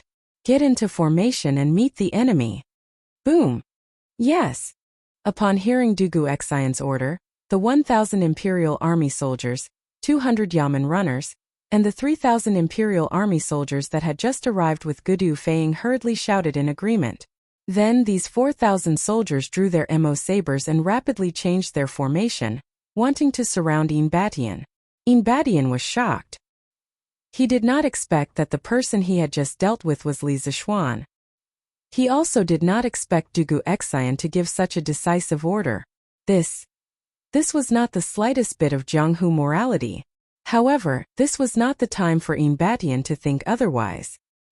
He hurriedly circulated his zhenqi and retreated with all his might. Before the Imperial Army could complete their encirclement, he had already retreated far away. Fortunately, he didn't use his full strength when he taught Li Zixuan a lesson. Otherwise, it would be even more difficult for him to retreat. It's a misunderstanding. General, this is all a misunderstanding. I just wanted to teach this person a lesson. I never thought that he would be the Crown Prince Zhan Shi. Please calm down, General. At this point, the chances of reconciliation were getting slimmer and slimmer. However, Batian still wanted to make one last attempt. However, Dugu Xian did not want to waste any more time with Batian.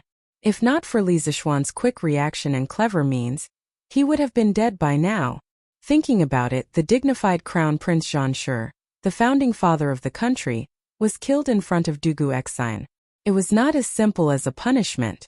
He would bring shame to the entire Dugu clan. Therefore, Dugu Xian was very angry at this moment. He said coldly, Humph. Batian, you still want to be stubborn at this point? First, your 7 cultivators sect Snake King dared to assassinate Li Zishuan outside Chang'an City. Now you dare to commit murder in front of me? The law of the country will not forgive you. I will not forgive you either. If you know what's good for you, take your flying Snake King and follow me back to the court to confess your crimes. Otherwise, I will bring people to destroy your sect. Hearing this, Yin Beishan's face turned ugly. There was no room for reconciliation now. He smiled coldly and said, "Ha ha ha ha! Destroy my sect? Ha ha ha! Little General Bai Mian, you sure talk big." His whole body soared into the sky. His clothes and hair fluttered even though there was no wind, making him look like a red-haired devil. Then, he circulated his qi and his voice resounded throughout the valley. "You want to destroy my 7 cultivators sect? This old man will make you pay with blood. This snake spirit mountain will be your burial ground. Come if you're not afraid of death." Ha ha ha ha. After saying that, Yin Beishan's figure changed in the air. In the blink of an eye, he disappeared from everyone's sight. So fast. Li Zishuan muttered to himself as he looked at the direction Yin Batian disappeared in. Li Zishuan was the only one who was able to see Yin Beishan's movements clearly, and that was only because he had just broken through to the Grandmaster realm. Otherwise, he would only be able to see a series of afterimages like the others. The terror of a peak Grandmaster stage expert could be seen from this. "Xiao Xian, you can't catch up with him either?" Dugu Feiying shrank his neck and walked forward to ask. He felt frustrated because when Yin Batian attacked just now, he didn't even have the courage to take out his Xuanya flying dagger, let alone stand up to help Li Zishuan. "Of course I can't. This person is different from the Flying Snake King. He's much stronger than the Flying Snake King. I won't be able to fight him in 3 years." Li Zishuan shook his head and said in a deep voice, 3 years. Dugu Feiying opened his mouth but didn't know what to say. Should he say that Li Zishuan was bragging? However, Li Zishuan's battle with the Snake King a few days ago had already given him a huge shock. Now that Li Zishuan was stronger, his opponents were stronger as well. But that didn't mean that Li Zishuan wouldn't be able to defeat Yin Batian in 3 years. Dugu Feiying didn't dare to say that out loud. He could only praise Li Zishuan's ambition in his heart. While they, the younger generation, were still fighting and competing with each other, Li Zishuan had already set his sights on the top experts of the older generation. The gap between people was indeed quite big. Haha, Feiying, don't think too much. I just don't like that old man and want to kill him as soon as possible. It's not because I have some ambition that I have to do this. I've always been a lazy person. Just when Dugu Feiying was expressing his endless admiration for Li Zishuan in his heart, he suddenly felt a punch on his shoulder. Then, he heard Li Zishuan laughing heartily. Dugu Feiying. You. Okay. Let's get down to business. Feiying, did you bring the Emperor's decree with you this time? Dugu Xian asked while Dugu Feiying was feeling extremely depressed. Chapter 496. Big Brother. His Majesty ordered me to lead 3,000 Imperial Guards to support you. We must force the 7 cultivators of true virtue to hand over the culprit. The Imperial Court cannot lose face. If they don't hand over the culprit, we will attack them from the front and take them down. When Dugu Feiying heard Dugu Xian's question, he calmed himself down before answering.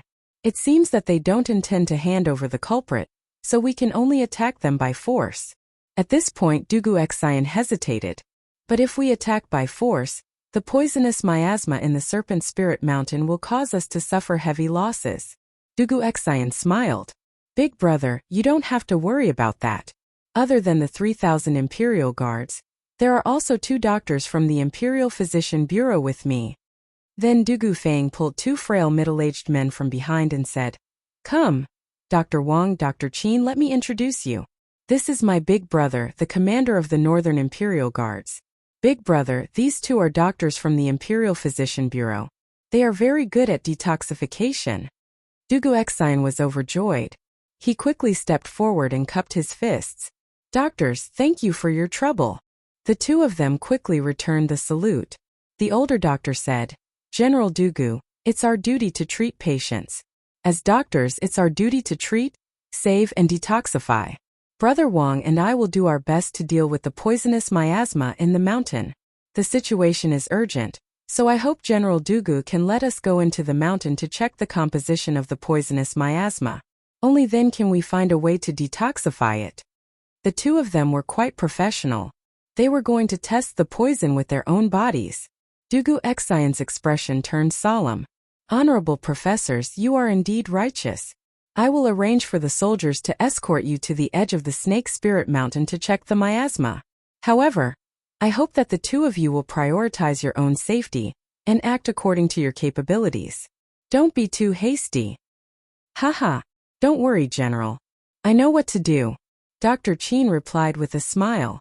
He then turned to Li Zixuan and asked, Does Li Zhanshi want to go with us? Previously, Divine Dr. Sun praised Li Zhanshi's medical skills to us many times in the Imperial Medical Department. Li Zixuan saw that Dr. Qin was smiling kindly and didn't seem like he was deliberately messing with him, so he politely replied, That's all Daoist Sun's praise. I'm only good at treating some special injuries, but the art of detoxification is vast and complicated. I'm not proficient in it, so I don't dare to show off in front of the two professors. Haha, Li Zhanshi is so humble. Since that's the case, the two of us will go first. Dr. Qin smiled and did not try to persuade him any further. He brought Dr. Wang with him and left. Take care of yourselves. Li Zixuan bowed and cupped his fists as he said. Dugu Xian hurriedly called for 4 bodyguards to escort the two of them. Under normal circumstances, the people of the 7 cultivators of true virtue wouldn't take the initiative to come out and throw away their lives. But these 2 doctors were very important, and Dugu Xian had no choice but to be cautious.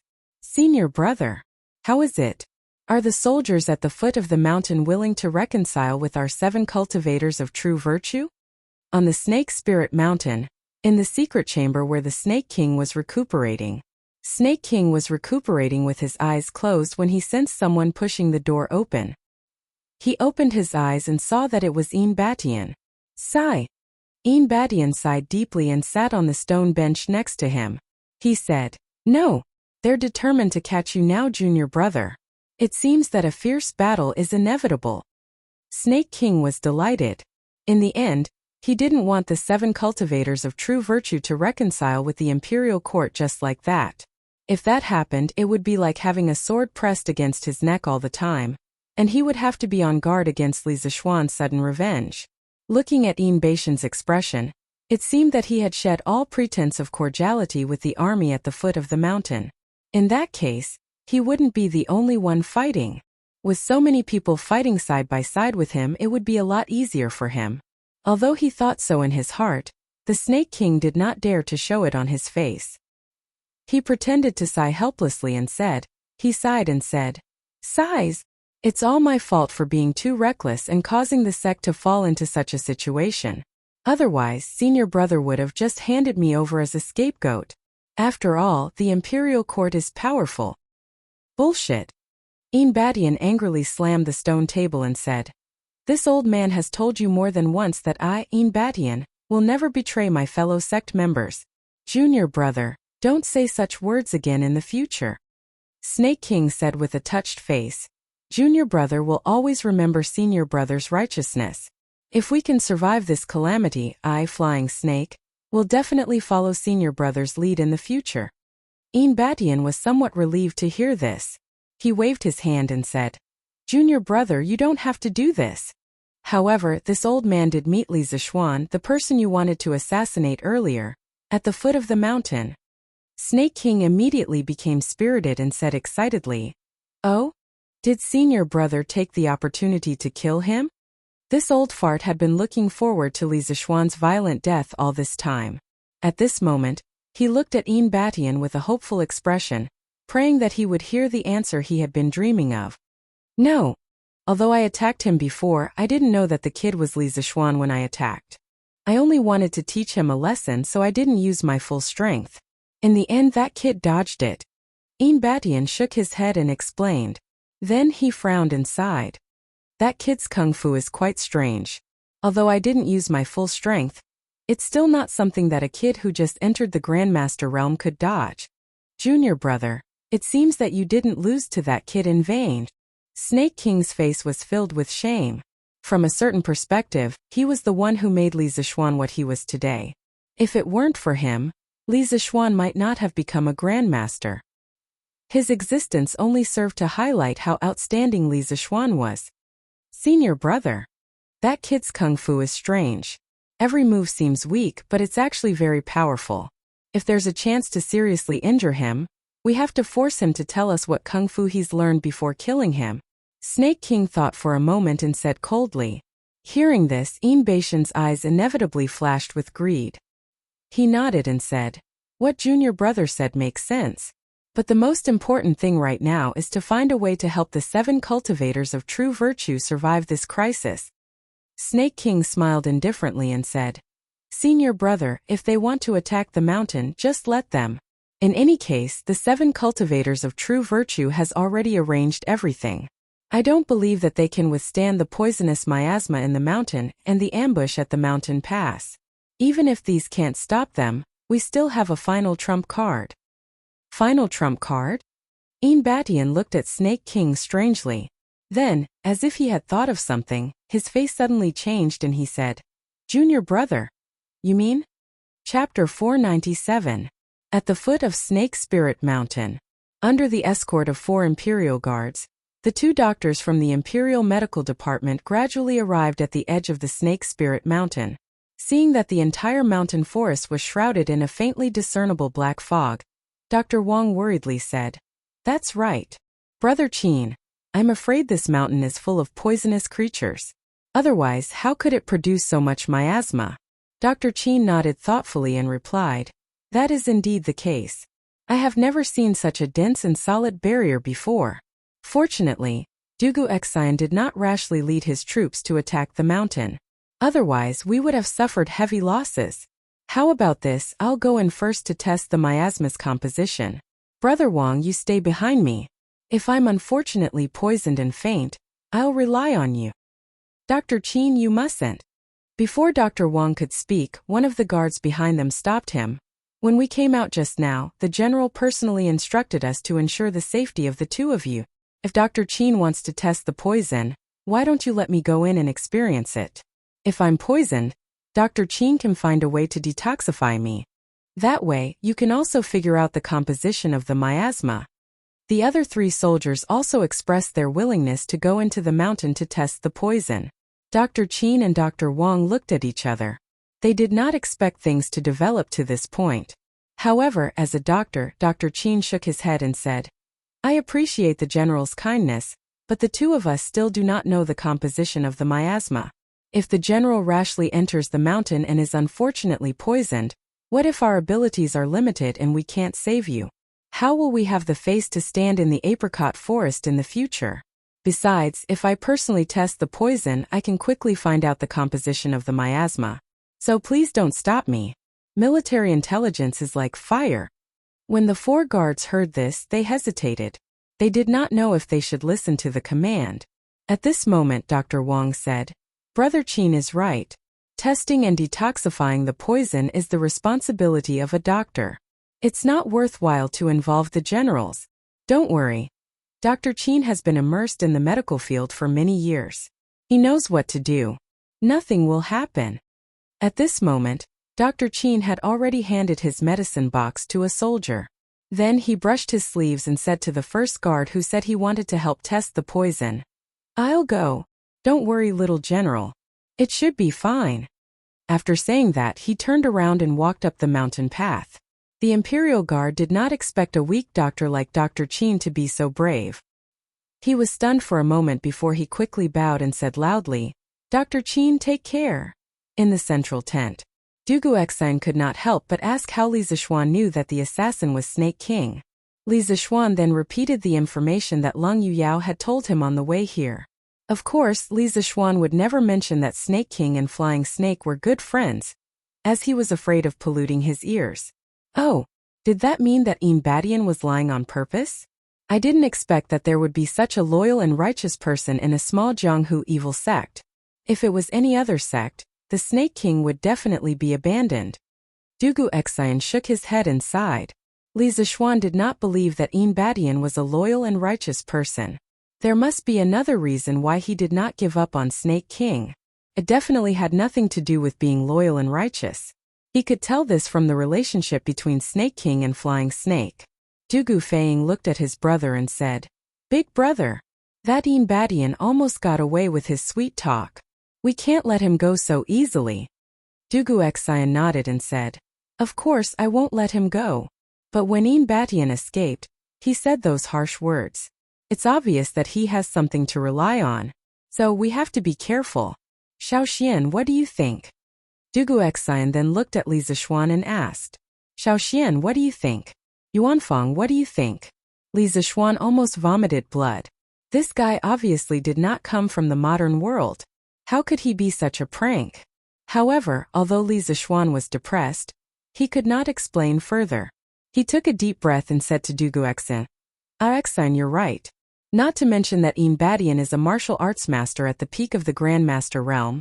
The geographical environment of the Snake Spirit Mountain itself is enough for us to be cautious. Now, let's see when the two doctors from the Imperial Medical Department can make the antidote.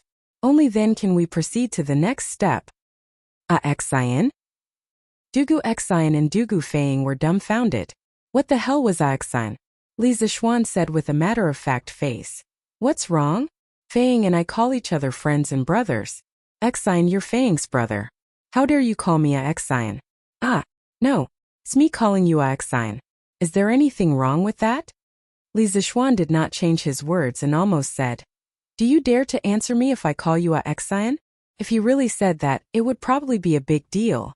Dugu Xian was speechless. He felt that Li Zishuan's words were very reasonable, but he felt that calling him Xian was very awkward. There's nothing wrong with that. Haha, you should call him that. Dugu Feng didn't mind watching the commotion and laughed loudly at the side. Reporting to the general, the two doctors from the Imperial Medical Department are back. Just as they were talking and laughing, a soldier came in from outside the tent.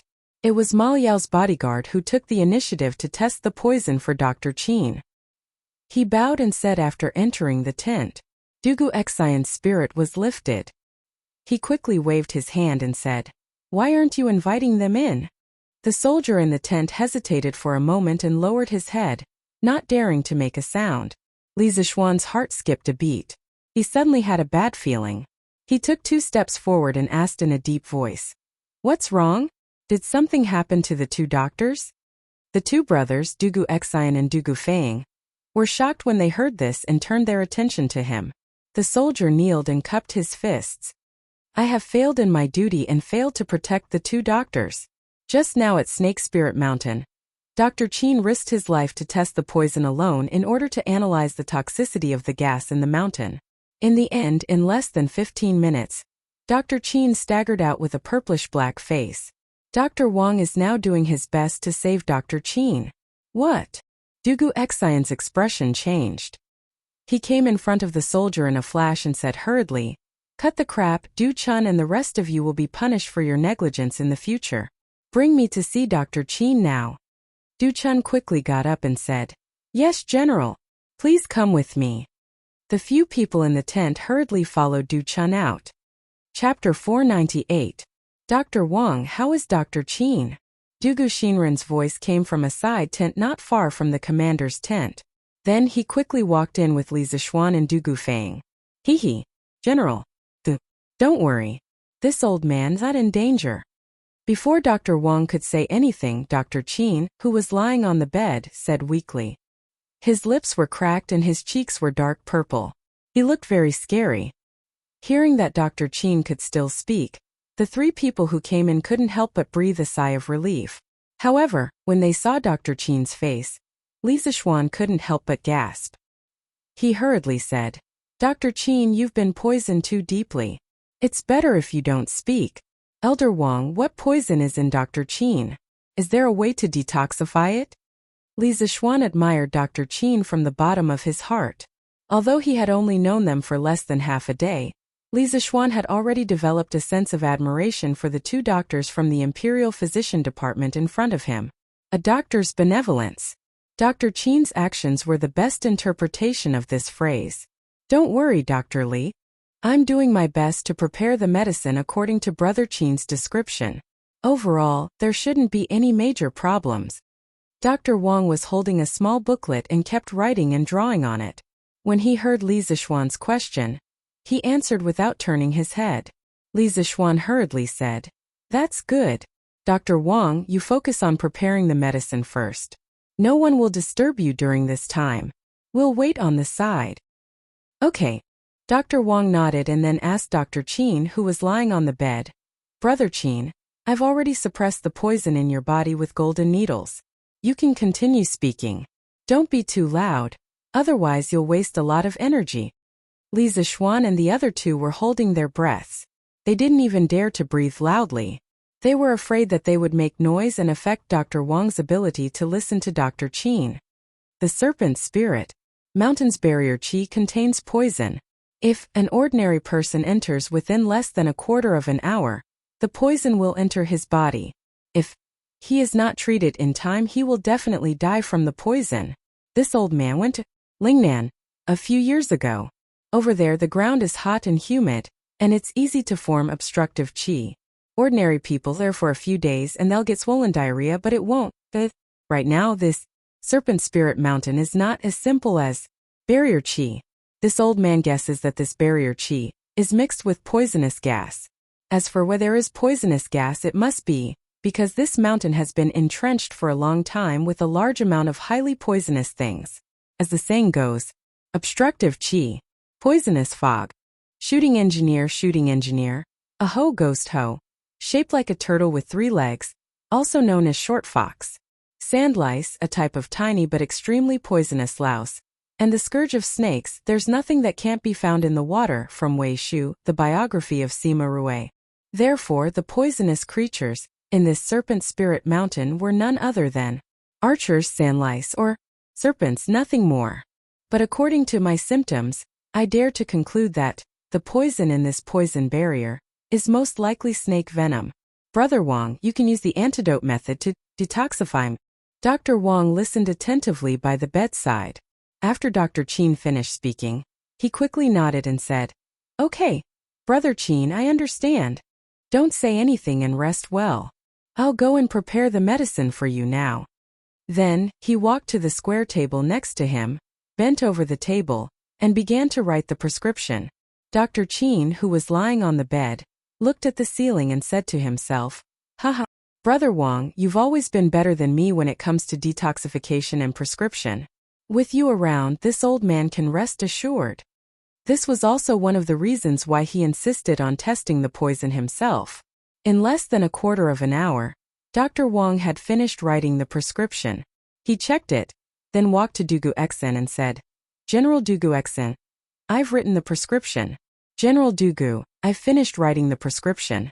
There are some herbs that we brought with us when we came, but there are a few rare herbs that we didn't bring with us, so please." Duguling Tian said, "No problem. Dr. Wang, give me the prescription quickly. I'll send someone back to Chang and on a fast horse to bring these herbs for you." Without waiting for Dr. Wang to finish, Dugu Xen quickly interrupted him. "Thank you for your trouble." Dr. Wang thanked him and passed the prescription to Dugu Xen. He also told him about the few herbs that he needed. Dugu Xen immediately turned around and was about to go out to find someone to get the herbs. Dugu Feiying stood out and said, "Brother, let me get the herbs. My horse runs fast." Dugu Xen thought for a while and nodded. "Okay, I'll let you go. But Feiying, not only do you have to go quickly, but also be careful." "I understand, brother." Dugu Feiying saluted Li Zishuan with his fists and turned around to leave the side tent. "Dr. Qin, take care of yourself. Dr. Wang, if you need any help, just send someone to call me." Dugu Xen said and was about to leave with Li Zishuan. But Dr. Qin, who was lying on the bed, spoke again. His voice was weak and weak. "The two of you, please wait." Li Zishuan and Dugu Xen were both martial artists. Their hearing was very strong, so they naturally heard Dr. Qin's call. "Dr. Qin, do you have any other orders?" Li Zishuan came to the bed and asked softly. "Order? I don't dare, this old man just wants to remind. General, Li Zhansher." On the surface, the serpent spirit mountain looked calm and serene. But in reality there were hidden dangers everywhere. Snake Spirit Mountain, Snake Spirit Mountain. I'm afraid the things in this mountain to be as the name of this mountain filled with extremely poisonous snakes everywhere. So, General, you must think of a perfect plan to reduce the casualties. Dr. Chen's voice was as soft as a mosquito's. Dugu Xi nodded seriously and said, "Don't worry, Dr. Chen. I Dugu Xi am not a reckless person. I will not let the soldiers lose their lives for no reason. You should take the time to recuperate." After a few more words, Dugu Xian and Li Zishuan walked out together. Li Zishuan's heart was heavy. After all, this battle on Snake Spirit Mountain was all because of his own personal grudge. But now, he realized that Dr. Chen had taken such a risk for his own personal grudge. Li Zishuan would be lying if he said that he did not feel guilty. Huff! I hope Dr. Wang can come up with the antidote as soon as possible. This way, not only can Dr. Chen be saved, but the rest of the soldiers will also have fewer casualties when they go up the mountain. Since he could not change anything, Li Zishuan could only pray twice in his heart. Chapter 499. Lord Zhu, Dr. Chen is getting better. General Dugu has already rushed over. Do you want to go and take a look? The next morning, Li Zishuan was woken up in his tent. When he opened his eyes, he saw the shadow of a soldier outside. Yesterday, in order to help the army attack the mountain, Dr. Chen did not hesitate to use his own body to test the poison. As the initiator of the family extermination mission, how could he abandon the army and go home alone to hug his wife? Therefore, he spent the night in his tent. Of course, his family had already sent a message back, so his father and mother would not be too worried. What? Dr. Chen is better? I know. Tell General Dugu that I will go immediately. When Li Zishuan heard the news, he immediately lost his sleepiness. He shouted at the soldier outside and immediately got up to put on his clothes. After a while, Li Zishuan washed up and went to the side tent where Dr. Chen was lying. From outside he could hear the voices inside. Most importantly, he heard Dr. Chen's voice full of energy. Clearly, just by listening to his voice, he could tell that Dr. Chen's poison was no longer a problem. Li Zishuan's expression relaxed slightly. He hurriedly lifted the curtain and walked in. Dr. Chen, is your poison cured? Li Zishuan came to the bed and looked at Dr. Chen, whose face was glowing red, and asked with a smile. Hee. Thank you, Li Zhanshe, for your concern. The snake poison in my body is completely cured. I think I will be able to get out of bed and walk in the afternoon. Dr. Chen was half lying on the bed, stroking his beard and smiling. Li Zishuan was completely relieved. He laughed and said, "Haha, that's great. Dr. Wang, since you can cure the poison in Dr. Chen's body, can you also create a drug that can avoid the poison in Snake Spirit Mountain?" This was not only what Li Zishuan was concerned about, but it was also the reason why Dr. Chen risked his life to test the poison. Of course. Li Zhanshe, I have already discussed the formula of the anti-poison drug with Brother Chen. We will do some verification in the morning, and it will be a success. At that time, we will be able to break the poison barrier of the Snake Spirit Mountain. The way of detoxification had always been Dr. Wang's pride. When he heard Li Zishuan's question, he cupped his hands and smiled confidently. All right. The two imperial physicians were so conscientious that they didn't even hesitate to put themselves in danger. Their medical ethics were so high that I admire them. After the army returns to the court, I will personally ask His Majesty to reward the two of you. Li Zishuan laughed and cupped his hands towards the two doctors from the Imperial Physician Department. Dr. Wang and Dr. Chen hurriedly waved their hands and said, Li Zhanshe, you're exaggerating. These are all our duties. We dare not take credit for it. Li Zishuan shook his head and said, It's not right for the two of you to say that. If it were someone else doing the same thing, it would be very difficult for them to be as conscientious as the two of you. Meritorious deeds should be rewarded and wrongdoings should be punished. His Majesty will not bury meritorious people for no reason. Therefore, this is the credit that the two of you deserve. There is no need for you to refuse. Dugu Xine also chimed in. Lord Zhu is right. If it weren't for the two of you, the Imperial Army of the Northern Yamen would have suffered heavy losses. If the two of you can create an antidote that can protect the Imperial Army from the poison barrier, I will personally reward the two of you when we return to the court. Dr. Wang and Dr. Qin looked at each other and cupped their hands together. Thank you, Li Zhanshi. Thank you, General Dugu. That afternoon, the two old imperial physicians had created the antidote to the snake venom of the Snake Spirit Mountain. Everyone in the team of more than 3,000 people was given a portion of the antidote. Under the supervision of the various generals, they took the antidote. With such a large amount of medicine being consumed, it was natural that a batch of medicinal herbs had to be transported from Chang'an. These were all personally arranged by Dugu Feng. In addition, he also brought back a large batch of realgar powder, according to Li Zishuan's instructions. Li Zishuan did not forget what Dr. Qin said yesterday when he was critically ill. Therefore, he made such an arrangement. Snakes were afraid of realgar. This was common knowledge that most people in the modern world knew. But why would snakes be afraid of realgar? Most people didn't know the reason behind it. Realgar was a type of mineral. Realgar powder was the powder form of realgar ore. The main ingredient was arsenic disulfide. Its color ranged from bright yellow to reddish, but yellow was more common. Therefore it was called realgar. Arsenic disulfide itself was not poisonous. However, after oxidation, it produced arsenic trioxide, arsenic, which was highly toxic. Therefore, realgar powder had to be used appropriately. It could not be used under high temperatures. After high temperatures, it would become highly toxic. Realgar is a type of stomach poison. Stomach poison is a poison that acts on the stomach and other digestive systems of pests to produce a lethal effect. Currently, almost all of the rodenticides used were stomach poisons, and snakes were very sensitive to it. However, after adding alcohol, realgar could drive snakes further away and was more effective. The reason was that alcohol could be used as a thinner to enhance the volatilization of realgar.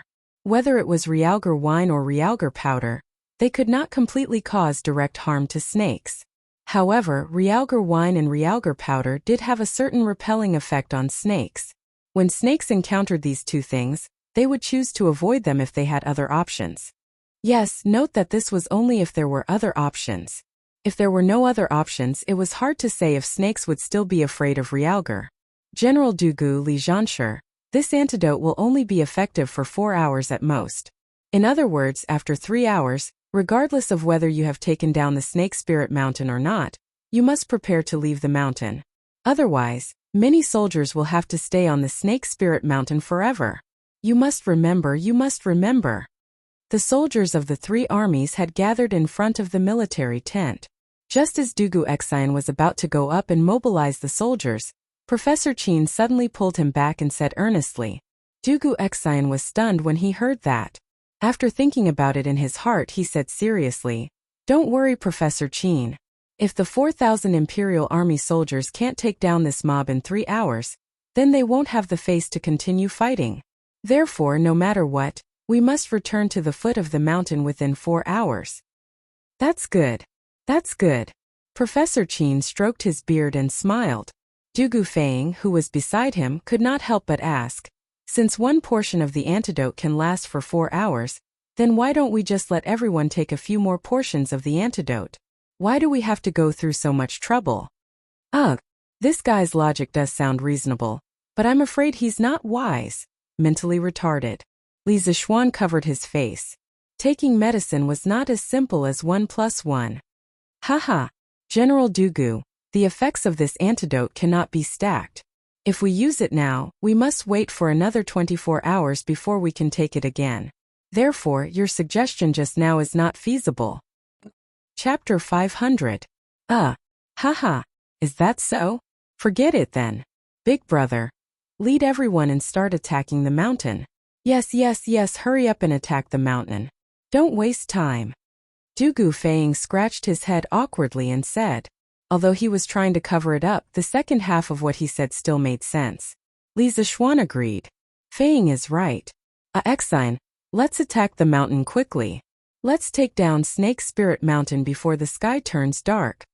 Dugu Exine's mouth twitched. Exine, my foot. However, when faced with such a shameless fellow, even if he wanted to object to this name, it was still ineffective. All right. I'll tell them a few things and start attacking the mountain. Finally, Dugu Xian nodded and walked out of the tent. He began to mobilize the 4,000 Imperial Guards in an unusually simple manner. All right. All in all, you are about to face a group of Jianghu ruffians who don't listen to His Majesty's orders. As the most elite Northern Yamen Imperial Army, if you are defeated, I want to see how you can stay in Chang'an City. So everyone, be on your guard and take note of any unexpected risks in the mountain. The brave will be rewarded, and the cowards will be punished. Don't let the pugilistic world people look down on the Northern Yamen Imperial Guards. Do you hear me? Li Zishuan, Dugu Feng, Academician Qin, and Academician Wang chatted for a while in the tent. After leaving the tent, he heard Dugu Xian talking to the soldiers. Roar! I hear you. I hear you. The Northern Yamen Imperial Guards will never retreat. The Northern Yamen Imperial Guards will never be a laughing stock. The Northern Yamen Imperial Guards will never retreat. The Northern Yamen Imperial Guards will never be a laughing stock. The Northern Yamen Imperial Guards will never retreat. The Northern Yamen Imperial Guards will never be a laughing stock. Ooh! The response to Dugu Xian was a heart-wrenching roar from the 4,000 soldiers of the Imperial Army. Li Zishuan felt the entire forest tremble. Compared to the army of more than 10,000 people he had brought with him, this army of only 4,000 was clearly more imposing. Just from this aura, one could see that this was a powerful army. Of course, Dugu Xian's ability to motivate the Imperial Army with just a few words was truly commendable. Clang! Dugu Xian unsheathed the sword at his waist and pointed it at the sky. Let's move out. Attack the mountain. Yes. All the soldiers roared in agreement. The group of more than 4,000 people began to move in an orderly manner toward the mountain pass of the Snake Spirit Mountain not far away. Li Zishuan patted Dabai's head and told it to wait at the foot of the mountain. Then he picked up the wind-chasing sword and chased after Dugu Xian. He had to participate in this attack, but he wouldn't bring Dabai along. The poison in the Snake Spirit Mountain was a fatal threat to Dabai. After all, the antidote developed by the two doctors from the Imperial Physician Department was only effective on humans. No one knew if it would be effective on horses. Li Zishuan also didn't want to use Dabai as a test subject. In any case, the mountain passes in the Snake Spirit Mountain were rugged, and there were very few places where horses could be used. Moreover, his instincts told him that this attack on the Snake Spirit Mountain would definitely not be a smooth one. On the contrary, it was very likely that there would be great danger. Li Zishuan couldn't explain why he felt that way. If he had to give a reason, it could only be a man's intuition. Oh! Dabai wanted to chase after its master, who had always been very close to it, when it saw that its master was about to leave. However, it was pulled back by the reins tied to the tree. It anxiously and sadly let out two strange and sorrowful cries in Li Zishuan's direction. Dabai understood human nature. It could feel the heaviness in Li Zishuan's heart, so it was very anxious. Li Zishuan felt a little uncomfortable when he heard that. However, he didn't have any confidence in protecting anyone's life in this mysterious Snake Spirit Mountain, let alone a horse. After all, the cultivation of the sect leader of the Seven Cultivators sect was terrifying. It was comparable to some of the martial uncles in the Celestial Master sect in his memories. Ooh! The Northern Imperial Army will never retreat. The Northern Imperial Army will never be a laughing stock. On the Snake Spirit Mountain, at this moment, the deafening roars of the Imperial Army could be faintly heard from the foot of the mountain. Batian and the Snake King were both people with profound inner strength. Even though they were in the stone room, they could still hear the faint roars. They are starting to attack the mountain. This army is actually the Northern Imperial Army. Our Seven Cultivators sect's opponent this time is really terrifying. Batian's expression suddenly changed. He clasped his hands behind his back and muttered to himself, "Senior Marshal Brother. So what if it's the Northern Imperial Army? As the saying goes, capture the ringleader to capture the bandits. You are a peak Grandmaster expert. When they are exhausted by the poisonous miasma, ambush, and harassment in the mountain, won't it be fine if you capture Li Zishuan and the Northern Imperial Army's commander?" The Snake King rolled his eyes and smiled sinisterly. Batian didn't buy it. He shook his head and said, "Things aren't as simple as you think. The Northern Imperial Army is the elite of the elite in the Chong and Imperial Army. Li Shimon's most reliable cavalry was selected from the Northern Imperial Army. It is said that the Northern Imperial Army is not only good at chaotic battles between hundreds of thousands of troops, but also good at coordination. With 500 Northern Imperial Army soldiers, they are not afraid of any Jianghu experts. That includes grandmasters. Once they attack the mountain, Li Zishuan and the commander of the Northern Yamen Imperial Army will definitely be heavily protected. If I try to capture them and get caught in the formation of the Northern Yamen Imperial Army, I'm afraid I won't be able to get out. Snake King was not as cultured as Batian. He was slightly taken aback as he was slightly intimidated by the might of the Northern Yamen's Imperial Army. After a while he said, "But Senior Marshal Brother, don't forget that our Snake Spirit Mountain has a poisonous miasma. No matter how strong the Northern Imperial Army is, they will have to lie down after a quarter of an hour, right? At that time, won't we be able to torture Li Zishuan and the Imperial Army's commander however we want to torture them?" Batian wasn't as optimistic as the Snake King. In fact, he hadn't been calm for the past 2 days. At this moment he could only shake his head and say, "Junior Marshal Brother, you should recuperate first. I'll go check on the defense of the sect's disciples." "Ooh, the Imperial Court's people are attacking. Smash them! Smash them!" At the first checkpoint of the mountain path, the disciples of the 7 Cultivators sect who had been lying in ambush discovered the Imperial Army's invasion. Therefore, they took advantage of the fact that the Imperial Army was only 10 feet away to launch an attack. One after another, huge boulders rolled down from above. The soldiers in the front row who couldn't dodge in time were immediately smashed to the ground. Even the Imperial Army behind them fell backward one after another just like the dominoes. Bam! Bam! Bam! At the critical moment, Li Zishuan flew to the front of the group and kicked the rapidly falling boulders to the side. Facing the rolling boulders, Li Zishuan started his fancy football performance.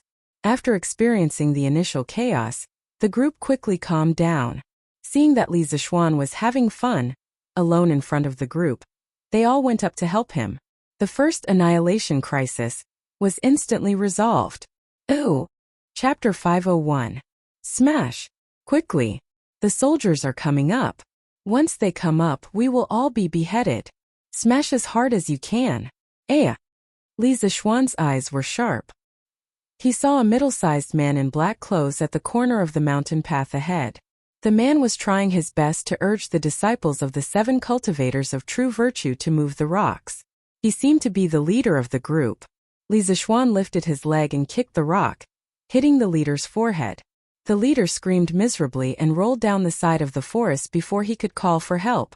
The mountain path of Snake Spirit Mountain was extremely narrow. If an ambush was arranged in advance at every turn, it would indeed be possible for one man to hold the pass against 10,000 men. This was because although there were many troops attacking the mountain, only one person was allowed to pass at a time. In a team of more than 4,000 people, only one person could fight at a time. It had to be said that Snake King's initial plan was really good. If other troops had encountered such a perfect ambush, they would have suffered heavy losses. However, Li Zishuan's tyrannical strength and explosive power directly destroyed Snake King's plan. Among the more than 4,000 people present, Li Zishuan was the only one who could kick a boulder that weighed several hundred kilograms like a football. This was the effect of an expert in a chaotic battle that could decide the outcome with a single strike. Second Senior Brother is dead. Quickly run. Run. Run. At the first corner, the dozen or so disciples of the 7 Cultivators of True Virtue saw that their leader had been beaten down the mountain and began to scatter. In fact, when they saw the powerful army just now, they were already scared. Had it not been for someone watching over them, they would have run away long ago. Now that their leader was dead, how could they not run? After all, since ancient times, the common people didn't fight with the officials. People like Snake King and Batian who were ruthless enough to go against the Imperial Court were few and far between. Run! Run! These soldiers aren't afraid of the poison at all. The 7 Cultivators of True Virtue is done for. Let's run. There was a large army blocking the path below, so they definitely wouldn't be able to cross it. Therefore, they could only go to the 7 Cultivators of True Virtue on the mountain path. These people didn't want to go back, so they had no choice but to run toward the forest and cliffs on both sides of the mountain path. Fortunately, this position was not very high from the foot of the mountain. Even if he accidentally fell down, as long as he protected his vital parts, he would not lose his life. Li Zishuan gestured to the Imperial Guards not to pursue these deserters. He was only interested in Snake King and Yin Batian.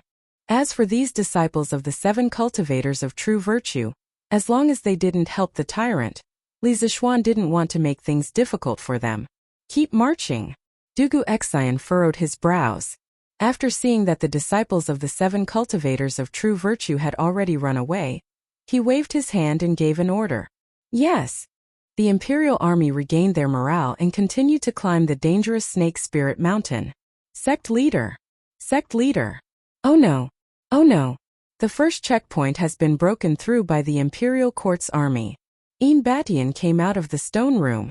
Just as he was about to go down the mountain to check on the current situation, he saw a disciple running over while panting. What? How could they be so fast? Weren't there dozens of boulders there? Yin Batian's expression changed greatly. He opened his eyes wide and said in disbelief, "It's true, Sect Leader." Second senior brother was killed on the spot, and the rest of the disciples fled in all directions. The Imperial Court's army is now marching toward the second checkpoint. The messenger disciple said with a sad face. Humph.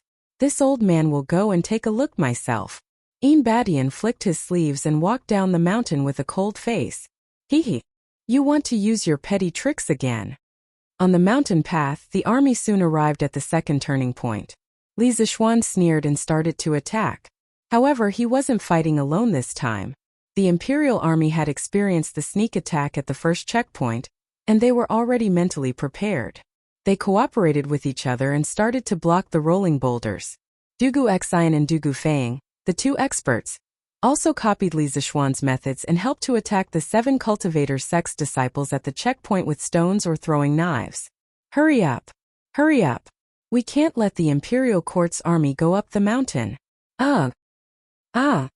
Save me! Feng Gongming! Give me a hand! Hurry up and run! We can't hold on any longer!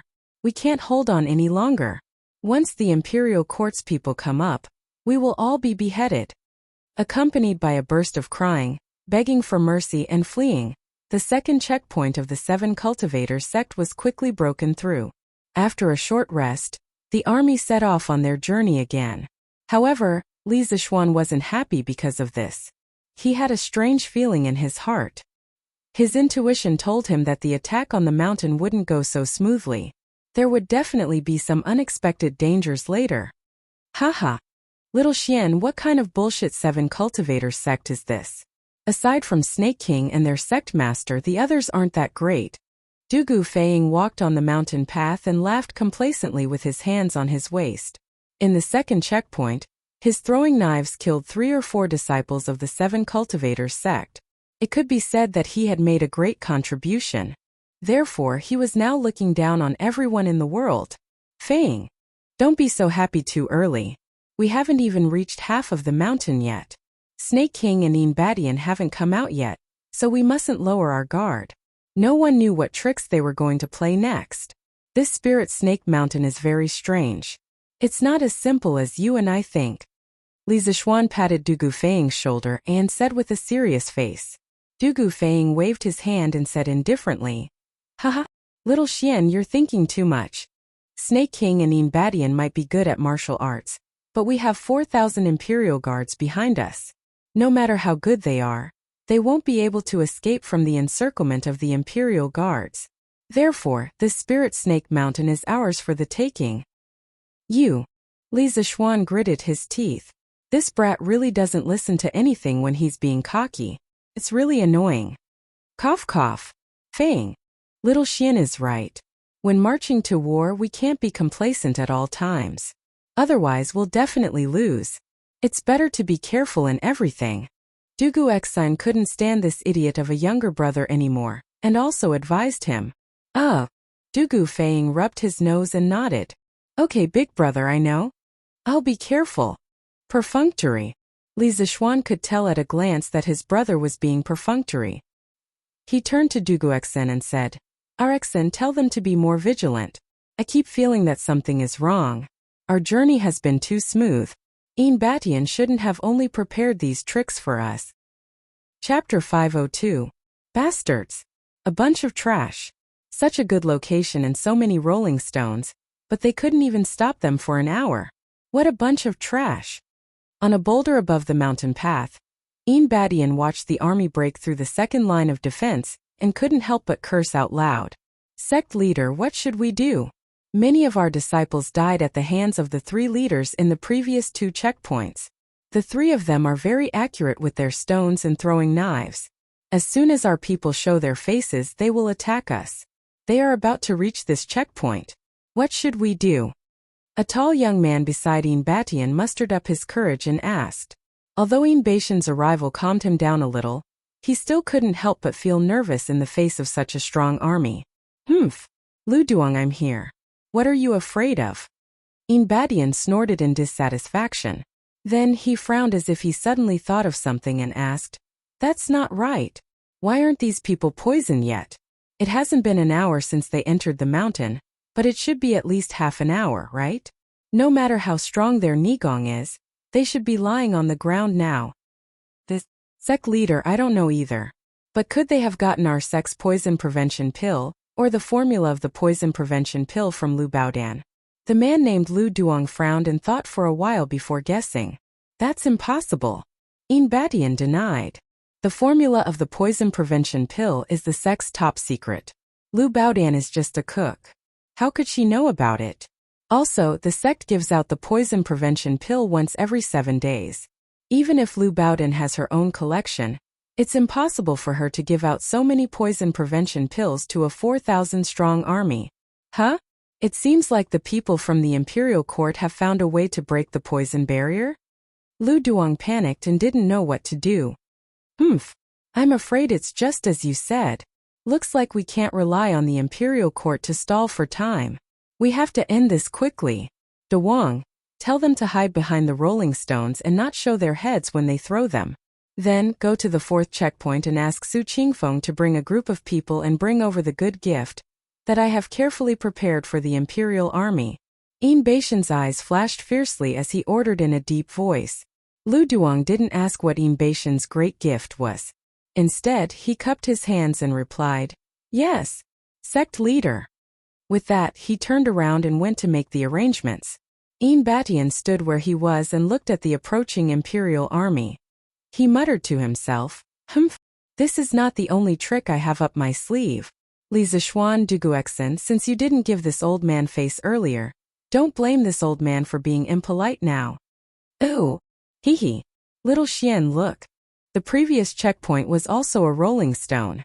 Didn't I say that old man Batian had run out of tricks? No matter how you play, you only know this one move. Haha, good timing. My mystic leaf-flying dagger can't wait any longer. On the mountain path, Dugu Feng couldn't help but tug at Li Zishuan's arm and laugh when he saw the huge stones in front of them. Li Zishuan saw the huge stones before Dugu Feng did. He couldn't help but frown. But I still feel that something is wrong.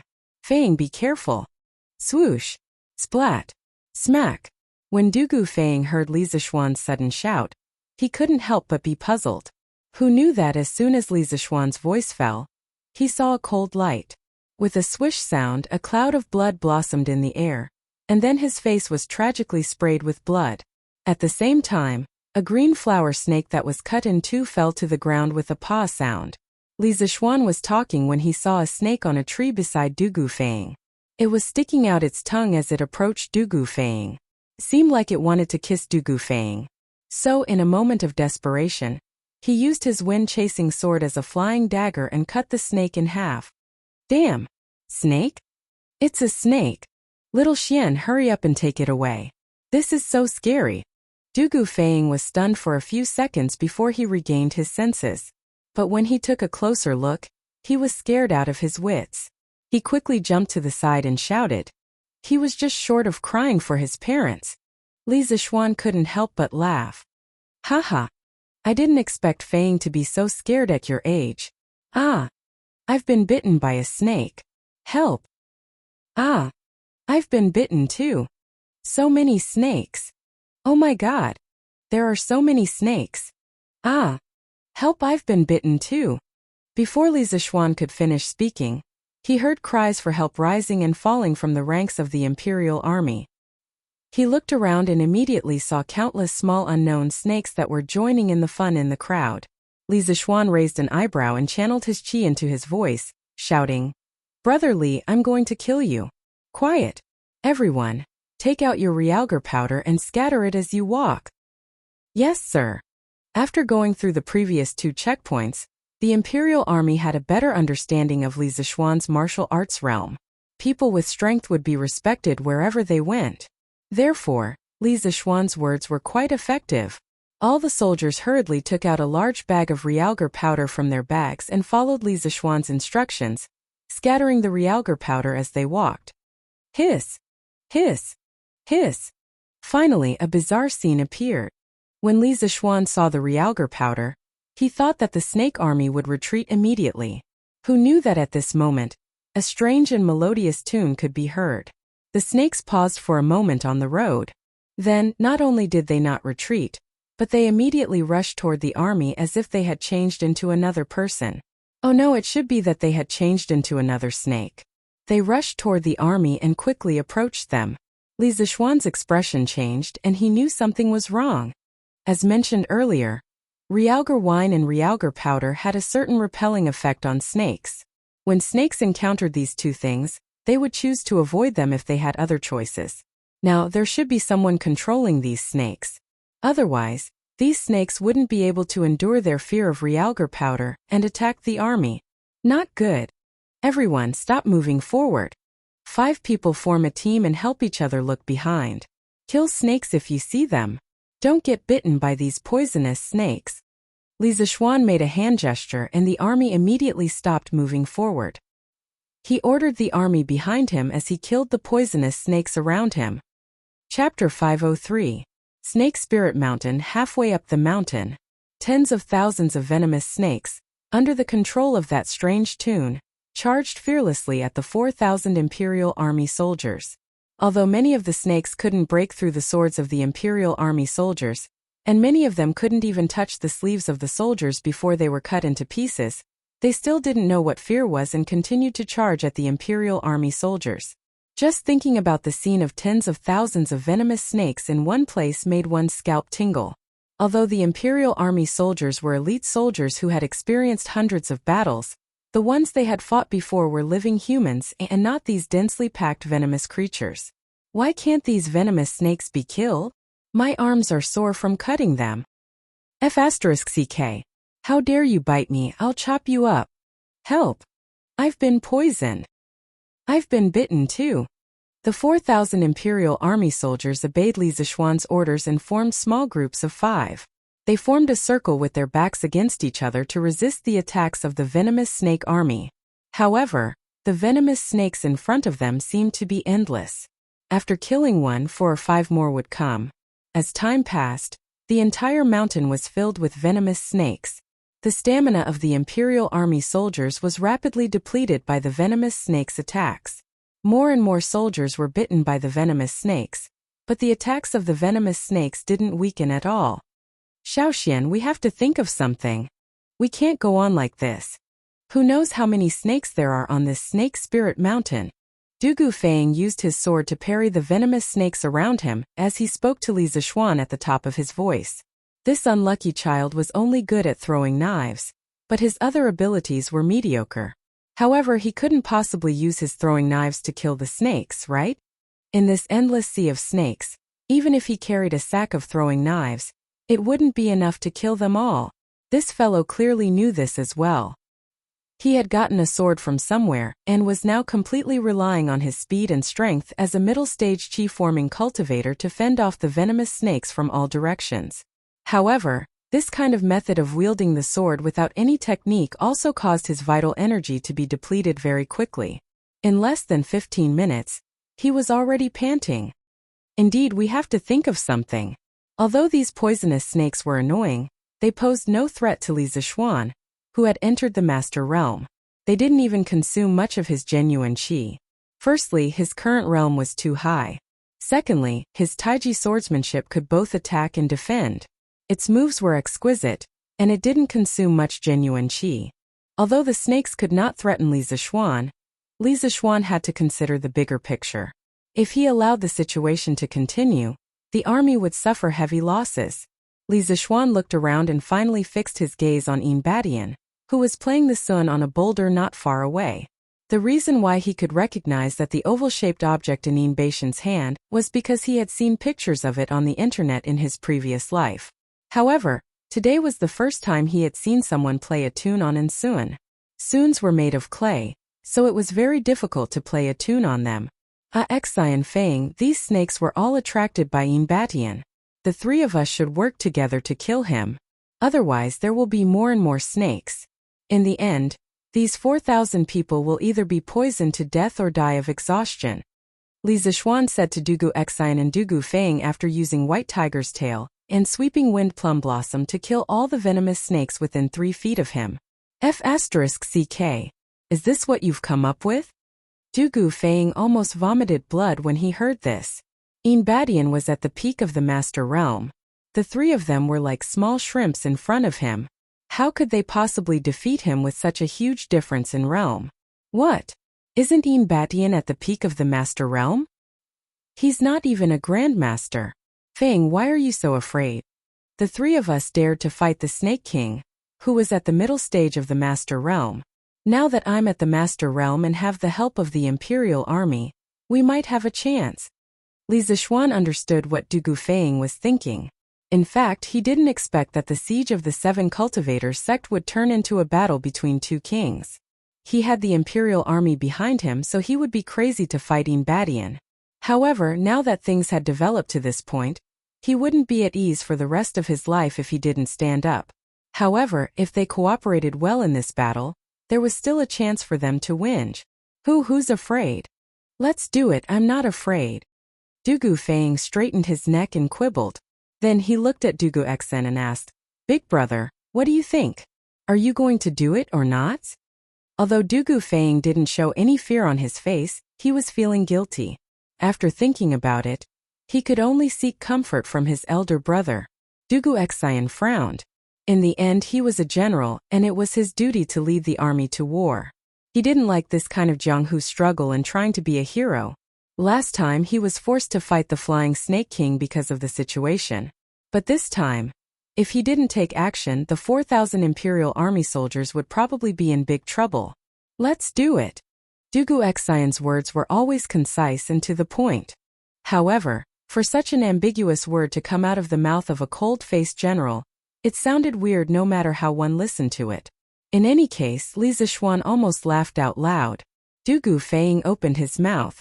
Since his brother also supported Li Zishuan's king versus king plan, what else could he say? He could only follow along. Haha. Good. Today we'll fight side by side again. So what if he's at the peak of the master realm? Beat his mother. What's there to be afraid of? When Li Zishuan saw Dugu Xian and Dugu Fang come over and stand by his side, he could not help but recall the scene of the three of them beating up the flying serpent. He immediately became filled with pride and could not help but laugh at the sky. Bah! You're right. Isn't it just peak grandmaster? What's there to be afraid of? Don't be afraid, just do it. Dugu Fang was at the prime of his youth. After being provoked, he was also a little hot-blooded. He spat at Yin Badian's direction and said arrogantly, Cut the crap if you want to fight, then fight. Dugu Xian raised his sword and said unhappily, Okay, let's fight our way out first. Li Zishuan wiped his nose, raised his chasing wind sword, and charged in Yin Badian's direction. Yin Badian was old and shrewd. He knew that he should not be distracted when he was controlling the snakes, so he was now more than a mile away from the battlefield. As for how his snort could be heard from such a distance, there was no doubt at all. As a martial arts master at the peak of the Grand Master realm, he had the ability to let the entire Snake Spirit Mountain hear his voice. Swords were drawn, and the battle of king versus king was about to start. Chapter 504. Kiki. Juniors. You have the guts to challenge this old man. You are courageous, but you will pay with your lives. on top of a boulder on the mountain path. Yin Batian looked at Li Zixuan, Du Gufeng, and Du Guexan, who were charging towards him from the Sea of Snakes. If Li Zixuan and the others had stayed with the Imperial Army, Yin Batian wouldn't have been able to do anything to them. After all, no Jianghu expert would dare to go against the Imperial Army. But now that Li Zixuan, Du Gufeng, and the others had left the army and were going to have a king versus king battle with him, Yin Batian was very happy. In the end, the reason why he brought these snakes to the battle was because the 7 cultivators sect had too few disciples. There were less than 100 of them, and they wouldn't be able to defeat them in a head-on battle. Moreover, it would be too dangerous to capture their leader. After all, the elite Imperial Army wasn't afraid of any Jianghu expert. Now that Li Zixuan and the others had delivered themselves to his doorstep, it was exactly what Yin Batian wanted. Although fighting with Li Zixuan and the others would affect his control over the snakes, there were already so many snakes on the mountain path that they could at least buy some time. As long as he could defeat Li Zixuan and Du Gufeng before the Imperial Army got rid of the snakes, the crisis of the 7 cultivators sect would be resolved in an instant. The victor is yet to be decided. Yin Batian, this Duke will ask you one last time. Are you really not willing to hand over the Snake King? Li Zixuan, Du Gufeng, and Du Guexan jumped onto the platform opposite of Yin Batian and said coldly. He wasn't talking nonsense before the battle. He was also trying to buy time for the Imperial Army to get rid of the snakes. His 5 senses were sharp, and he had already noticed that the snakes on the mountain paused for a moment when Yin Batian was talking to them. This meant that Yin Batian's control over the snakes had a time limit. As long as he could buy some time, the snakes would definitely be able to break free from Yin Batian's control. Duke Li, you're doomed to waste your efforts. 15 minutes is more than enough to get rid of the 3 of you. Yin Batian smiled indifferently. Although he was well aware of Li Zixuan's intention of stalling for time, he didn't care at all. He slowly put away the Suan, drew out the long sword at his waist, and pointed it at Li Zixuan and the other 2. Haha, I remember that the Snake King said something similar a month ago, but I'm sorry to disappoint you. I'm still alive and well, but the Snake King has become an earthworm that doesn't even dare to step out of his house. Li Zixuan retorted without fear. Ha ha ha, that's right. What bullshit Snake King? His name is quite impressive, and he is also a master at the Grand Master middle stage. When he saw me, a junior at the Qi middle stage, didn't he run away? Ha ha ha. It was unknown whether it was intentional or not, but Du Gufeng, who was watching from the side, didn't mind the commotion and added fuel to the fire. This guy was laughing with his hands on his waist. Coupled with what he said just now, if the Snake King were here, he would definitely be pissed to death. Yin Batian was very close to the Snake King, and he was also very angry. A trace of anger finally appeared on his indifferent face. He waved his sword and snorted coldly. Junior, you're courting death. As soon as he finished speaking, Yin Batian disappeared with his sword. Li Zixuan's pupils shrank and he shouted, Feng, get out of the way. Boom. As soon as Yin Batian finished speaking, Du Gufeng realized that he was in great danger. He felt as if he was being stared at by a ferocious beast, and his entire body was filled with an extremely cold, murderous intent. He couldn't even move if he wanted to. Li Zixuan's shout seemed to have some kind of magical power that warmed up his cold inner breath slightly. Only then did he have the ability to move.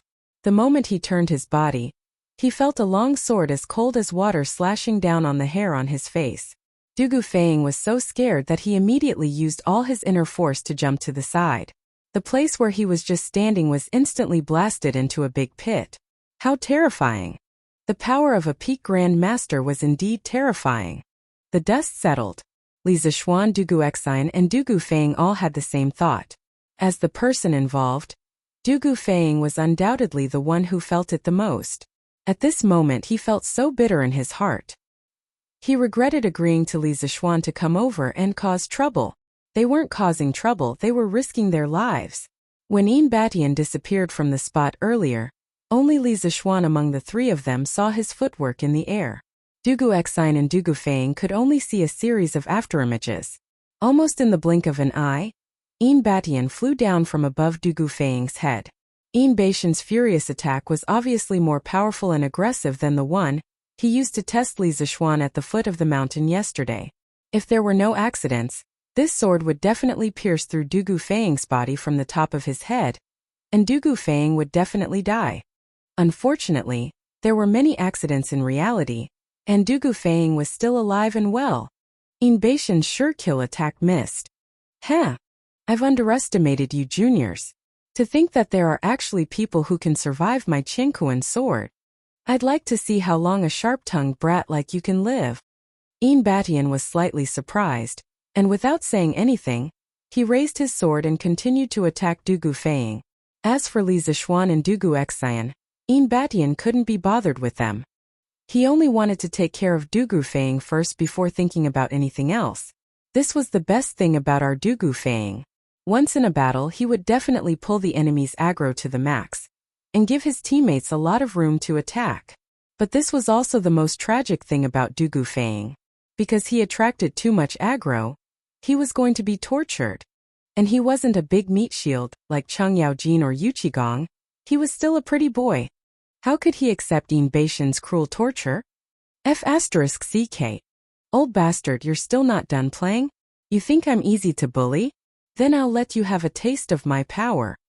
When Du Gufang saw that Yin Batian was still going to attack, he couldn't help but scream. He jumped far away, and then took out dozens of flying knives from his pants and threw them all at Yin Batian as if they were free. Dozens of flying knives flew towards Yin Batian. Li Zixuan, who was about to help Du Gufang block the attack, couldn't help but have his eyes lit up. Du Gufang's flying knives had improved a lot compared to when he was fighting Flying Snake. Not to mention other things, even if Flying Snake could block this rain of flying knives, it wouldn't be easy for him. This was enough to explain the problem. Although their opponents were more than one level stronger than Flying Snake, the three of them had also improved, and they might not lose this battle. Ooh! Chapter 505. Bam! Bam! Bam! Bam! With the sound of swords clashing against each other, Yin Batian managed to nullify Du Gufang's extraordinary move with just a few slashes. Even so, the three of them didn't look disappointed. They knew that even if Du Gufang had improved a lot, he wouldn't be able to injure Yin Batian with his flying daggers. They were already satisfied that they were able to hold Yin Batian back for a few seconds with their flying daggers. In a fight between experts, life and death was decided in a second. Even though it wasn't as exaggerated as they said, the time that Du Gufang had bought was enough for Li Zixuan and Du Guxian to do a lot of things. 9 Taishan swords. First style, ride the wind. Riding the wind to the 9 heavens. At this crucial moment to save Du Gufang, Li Zixuan did not plan to use the Taiji sword technique. He wanted to use his best, fiercest and fastest sword move without holding back. Only then could he save Du Gufang. Otherwise, this pretty boy wouldn't be able to survive for more than 2 seconds under Yin Beishan's attack. Lone Wind swordplay. Almost at the same time, Du Guxian chanted and dashed towards Yin Batian with his sword. The sword moved, and the shadow of the sword followed. Du Guxian leaped into the air and spun in the air. A blinding sword aura shot up like a dazzling silver dragon. Li Zixuan could feel the sharpness around Du Guxian even from afar. He couldn't help but be shocked. Compared to Du Gufang, Du Guxian had improved a lot after that battle. His battle prowess had also increased a lot. This sword strike already had the aura of a grandmaster expert. Being targeted by 2 sharp sword intents at the same time, Yin Beishan's heart skipped a beat. He had no choice but to give up on his plan to kill Du Gufang. He could only use his sword to block the attack. His long red hair fluttered in the air, and his eyes were cold. His sword was like a rainbow, and his footwork changed. First, he used a simple lift of his sword to deflect Li Zixuan's ride the wind. Then he appeared in front of Du Guxian. He waved his sword lightly, and Du Guxian was sent flying by a huge force. Blood flowed out of his mouth. He was relaxed and indifferent to the extreme. Yin Batian had crushed Li Zixuan and Du Guxian with his superior cultivation level and unparalleled movement technique. Before Li Zixuan and Du Guxian's swords converged, he attacked them separately. First, he pushed back Li Zixuan and then injured Du Guxian. Furthermore, he looked relaxed as if it was as easy as blowing away dust. It was obvious that there was a huge gap between their strength. Swish, swish, swish. How could Du Gufeng be missing at this time? Although he regretted falling for Li Zixuan's trick, he couldn't abandon his brother and leave alone. The only choice left for him was to fight to the death. While Badian was busy fighting Li Zixuan and Du Guxian, he channeled his qi into his palm and infused it into the flying daggers that had accompanied him day and night. He could even feel the resonance of blood being thicker than water, as if the flying daggers were a part of his body. Then he stared intently at Baishan's body. When Badian retreated, Du Gufeng made his move decisively. 3 Xian Li flying daggers flew towards Baishan's path in a triangular formation, emitting a blazing light. Du Gufeng felt that these 3 flying daggers were the most exciting, most accurate, and most powerful flying daggers he had ever used in his life. Of course, these 3 flying daggers were also the most powerful enemies he had ever faced in his life. This was the sound of a flying dagger piercing into flesh. Badian was a martial arts expert at the peak of the Grandmaster realm. His 5 senses were extremely sharp. Of course, he could feel the hot knife qi behind him. However, his entire body was already in a position to retreat. Even if he forcefully changed his direction midway, he would not be able to completely dodge Du Gufeng's 3 carefully calculated flying knives. One of the Mystic Leaf flying daggers sliced open a wound on Baishan's left arm like tofu. If it weren't for his strong inner qi and quick reflexes that allowed him to focus his true qi on the wound at the critical moment, this flying dagger would have sunk into his arm. The battlefield fell into an eerie silence. No one would have thought that the weakest of the 3, Du Gufeng, would be able to injure Badian, a peak grandmaster. Du Gufeng's 3 flying daggers were perfectly executed because Li Zixuan and Du Guxian had created a very good opportunity for him to attack. However, to be able to grasp the opportunity so well was enough to prove that Du Gufeng's current ability was much, much better than before. This brat has suddenly exploded with power. He's now famous for injuring a peak grandmaster when he's at the qi cultivating stage. Li Zixuan smiled as he looked at Du Gufeng, who was still in a daze. Ah, you little bastard. I'm going to cut you into pieces. Badian pulled out the flying dagger from his arm and threw it on the ground. Then he screamed at Du Gufeng furiously. Humiliation. He was a master at the peak of the Grandmaster realm, but he was injured by a junior at the middle stage of qi transformation. If he didn't kill Du Gufeng today, he would become the laughingstock of the entire Jianghu. F***ck. Don't you call me that, you old bastard. If other people hear you, they'll think that I'm related to you. I'm your grandpa. If you call me that again, I'll stab you again. Du Gufeng had been calling Badian an old bastard. Now that Badian called him a little bastard, he couldn't take it anymore. An old bastard and a little bastard. If other people didn't know their relationship, they would think that they were father and son. That was why Du Gufeng cursed in exasperation. Li Zixuan, who was preparing the second sword technique of the 9 Taishan swords, couldn't help but laugh when he heard that. He didn't expect Du Gufeng, this unlucky kid, to be such a prankster. He didn't forget to be funny even in a life-and-death situation. Because of that, more than half of the sword technique that he was preparing dissipated. Wah wah wah. You little bastard, you're too much. Badian had been high and mighty for decades. When had he ever been humiliated like this? It was already a miracle that he didn't vomit blood on the spot. Even so, he still felt a ball of fire rising up his head. He picked up his sword and flew toward where Du Gufeng was standing without a care. F***ck. Unfilial grandson. How dare you kill your grandpa? I'm going to kill you. Ah, don't. Grandpa, you're my grandpa. I'm sorry. F***ck, big brother Xiao Xian. I'm going to die if you don't come and save me. How could Du Gufeng bear the anger of a master at the peak of the supreme power realm? In less than 2 seconds, there were 4 or 5 sword wounds on his body. He hurriedly asked Li Zixuan and Du Guxian for help.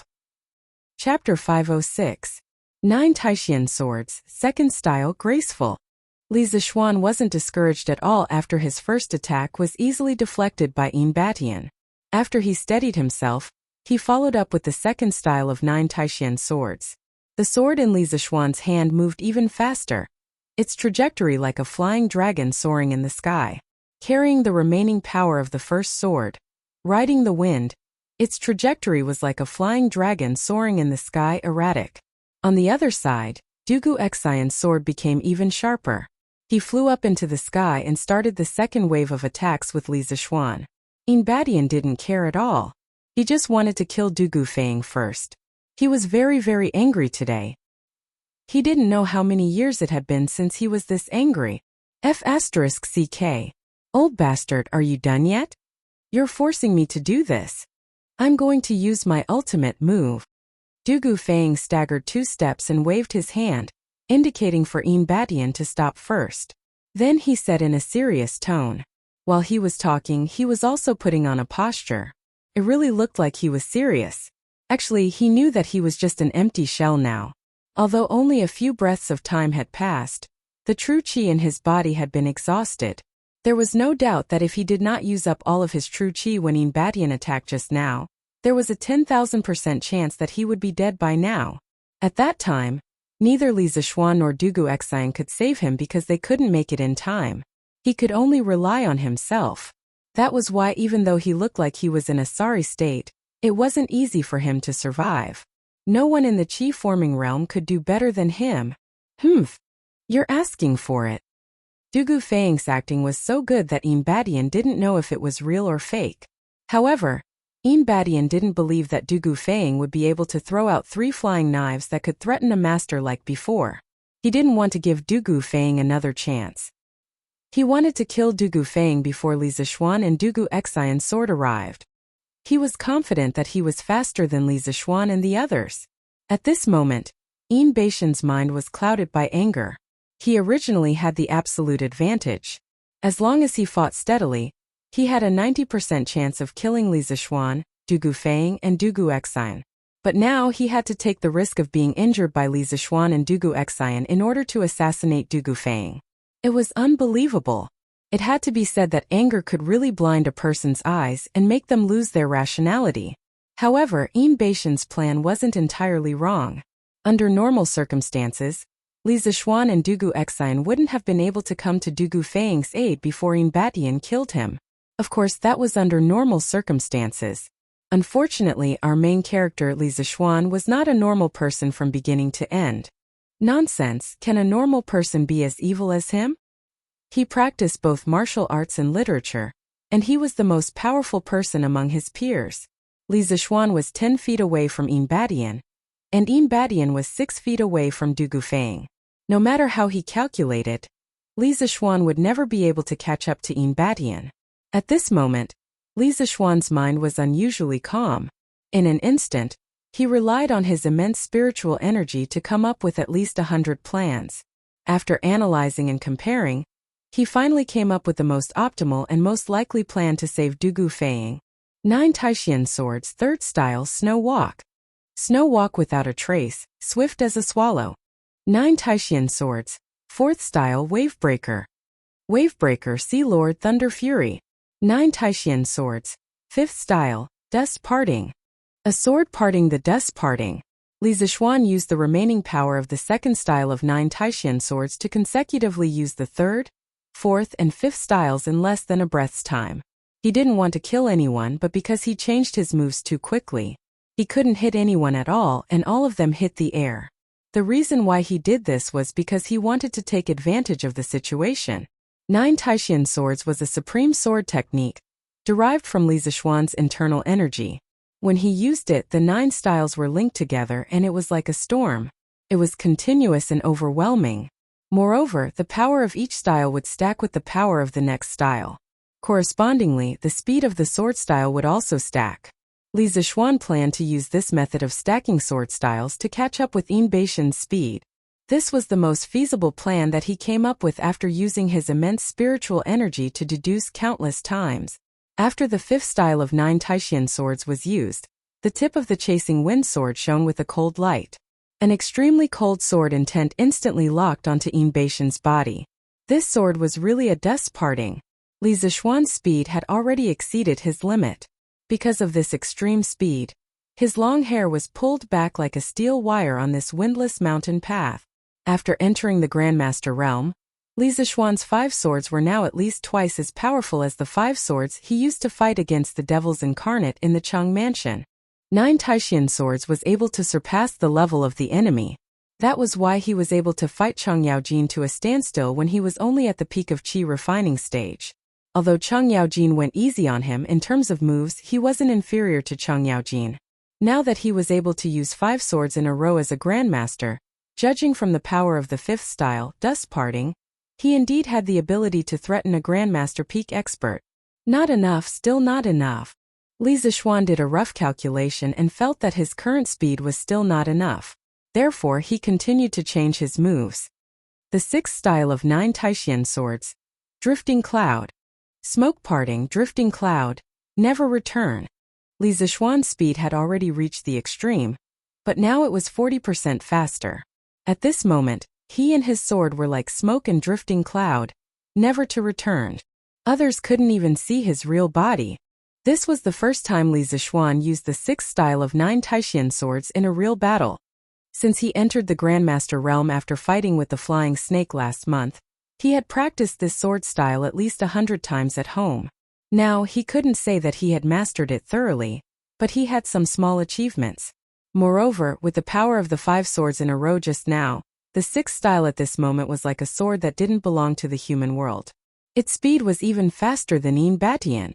On the other hand, Dugu Xian was not idle. When Li Zixuan used the 4th style of 9 Taishan swords, he had already seen through Li Zixuan's intention. After all, his martial arts talent was one of the best among the younger generation. Moreover, the person who was in danger was his brother. Logically speaking, he should be more anxious than Li Zixuan. After seeing through Li Zixuan's intention, Dugu Xian jumped up and used a series of complicated sword moves. Then his speed increased by 60%. Although he was not as fast as Li Zixuan, he was not far behind. The two of them, one in front and one behind, stabbed their swords at Yin Beixian's back. Ooh! Chapter 507. This is bad. When Yin Beixian's sword was less than 3 inches away from Dugu Feiying's throat, he suddenly felt 2 murderous intents coming from behind him. He felt a sense of danger. But at this moment, even if he turned around, he wasn't confident that he could block these 2 killer moves. However, he had no choice but to turn around. He didn't want to die together with Dugu Feiying. During this moment of hesitation, Li Zixuan's sword got closer to Yin Beixian's heart.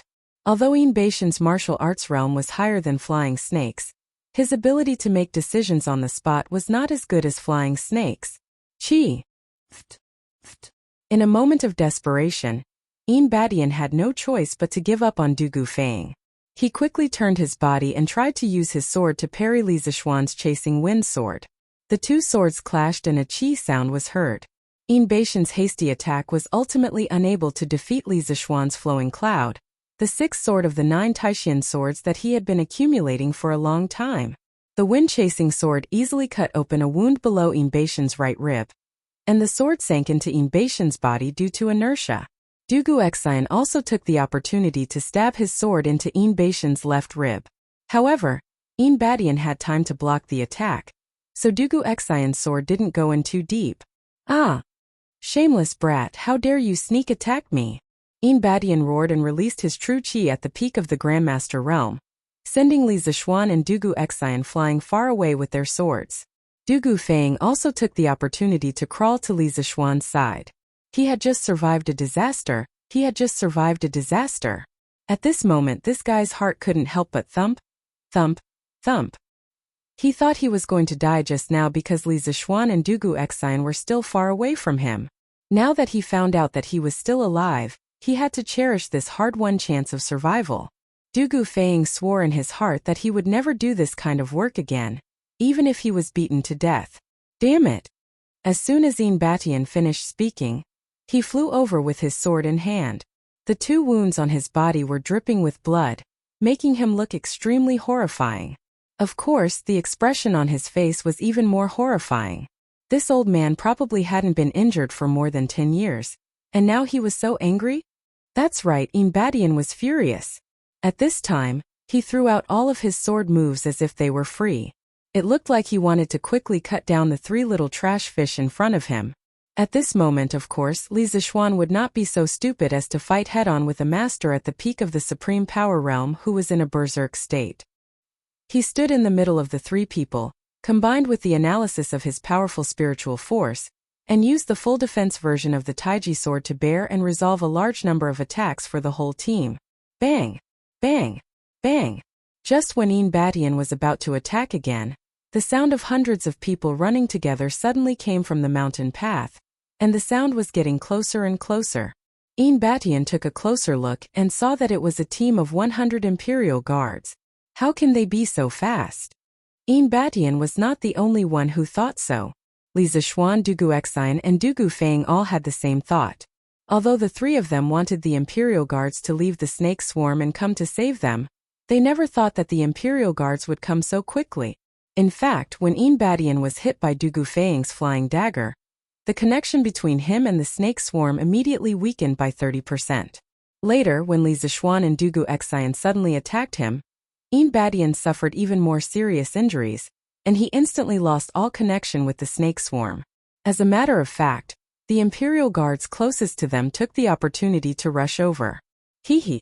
Trying to run? It's not that easy. Li Zixuan sensed that Yin Batian was quietly retreating. He laughed coldly and appeared in front of Yin Batian. He was going to take the initiative to attack.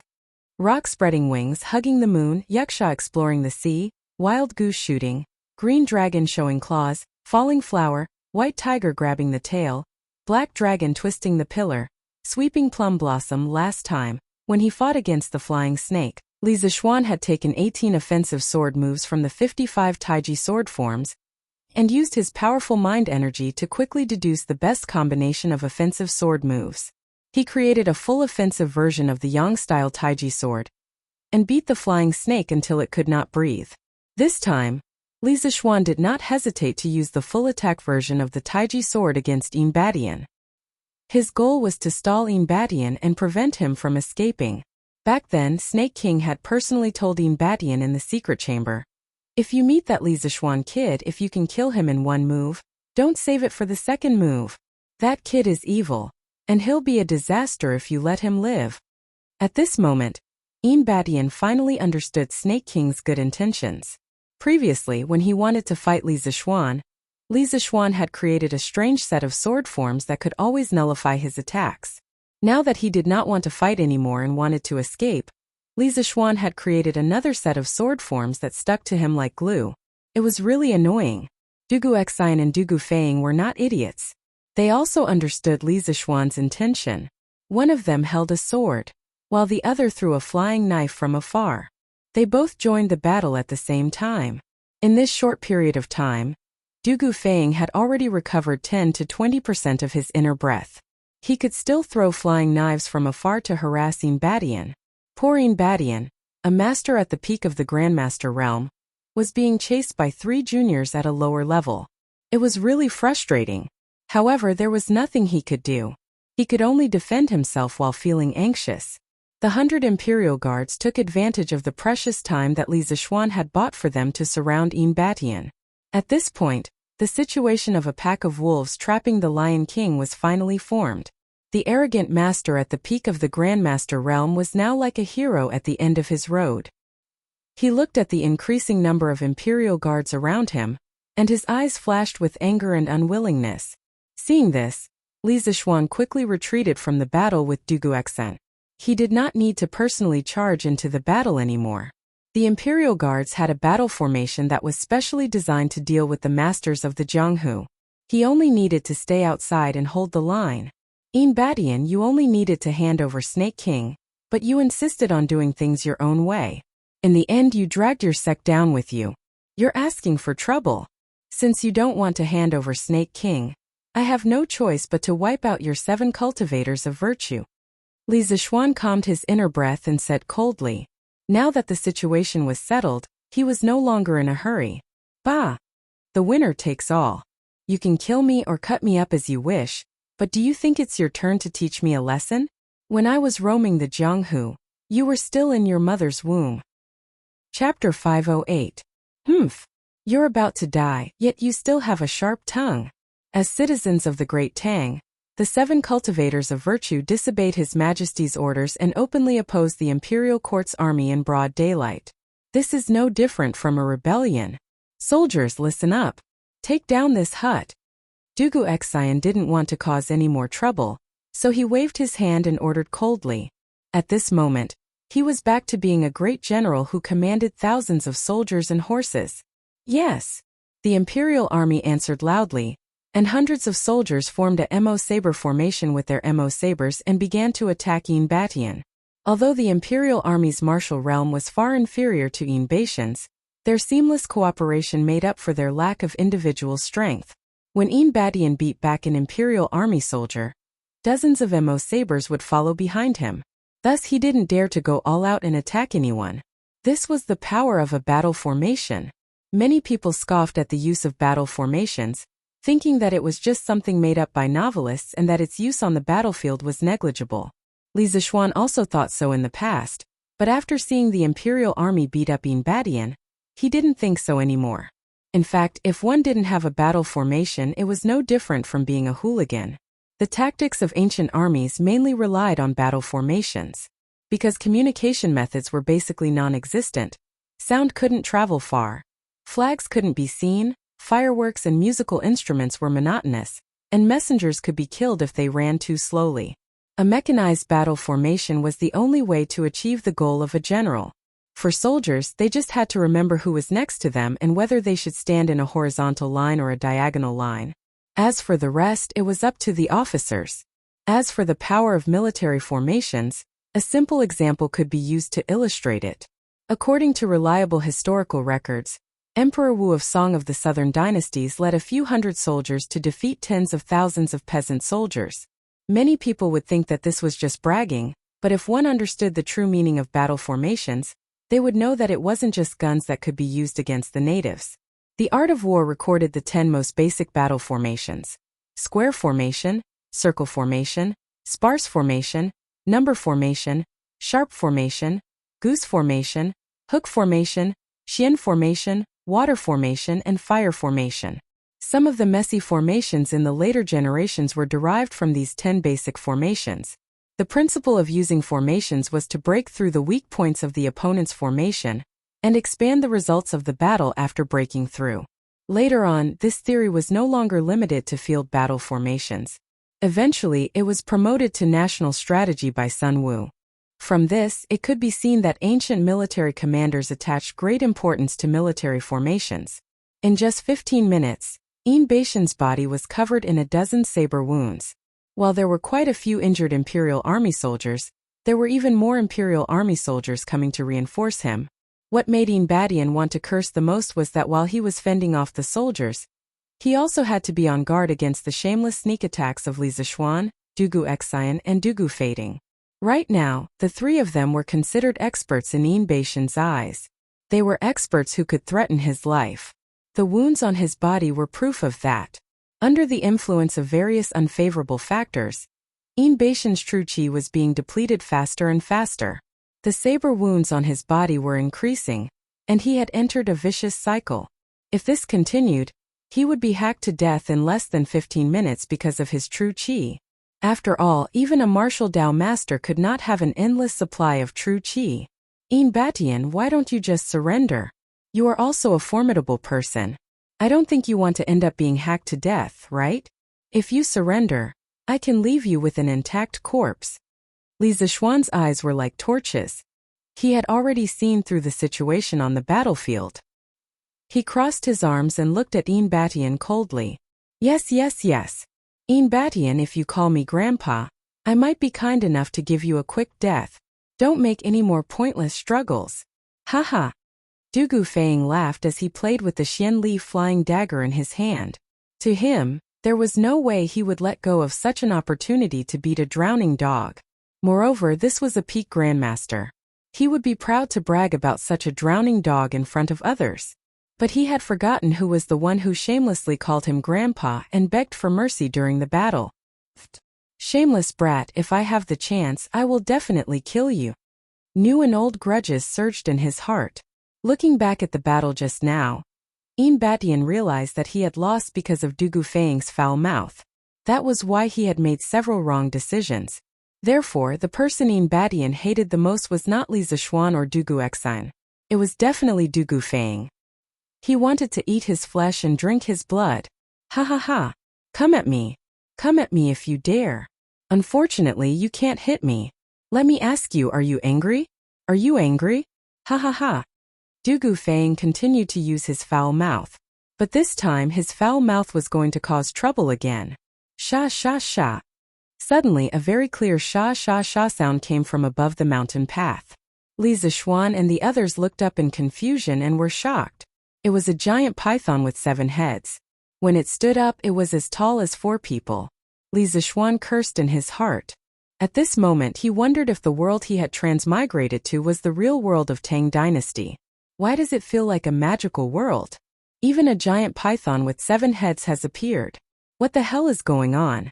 Following behind the huge snake was a man with a thin face and snow-white hair. The man snorted and said, "Don't worry. Humph. Do you really think that the 7 cultivators of true virtue is a pushover? Flying snake." Li Zishuan's pupils shrank as he suddenly spoke. He recognized the person in front of him at first glance. Although the flying snake was masked when he tried to assassinate him, Li Zishuan still remembered the pair of eyes. Therefore, even though the flying snake had a withered face and snow-white hair, Li Zishuan still recognized him. Although the flying snake didn't have much true qi fluctuations on his body, he looked even more sinister and terrifying when he stood next to the giant 7-headed snake. "Hee, Mr. Li, you really have good eyesight. You can actually recognize me." The flying snake put his hands behind his back and sneered. "Junior Marshal brother, you're your hair." The Imperial army was also frightened by the giant 7-headed snake and stopped attacking. Badian looked at the withered face and snow-white hair of the flying snake and couldn't help but exclaim in shock. "It's fine. Senior Marshal brother, you should heal your wounds first. Next, let these people see the real 7 cultivators of true virtue." Ha ha ha. The flying snake waved his hand and laughed maniacally. Chapter 509. The real 7 cultivators of true virtue? On the mountain path, Li Zishuan murmured. Then a trace of horror flashed through his eyes. He looked at the flying snake and asked in confusion, "Is this the 7 cultivators of true virtue?" When Qin Xiong and Chang Yaojin came to the Li residence, they told Li Zishuan that there was a rare poisonous snake called the 7 cultivators of true virtue in the Miaozhong region. It had 7 heads and was extremely poisonous. Regardless of whether it was a human or an animal, as long as one of its heads bit someone, they would immediately die. At that time, Qin Xiong guessed that the so-called blood rain of true virtue was related to the 7 cultivators of true virtue. Now that he saw such a huge 7-headed snake and the 7 cultivators of true virtue on the mountain, how could Li Zishuan not know that this huge snake was the 7 cultivators of true virtue that Qin Xiong mentioned? However, he would never have thought that the 7 cultivators of true virtue not only had many heads, but its body was also so huge. It was simply impossible for a human to fight against it. Haha, you have good eyesight. This is the guardian beast of our 7 cultivators of true virtue. What do you think? Isn't it very awe-inspiring? Unfortunately, you will all become food in its stomach today. Ha ha ha. The flying snake looked at Li Zishuan and the others with a trace of ridicule in its eyes. It was like a cat playing with a mouse. It opened its arms and laughed arrogantly. In stark contrast, the Imperial army that had been besieged by the snakes had gradually rushed over. When they saw the huge and ferocious serpent of 7 cultivators, although they might have felt fear in their hearts, they did not scatter in all directions. They only clenched the modeo in their hands and quietly stood behind Dugu Exine, waiting for their commander's orders. At this time, the military discipline of the Northern Yamen Imperial Army was reflected. If it were any other army, they would have already fled in all directions after seeing such a terrifying monster. It was really rare for the Imperial Army to be able to overcome the fear in their hearts and not forget military discipline at such a critical time. Don't flatter yourself. If this 7 cultivators of true virtue was really the guardian beast of your 7 cultivators of true virtue, why didn't you bring it out earlier? You are merely at the middle stage of the Grandmaster realm. It is impossible for you to fully control the giant snake of 7th cultivator of true virtue. Now that you're able to bring this snake out, I'm afraid you have to pay a heavy price, right? Li Zishuan frowned and sneered at the flying serpent. Li Zishuan reckoned that in the current world, only his master Spirit Su would be able to match such a huge 7 virtues serpent. Moreover, the most powerful expert of the 7 cultivators of true virtue, Badian, was only at the peak of the Grandmaster realm. Therefore, he didn't believe that the flying serpent would be able to subdue such a ferocious beast. If they had the ability to subdue this snake, the 7 cultivators of true virtue would have become famous in the Wuling world a long time ago. Perhaps they would have even become a giant in Jianghu instead of being a nobody like they were now. Therefore, there must be some unknown story behind this. Moreover, the current flying snake's aura was many times weaker than before. Its hair had turned white, and its face was haggard. It was obvious that it had experienced a great change. Sure enough, as soon as the flying serpent heard this, its complexion changed greatly. It glanced coldly at Li Zishuan and said in a sharp voice, "Little bastard, if you hadn't gone too far, how would this old man have invited 7 cultivators of true virtue out? Now that things have come to this, you have to pay the price in blood. Don't even think about leaving." After saying that, he raised his head and shouted, "Poison, poison! Kill them all! Don't leave a single one alive. Today they will all be your food." Roar! 7 cultivators of true virtue seemed to understand human language. It looked up to the sky and roared excitedly. Its roar resounded through the valley and spread outside at a very fast speed. Everyone in the field felt as if they were facing a ferocious beast. Their eardrums were buzzing due to the roar, and the weaker soldiers were already vomiting blood. After 7 cultivators of true virtue finished roaring, its body wriggled forward. In the blink of an eye, it arrived near the several hundred imperial guards that had besieged Batian. Its 3 heads stretched out and opened its bloody mouth at the imperial guards. "Evil creature! How dare you!" Seeing that the dozens of imperial guards were about to fall into the snake's stomach, Li Zishuan, Dugu Xian, and Dugu Feng used their best moves and attacked the 3 heads of the 7 cultivators of true virtue. Ding ding ding! There was no sound of sharp blades piercing into flesh, but the sound of metal colliding could be heard. The heads of the 7 cultivators of true virtue were as hard as metals. "Retreat! Everyone! Retreat immediately! Retreat! Everyone retreat immediately!" First, Li Zishuan shouted at the imperial guards. Then, Dugu Xian's roar could be heard as well. They all understood that if they didn't retreat, all 4,000 of them would die here. Such a huge beast wasn't something that could be resisted by humans. Although the previous attacks of Li Zishuan, Dugu Xian, and Dugu Feng didn't break through the 7 cultivators of true virtue's defense, they did slightly hinder its attack. When the several hundred imperial guards heard the order to retreat, they took the opportunity to run out of the 7 cultivators of true virtue's attack range. "Feng, you and Xiaoxian leave first. I'll cover the rear." Dugu Xian, who had just been sent flying after his attack failed, hurriedly roared at the 2 people beside him. "Big brother! I'm not leaving." Dugu Feng said angrily. "F***CK. You're F***King Bulsh**T. I, Li Zishuan, will never sacrifice my brothers in exchange for my own survival. Besides, my martial arts are better than yours. It's not your turn to cover the rear." Li Zishuan jumped up from the ground and shouted. Then he turned to Dugu Feng and said, "Feng, among the 3 of us, you're the one who consumed the most energy and suffered the most injuries. Take the army and retreat first." Dugu Xian looked at Li Zishuan with a complicated expression. Then he said, "That's right. Feng, take the imperial guards and leave quickly. But don't be so King wishy-washy. At this time, no one will be able to leave."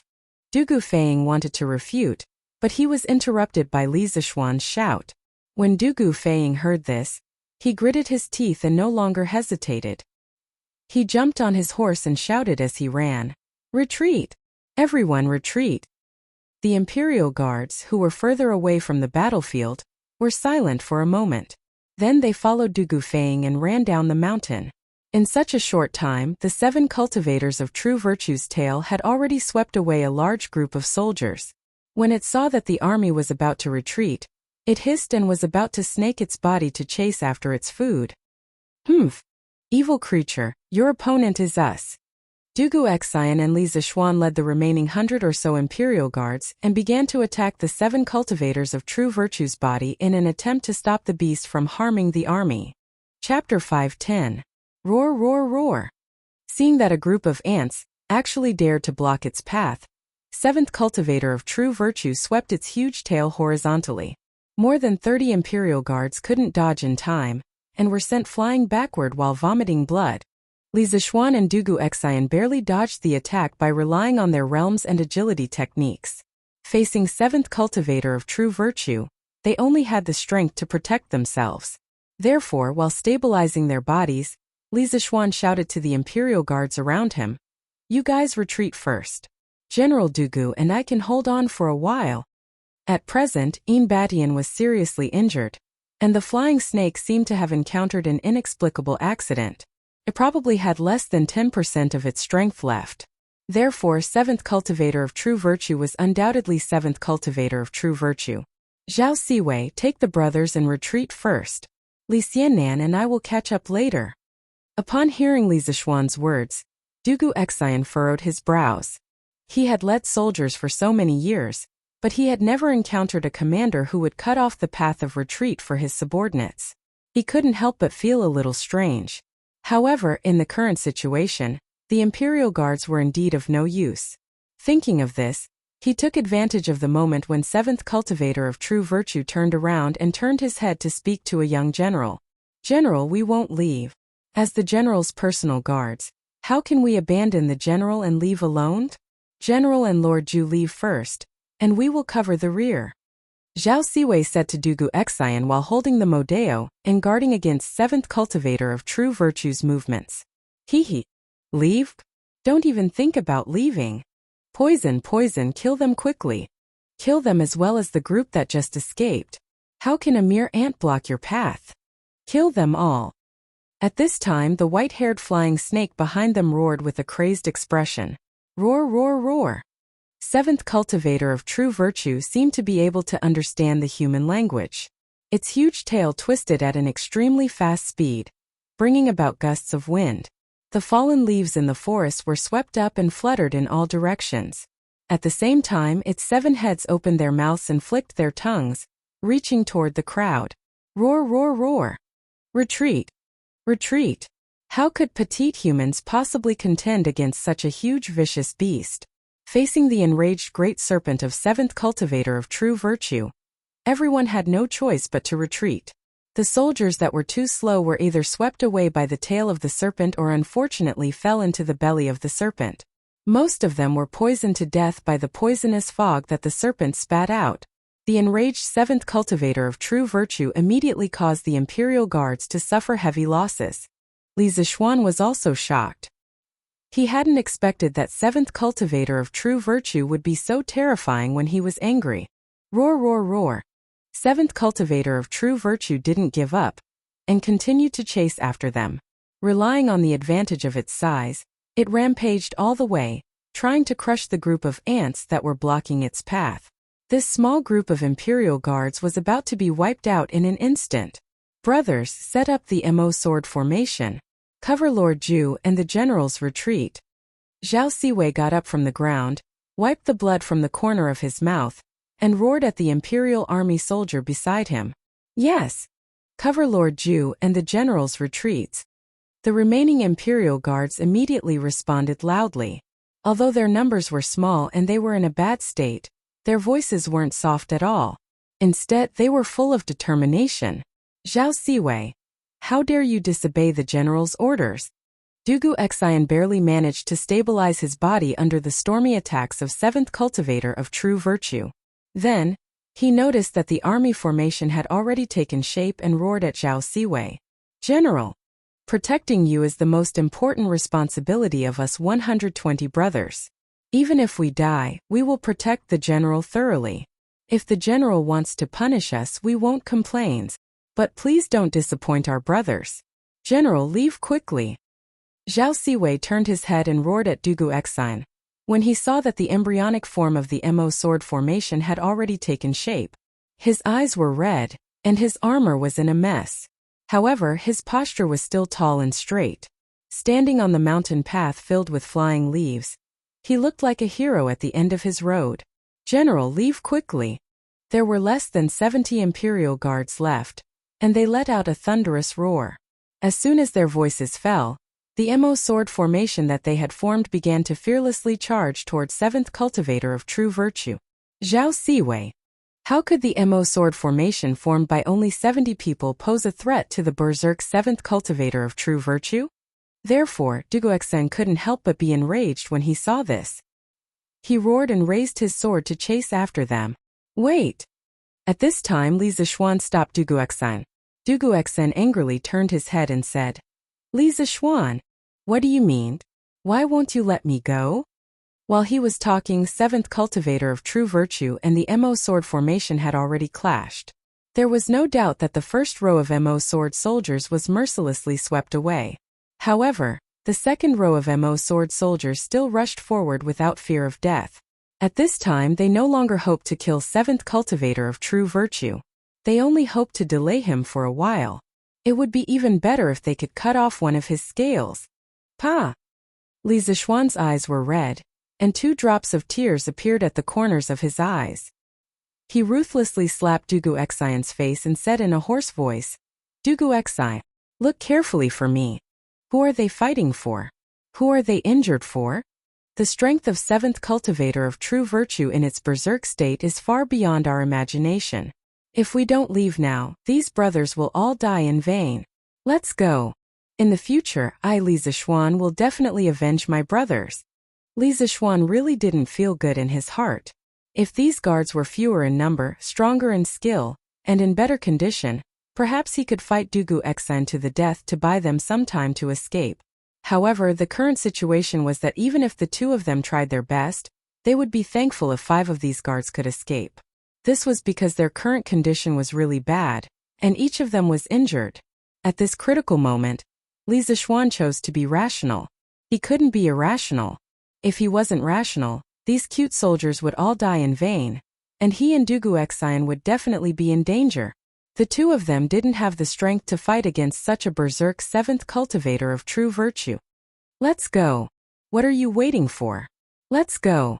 Seeing Duguxian's sluggish face and unfocused eyes, Li Zishuan roared and dragged him down the Snake Spirit Mountain. "Poison, poison! Quickly get rid of these ants in front of us and chase after them to kill them." When the flying snake saw Li Zishuan escaping with Duguxian, it couldn't help but become anxious and hurriedly shouted. If it weren't for the fact that it had lost all its strength, it would have chased after them long ago. Roar, roar, roar. 7th Cultivator of True Virtue roared 3 times, and launched an even more ferocious charge at the Imperial Guards. Chapter 511. Roar, roar, roar, roar. Not only did 7th Cultivator of True Virtue's roar reverberate throughout Snake Spirit Mountain, but it also traveled further into the distance. "Oh, what's that sound?" A farmer who was chopping firewood at the edge of Qinling Mountains asked his companion in shock when he heard the faint roar. "It sounds like a beast. But I don't think any beast would make such a sound, right?" Another middle-aged farmer looked in the direction of the sound and said hesitantly, "Could it be that there are beasts in Qinling Mountains that we don't know about? Whoa, big tiger, let's go home. No more chopping, no more chopping." The farmer who spoke earlier shuddered and said hurriedly, "Hey, don't. What's there to be afraid of?"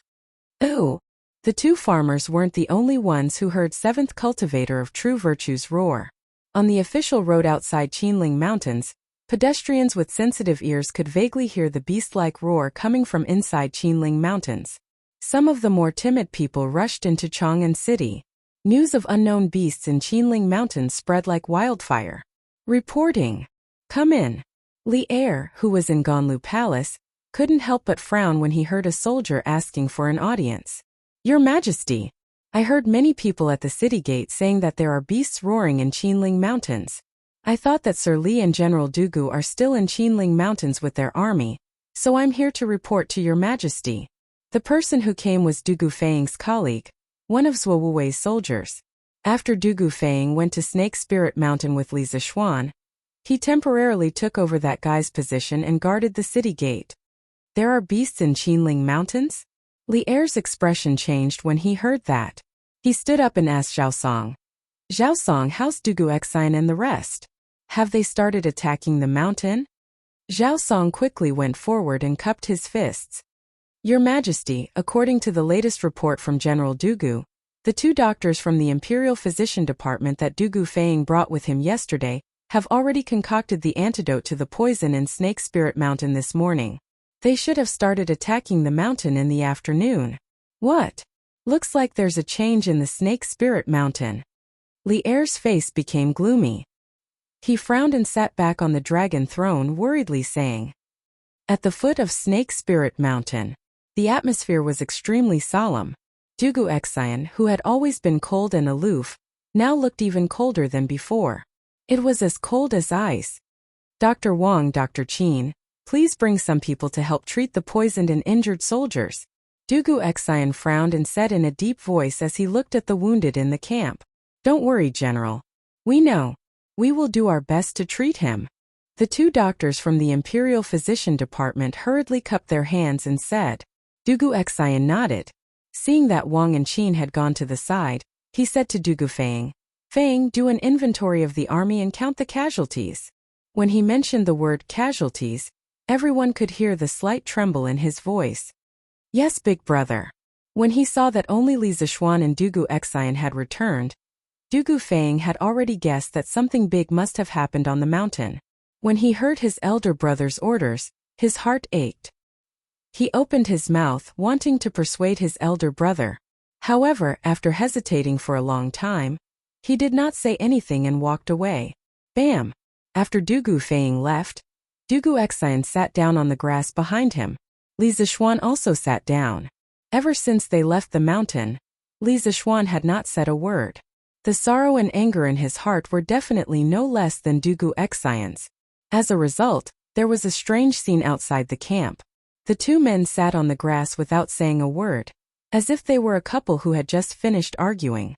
If it wasn't for the heavy atmosphere in the camp, Dugu Feiying would have laughed out loud. After a while, Dugu Feiying walked back and said in a deep voice, Big brother, 651 Imperial Guards were injured this time. Your Majesty, 651 Imperial Guards were injured and 215 dead on this trip to Snake Spirit Mountain. This general was unable to complete the mission. Please punish me, Your Majesty. After reorganizing the troops at the foot of Snake Spirit Mountain, Dugu Exine ordered the army to retreat 3 miles. He also ordered the army to send scouts 24 hours a day to see if anyone had escaped from Snake Spirit Mountain. After that, Dugu Exine and Li Zishuan rode out of Qinling, entered Chang'an and entered the palace. When they saw Li Er, Dugu Exine quickly got down on one knee and cupped his fists. Just a small sect. Why would there be so many casualties? Could it be that something has happened? Li Er frowned deeply and said, the Northern Yamen Imperial Guards were one of the most elite forces under Li Er's command. Even if only 3 or 5 of them died, let alone 100, Li Er would feel heartache. Thus, when he heard about such a tragic result, his first thought was disbelief. Your Majesty, we had already wiped out the top forces of 7 Cultivators sect, but in the end, they invited a giant 7-headed snake. Dugu Xinhuai once again recounted the events of the great battle in the mountains. After listening to it, Li Er was silent. After about a quarter of an hour, he coldly said, a small sect of Jianghu.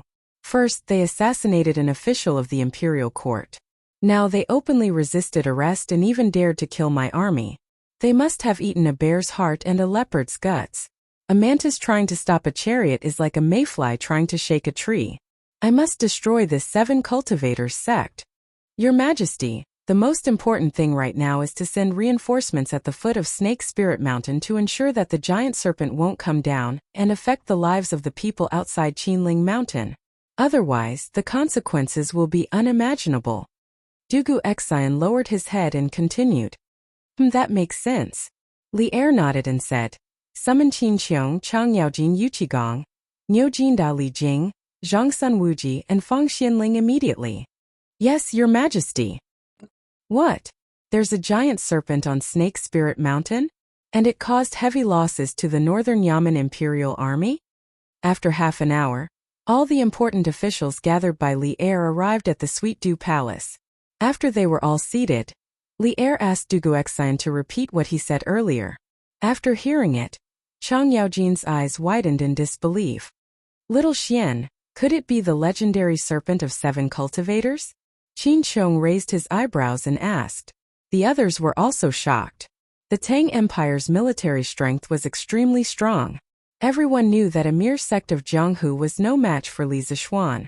Who would have thought that the result would be like this? Uncle Qin, it's indeed the serpent of 7 cultivators.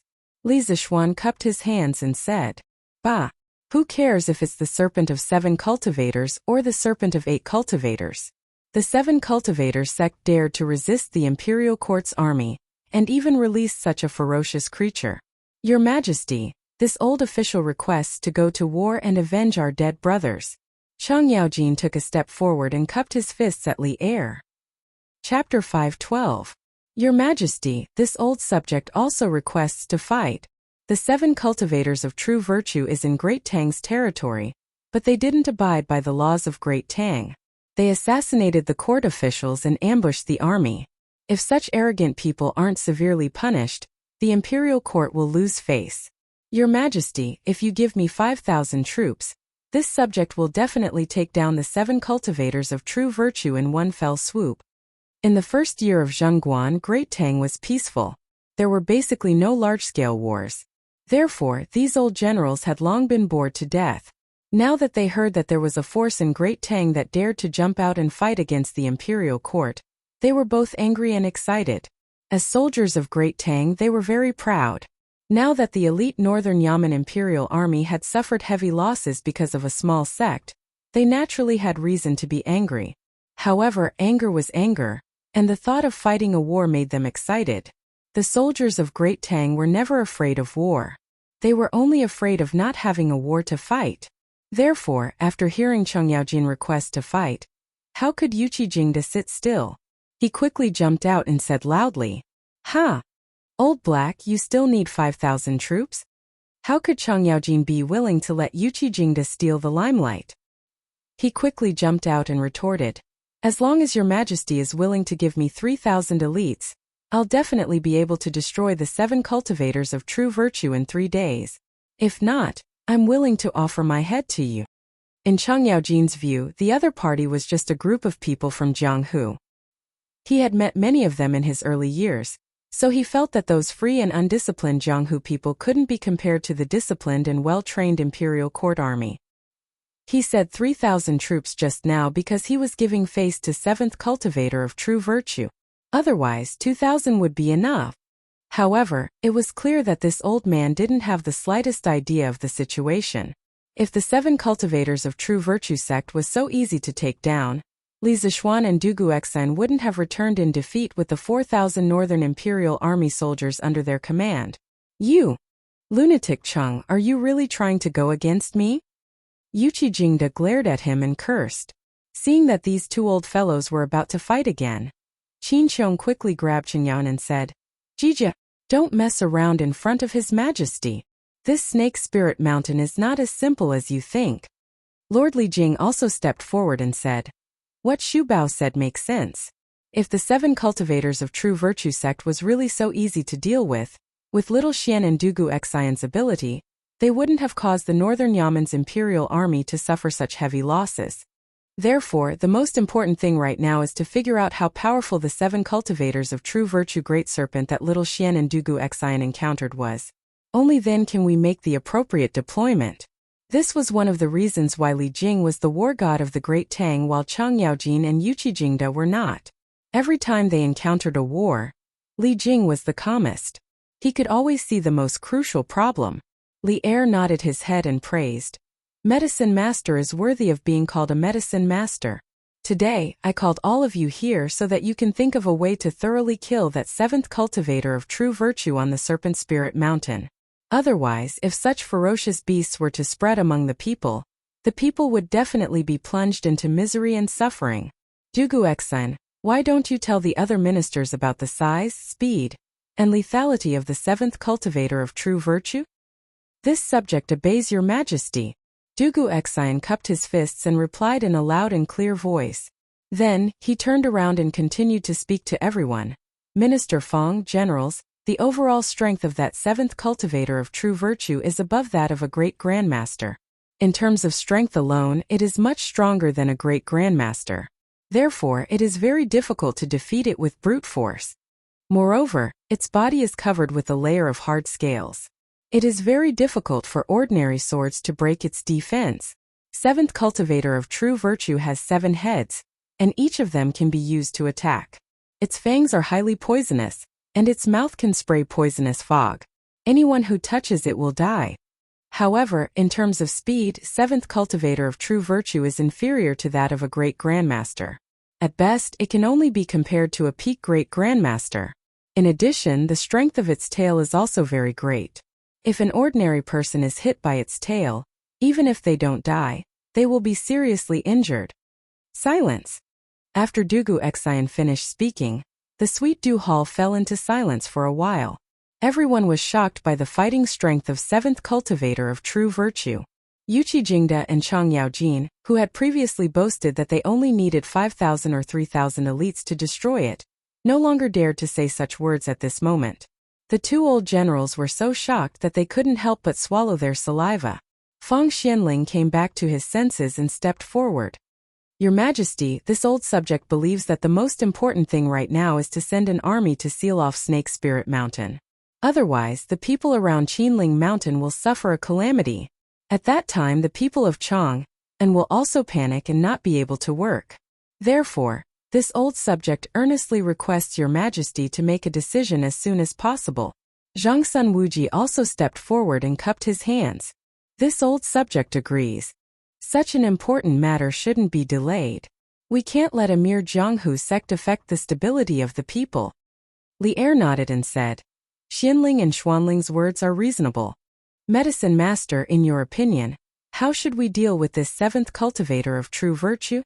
Li Jing frowned. He stepped forward and thought for a long time before replying. Your Majesty, this old subject heard that the terrain of Snake Spirit Mountain is steep and the mountain path is narrow. Many places can only allow one person to pass through. Even if we send 10,000 troops, I estimate that we can only display the strength of 1,000 people on Snake Spirit Mountain. Such a terrain is extremely unfavorable for an army to fight. Presumably, the reason why the Northern Yaman's imperial army was defeated this time is related to this unfavorable terrain.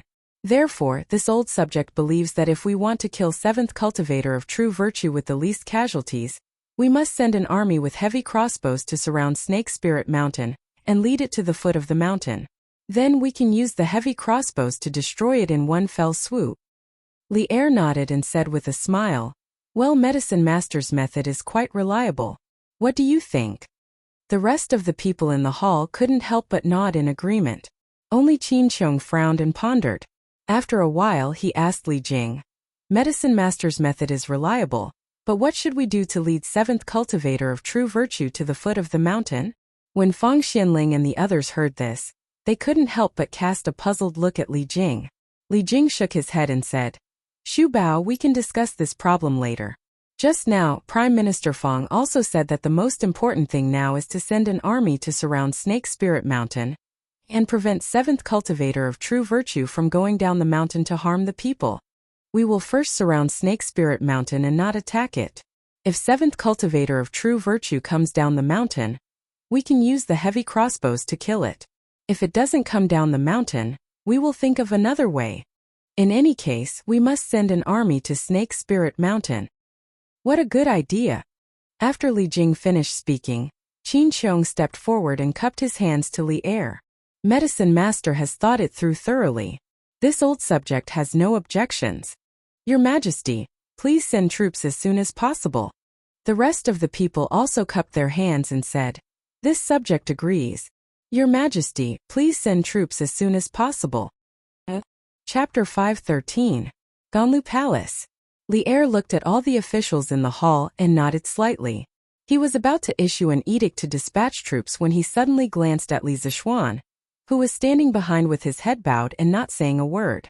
Doubt arose in his heart, and he deliberately stopped the words that had already reached his mouth. Li Zishuan, What do you think of Medicine Master's plan? As soon as Li Er's voice fell, everyone in the hall suddenly realized that Li Zishuan was too quiet today. Fang Xianling, Zhang Sun Wuji, Cheng Yaojin, and the others had discussed matters with Li Zishuan in the imperial court before. They were well aware of Li Zishuan's character. That was why they felt that Li Zishuan's behavior today was too abnormal. Actually, when Li Zishuan entered the Ganlu Palace today, he had been silently standing in the corner. Other than answering Qin Qiong's question, he didn't say anything else. His heart was filled with anger and sorrow, but most of all he was deeply remorseful. 215 young lives. How innocent were they? Now, because they helped him take revenge, they didn't even have a corpse. This represented 215 families. Because of him, Li Zishuan, there was going to be a tragedy of people dying before their own. You could say that he was a saint, but every time Li Zishuan thought of this, his heart would bleed. It wasn't that he couldn't bear to see people die, but he couldn't bear to see people die for him. If the heavens could give him another chance to choose again, he would stop this war without hesitation. He would rather think of a way to slowly kill the flying snakes than to implicate innocent people. Li Zishuan, I'm asking you a question. Li Er, who was sitting at the top, saw that Li Zishuan was still indifferent. He couldn't help but raise his voice and call out, Your Majesty, I'm here. Actually, when Li Zishuan called him for the first time, he had already heard it. The reason why he didn't answer was because he was thinking of a very important matter. At this time he had no choice but to answer. I just asked you, what do you think of Medicine Master's plan to kill the snakes? Why aren't you answering? Li Er asked with a frown. Although he wouldn't punish Li Zishuan for such a small matter, he was still a little unhappy. Li Zishuan cupped his hands and said, Your Majesty, this humble subject thinks that Uncle Li's strategy of surrounding but not attacking is very reliable. I was blaming myself for the 215 soldiers who died. I was lost in thought for a moment, so I didn't hear what Your Majesty said. Please punish me, Your Majesty. Li Er suddenly understood. With a complicated expression he said, Soldiers are trained for 1,000 days to be used in a single moment. Those 215 Northern Yamen Imperial Guards did not die on the battlefield, but died in the belly of a snake. It was truly a pity. However, 7th cultivator of true virtue is a scourge to the people of Great Tang, and these soldiers have sacrificed their lives to make a contribution to the people of Great Tang. They are all meritorious officials, and I will ask the Ministry of War to draw up a pension plan for them. So Li Zishuan, you don't have to blame yourself too much. It would have been better if Li Er didn't say anything, but as soon as he did, Li Zishuan felt as if a knife was twisting in his heart. He took 2 steps forward, knelt on one knee and saluted. Your Majesty, this time the attack on Snake Spirit Mountain was mainly because of this humble subject.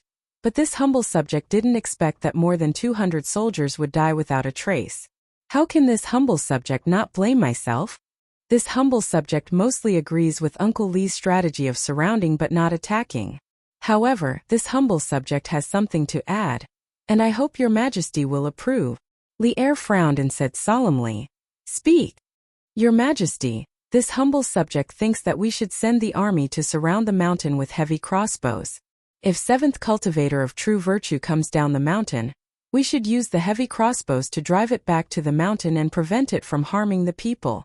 As for killing the snake, Your Majesty, give this humble subject 3 days. This humble subject will definitely make the entire 7 cultivator of true virtue, and that evil beast pay with their blood within 3 days. Inside the main hall, although Li Zishuan's voice was soft, it was very firm, and everyone could feel the cold killing intent in his voice. Your Majesty, this humble subject also requests to go to war. This humble subject cannot absolve himself from the blame for this defeat. I hope that Your Majesty will give this humble subject a chance to atone for his mistakes. After hearing Li Zishuan's words, Dugu Exine thought that Li Zishuan was going to personally lead the army to kill the snake again. Therefore, he quickly cupped his fists and said. Li Er frowned and said, Earlier Medicine Master said that the terrain of Snake Spirit Mountain is rugged and not suitable for an army to fight. You two have just come down from the mountain, so you should know better. Why do you want to attack the mountain again? In any case, I won't send the army to attack the mountain before all of you come up with a foolproof plan. You can't let your emotions affect your decisions when marching to war. Li Zishuan shook his head and said, Your Majesty, this humble subject has no intention of leading the army to attack the mountain again. What this humble subject means is that this humble subject alone is enough to deal with the 7th cultivator of true virtue and 7th cultivator of true virtue. What? Li Er's eyes widened and he suddenly stood up. His hawk-like sharp eyes swept over Li Zishuan's face as he said word by word, Li Zishuan, is what you just said true? The officials in the hall were all inexplicably shocked. Qin Qiong's reaction was faster. He hurriedly came over and pulled Li Zishuan's arm, saying anxiously, Little Xian, this old man knows that you blame yourself, but you can't ignore reality just because you're eager for revenge. Li Zishuan shook his head and thanked Qin Qiong. Then, he looked at Li Er and said solemnly, Your Majesty, what this humble subject said just now is absolutely true. This humble subject only needs the Imperial Army to seal off Snake Spirit Mountain for 3 days. Within 3 days, this humble subject alone can destroy the 7th cultivator of true virtue in one fell swoop. This humble subject's enmity with the 7th cultivator of true virtue is a personal grudge. This humble subject doesn't want innocent people to lose their lives because of this.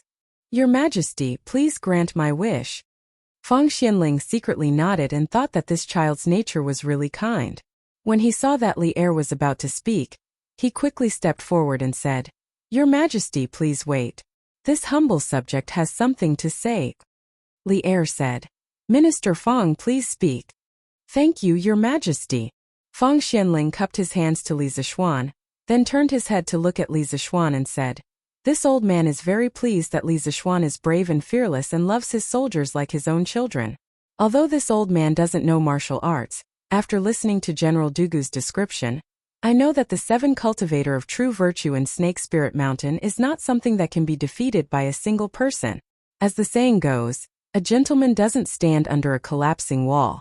Li Zishuan originally had a heavy responsibility, so don't put yourself in danger because of a momentary impulse. Obviously, Fang Xianling cherished talents and didn't want Li Zishuan to throw his life away. Li Er also nodded and said, Minister Fang's words are reasonable. Li Zishuan, the enmity between you and the 7th cultivator of true virtue isn't a personal grudge. You are a courtier and represent the imperial court. If they dare to assassinate you, it means that they are looking down on the prestige of the country. I won't tolerate them. Therefore, you don't have to take the risk alone. As for the 7th cultivator of true virtue, I will deal with them in another way. Li Zishuan felt helpless. He didn't want to attack the mountain alone. He wasn't an idiot, so of course, he wouldn't foolishly throw his life away. Thank you for your concern, Your Majesty and Minister Fang. However, this humble subject didn't say that out of impulse, nor did I put myself under a collapsing wall. This humble subject is confident that he can destroy the 7th cultivator of true virtue by himself. Chapter 514. Southeast of Chang'an City, Dunhua Square. A rich and powerful house. Granduncle Li Zishuan and Dugu Exine just returned to the city. In an elegant room deep in the courtyard, a white-clothed man cupped his hands and smiled at the old man. The green-clothed old man sat on his knees on the couch, leisurely brewing tea. His posture was calm and elegant, neither hurried nor slow. After the tea boiled, he poured himself a cup, then leisurely opened his mouth with a smile. Oh? Xianji, judging from your expression, Li Zishuan and Dugu Exen must have returned in defeat, right? The white-clothed man cupped his hands and said, Granduncle is wise. I heard that the Northern Yamen Imperial Army suffered heavy losses on Snake Spirit Mountain. Li Zishuan probably came back to ask for reinforcements from the imperial court. The blue-clothed old man put the teacup under his nose and sniffed it. Then, he narrowed his eyes with a satisfied expression. Hee, that was expected. Young people nowadays are like newborn calves who are not afraid of tigers. It's good to be impulsive, but if they don't know the immensity of heaven and earth, they will definitely fall down a few times. Xianji, you have to take this as a lesson. Xianji understands. Thank you for your teachings, Granduncle. Hearing the old man's endless preaching, the white-clothed man didn't show any impatience on his face. Instead, he seriously cupped his hands and nodded. After a while, He frowned and asked tentatively, "Granduncle, you don't seem to be optimistic about the Northern Yamen Imperial Army besieging the Seven Cultivators sect." Xianji doesn't understand. Is the Seven Cultivators sect really that strong? The blue-clothed old man glanced at the young man with a smile that wasn't a smile and said, "They might not be strong. However, how can the things in the world be measured simply by strength? Taking advantage of the situation and borrowing the power of others can defeat the strong. And although the seventh cultivator of true virtue sect is small, it has an extraordinary item." Xianji understands. But what is this extraordinary thing that Granduncle is talking about? The old man waved his hand and smiled. I won't tell you now, but you'll know in a few days when the seven cultivators of true virtue is destroyed." The young man's expression changed as he asked, "Granduncle, didn't you say that you were optimistic about the seven cultivators of true virtue before? Now why are you claiming that the seven cultivators of true virtue is about to be destroyed?" "Haha. Oh you." The old man put down the teacup and said with a sigh, "His Majesty has always been a man who likes to make grand achievements. This time, the Imperial Army lost face in front of a small seven cultivator of true virtue and returned in defeat. How could His Majesty not be angry? Before sunset, there will definitely be a general leading at least 5,000 elites out of the city. Facing the power of the entire imperial court, the seven cultivators of true virtue is no different from a mantis trying to stop a chariot. Their destruction is only a matter of time." The young man nodded and said regretfully, "Unfortunately, we couldn't borrow the hands of the seven cultivators of true virtue to get rid of Li Zishuan. I heard that the sect leader of the seven cultivators of true virtue is a peak Grandmaster realm expert, but I didn't expect that even he couldn't stop Li Zishuan. It's really annoying." Xianji, Granduncle has told you before that the Jianghu is just a bunch of weeds. Not enough to make plans. Granduncle never expected them to be able to get rid of Li Zishuan in the battle against the seven cultivators of true virtue. The old man first lectured him earnestly. Then he smiled and said, "However, it's not like the seven cultivators of true virtue didn't completely fail. This time, Li Zishuan brought 4,000 Northern Yamen's imperial army with him, but he still failed to take down the seven cultivators of true virtue and even suffered heavy casualties. His Majesty is bound to be dissatisfied with him. Once the Emperor's favor falls, what right does Li Zishuan have to oppose us?" The young man smiled and said, "Granduncle is right. It seems that the seven cultivators of true virtue has helped us a lot." The old man nodded and looked at the young man. "That's true, but we can't completely rely on outsiders." Xianji, Granduncle asked you to meet with the other clans to discuss the matter of getting rid of Li Zishuan. How are the arrangements coming along? The young man's smile disappeared as he cupped his hands and said solemnly, "Granduncle, don't worry. Everything has been arranged properly. 3 days later, we'll meet at the Grand Hyatt restaurant to discuss the matter." The old man smiled with satisfaction and said, "Good, but don't make a fuss. His Majesty has been keeping a close eye on the aristocratic families. Don't let him find out that our clans are secretly communicating." Xianji understands. "I'll be very careful." "Little Xian, why do you have to put on a brave front? Although the seven cultivators of true virtue is protected by the seven cultivators of true virtue serpent, if His Majesty were to send a large number of troops to attack it, he would definitely be able to take it down in one fell swoop. Why do you have to put on a brave front? If something were to happen to you, your father and mother would be there. And I, old Cheng, wouldn't have the face to see them." On the Vermilion Bird Avenue, Chang Yaojin stood beside Li Zishuan and nagged at him in disappointment. At this moment, Chang Yaojin was like an old woman in her 70s or 80s, nagging endlessly. Li Zishuan didn't mind Chang Yaojin's nagging because he knew that Chang Yaojin was truly treating him as his own nephew. He patted Big White's head and turned to Chang Yaojin seriously. "Uncle Chang, I don't want to implicate the other soldiers because of my personal grievances. We're all born and raised by our parents, and there's no such thing as who should die for whom. The 215 soldiers who died on Snake Spirit Mountain are the biggest mistake I, Li Zishuan, have ever made in my life, and also the biggest guilt in my heart. I'm afraid I won't be able to repay what I owe them in this lifetime. A person's life is like a plant's autumn, and living in debt will always make one unhappy. I don't want to owe more debt, so I want to settle the 7 cultivators of true virtues matter by myself. Cheng Yaojin was stunned in place.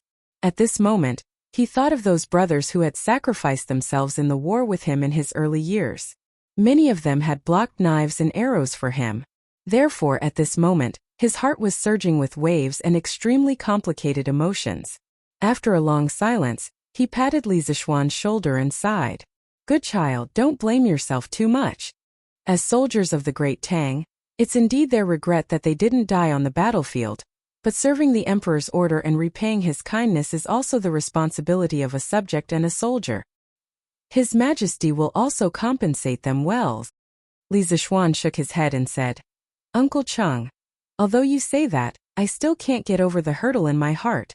Although I want to destroy the 7 cultivators of true virtue by myself so that the innocent soldiers won't be implicated, I also want to take revenge for the 215 heroic souls with my own hands. I know Uncle Cheng is worried that something will happen to me, but you don't have to worry. I never do things that I'm not sure about. Cheng Yaojin smiled and said, Heh, that's true. But this time your tone is a bit too big. That's a Jianghu sect guarded by a fierce beast comparable to a great grandmaster. Li Zishuan smiled and said, Uncle Cheng, do you believe me? Cheng Yaojin laughed and said, Haha. Feng Xianling, Yuqi Lao Hei, and even His Majesty might think that you're bragging, but I believe you. Although you're not willing to tell us the specific methods, how can we, these old fellows, guess your crafty ideas? I'll just stay at home and watch the show. But if you have anything you need help with, don't be embarrassed to say it because you can't put aside your face. Ooh. Chapter 5:15. After bidding farewell to Cheng Yaojin, Li Zishuan rode his horse to the barracks of the Right Guards in the south of the imperial city. After a short discussion in the Suite du Hall, Li Er finally decided to let Niu Jinda lead 6,000 elites of the Right Guards into the Qinling Mountains and join forces with the Northern Imperial Army. They would use 10,000 troops to completely seal off the Snake Spirit Mountain. The reason why Li Er didn't choose Qin Qiong was because he felt that Qin Qiong hadn't fully recovered from his injuries. The reason why he didn't choose Cheng Yaojin and Yuqi Jingda was because he felt that those 2 old fellows were too impulsive. There was no need to use a sledgehammer to kill a chicken. After the discussion, Dugu Xian didn't have the time to rest and quickly left the city to find his troops at Qinling Mountains. As for Niu Jinda, the general of the Right Wu Wei, he naturally returned to his home, to gather his troops and prepare for battle. Little Xian, you're here. After gathering the troops, Niu Jinda came to the commander's tent and greeted Li Zishuan, who had been waiting inside for a long time. Li Zishuan quickly stood up and said, Yes, Uncle Niu, I'll have to trouble you this time. Niu Jinda shook his head and laughed. Haha, what do you mean by hard work?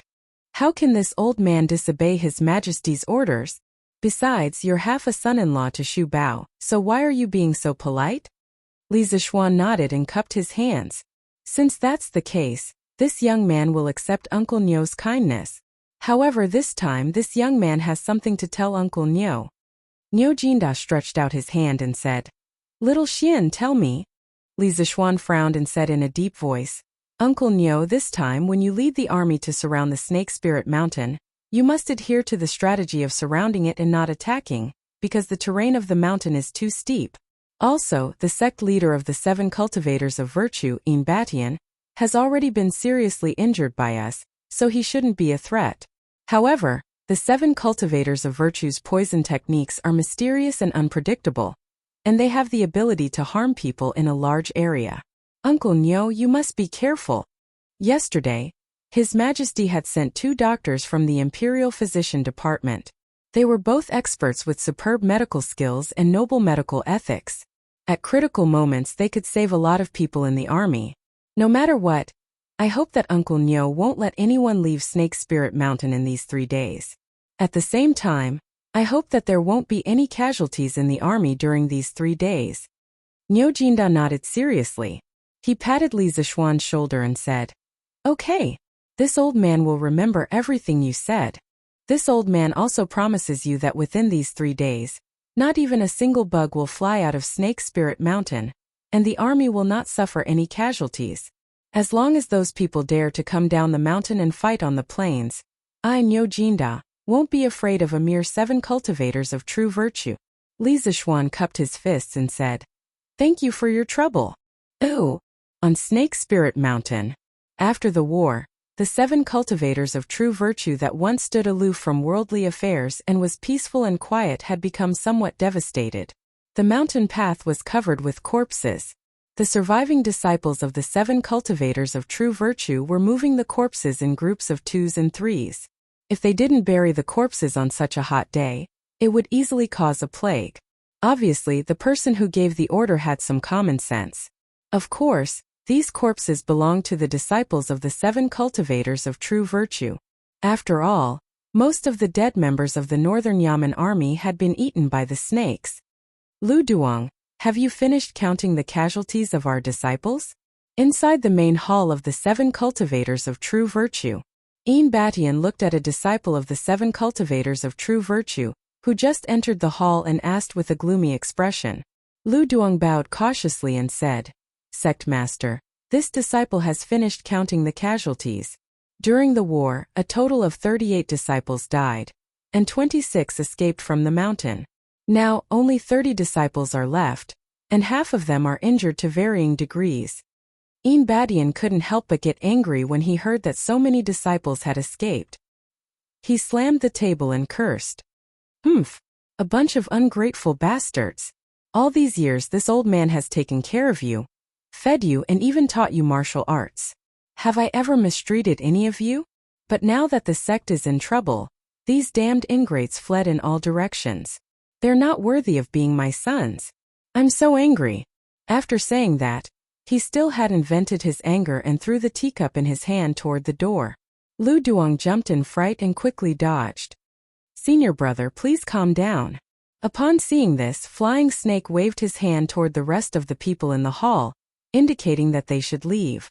Then he walked toward Yin Batian and said, Senior brother, this time the Imperial Court's army attacked the mountain. Although many of our disciples died, Li Zishuan's side didn't have it easy either. At least 200 of them died. You should know that those were Li Shimen's most elite Northern Yamen army. If it were any other force in Jianghu, it would be impossible for them to achieve such a result. Even if Li Zishuan escaped, he wouldn't be able to avoid being scolded by Li Shimen, right? Moreover, the Imperial Court lost so many people, but they still couldn't take down our 7 cultivators of true virtue, right? After this battle, they definitely won't dare to attack the mountain again. Now we just need to waste time with them. Let's see who loses their patience first. Yin Batian said. This is the only thing we can do now. Although the Northern Yamen army has retreated 3 miles, they are still guarding the surrounding passes. Now we can't leave even if we want to. Fortunately, we have enough food and 7 cultivators of true virtue serpent guarding the mountain. Otherwise, our sect would have been destroyed by that brat. Flying Snake smiled and said, Yes. Yin Batian grabbed a jug of wine and drank a few mouthfuls. Then he looked at the Flying Snake and said with concern, Junior brother, you used your own blood essence to feed the 7 virtues serpent. It can be said that your vitality has been greatly damaged. With your current strength, I don't know how long it will take for you to fully recover. Moreover, we are in troubled times now.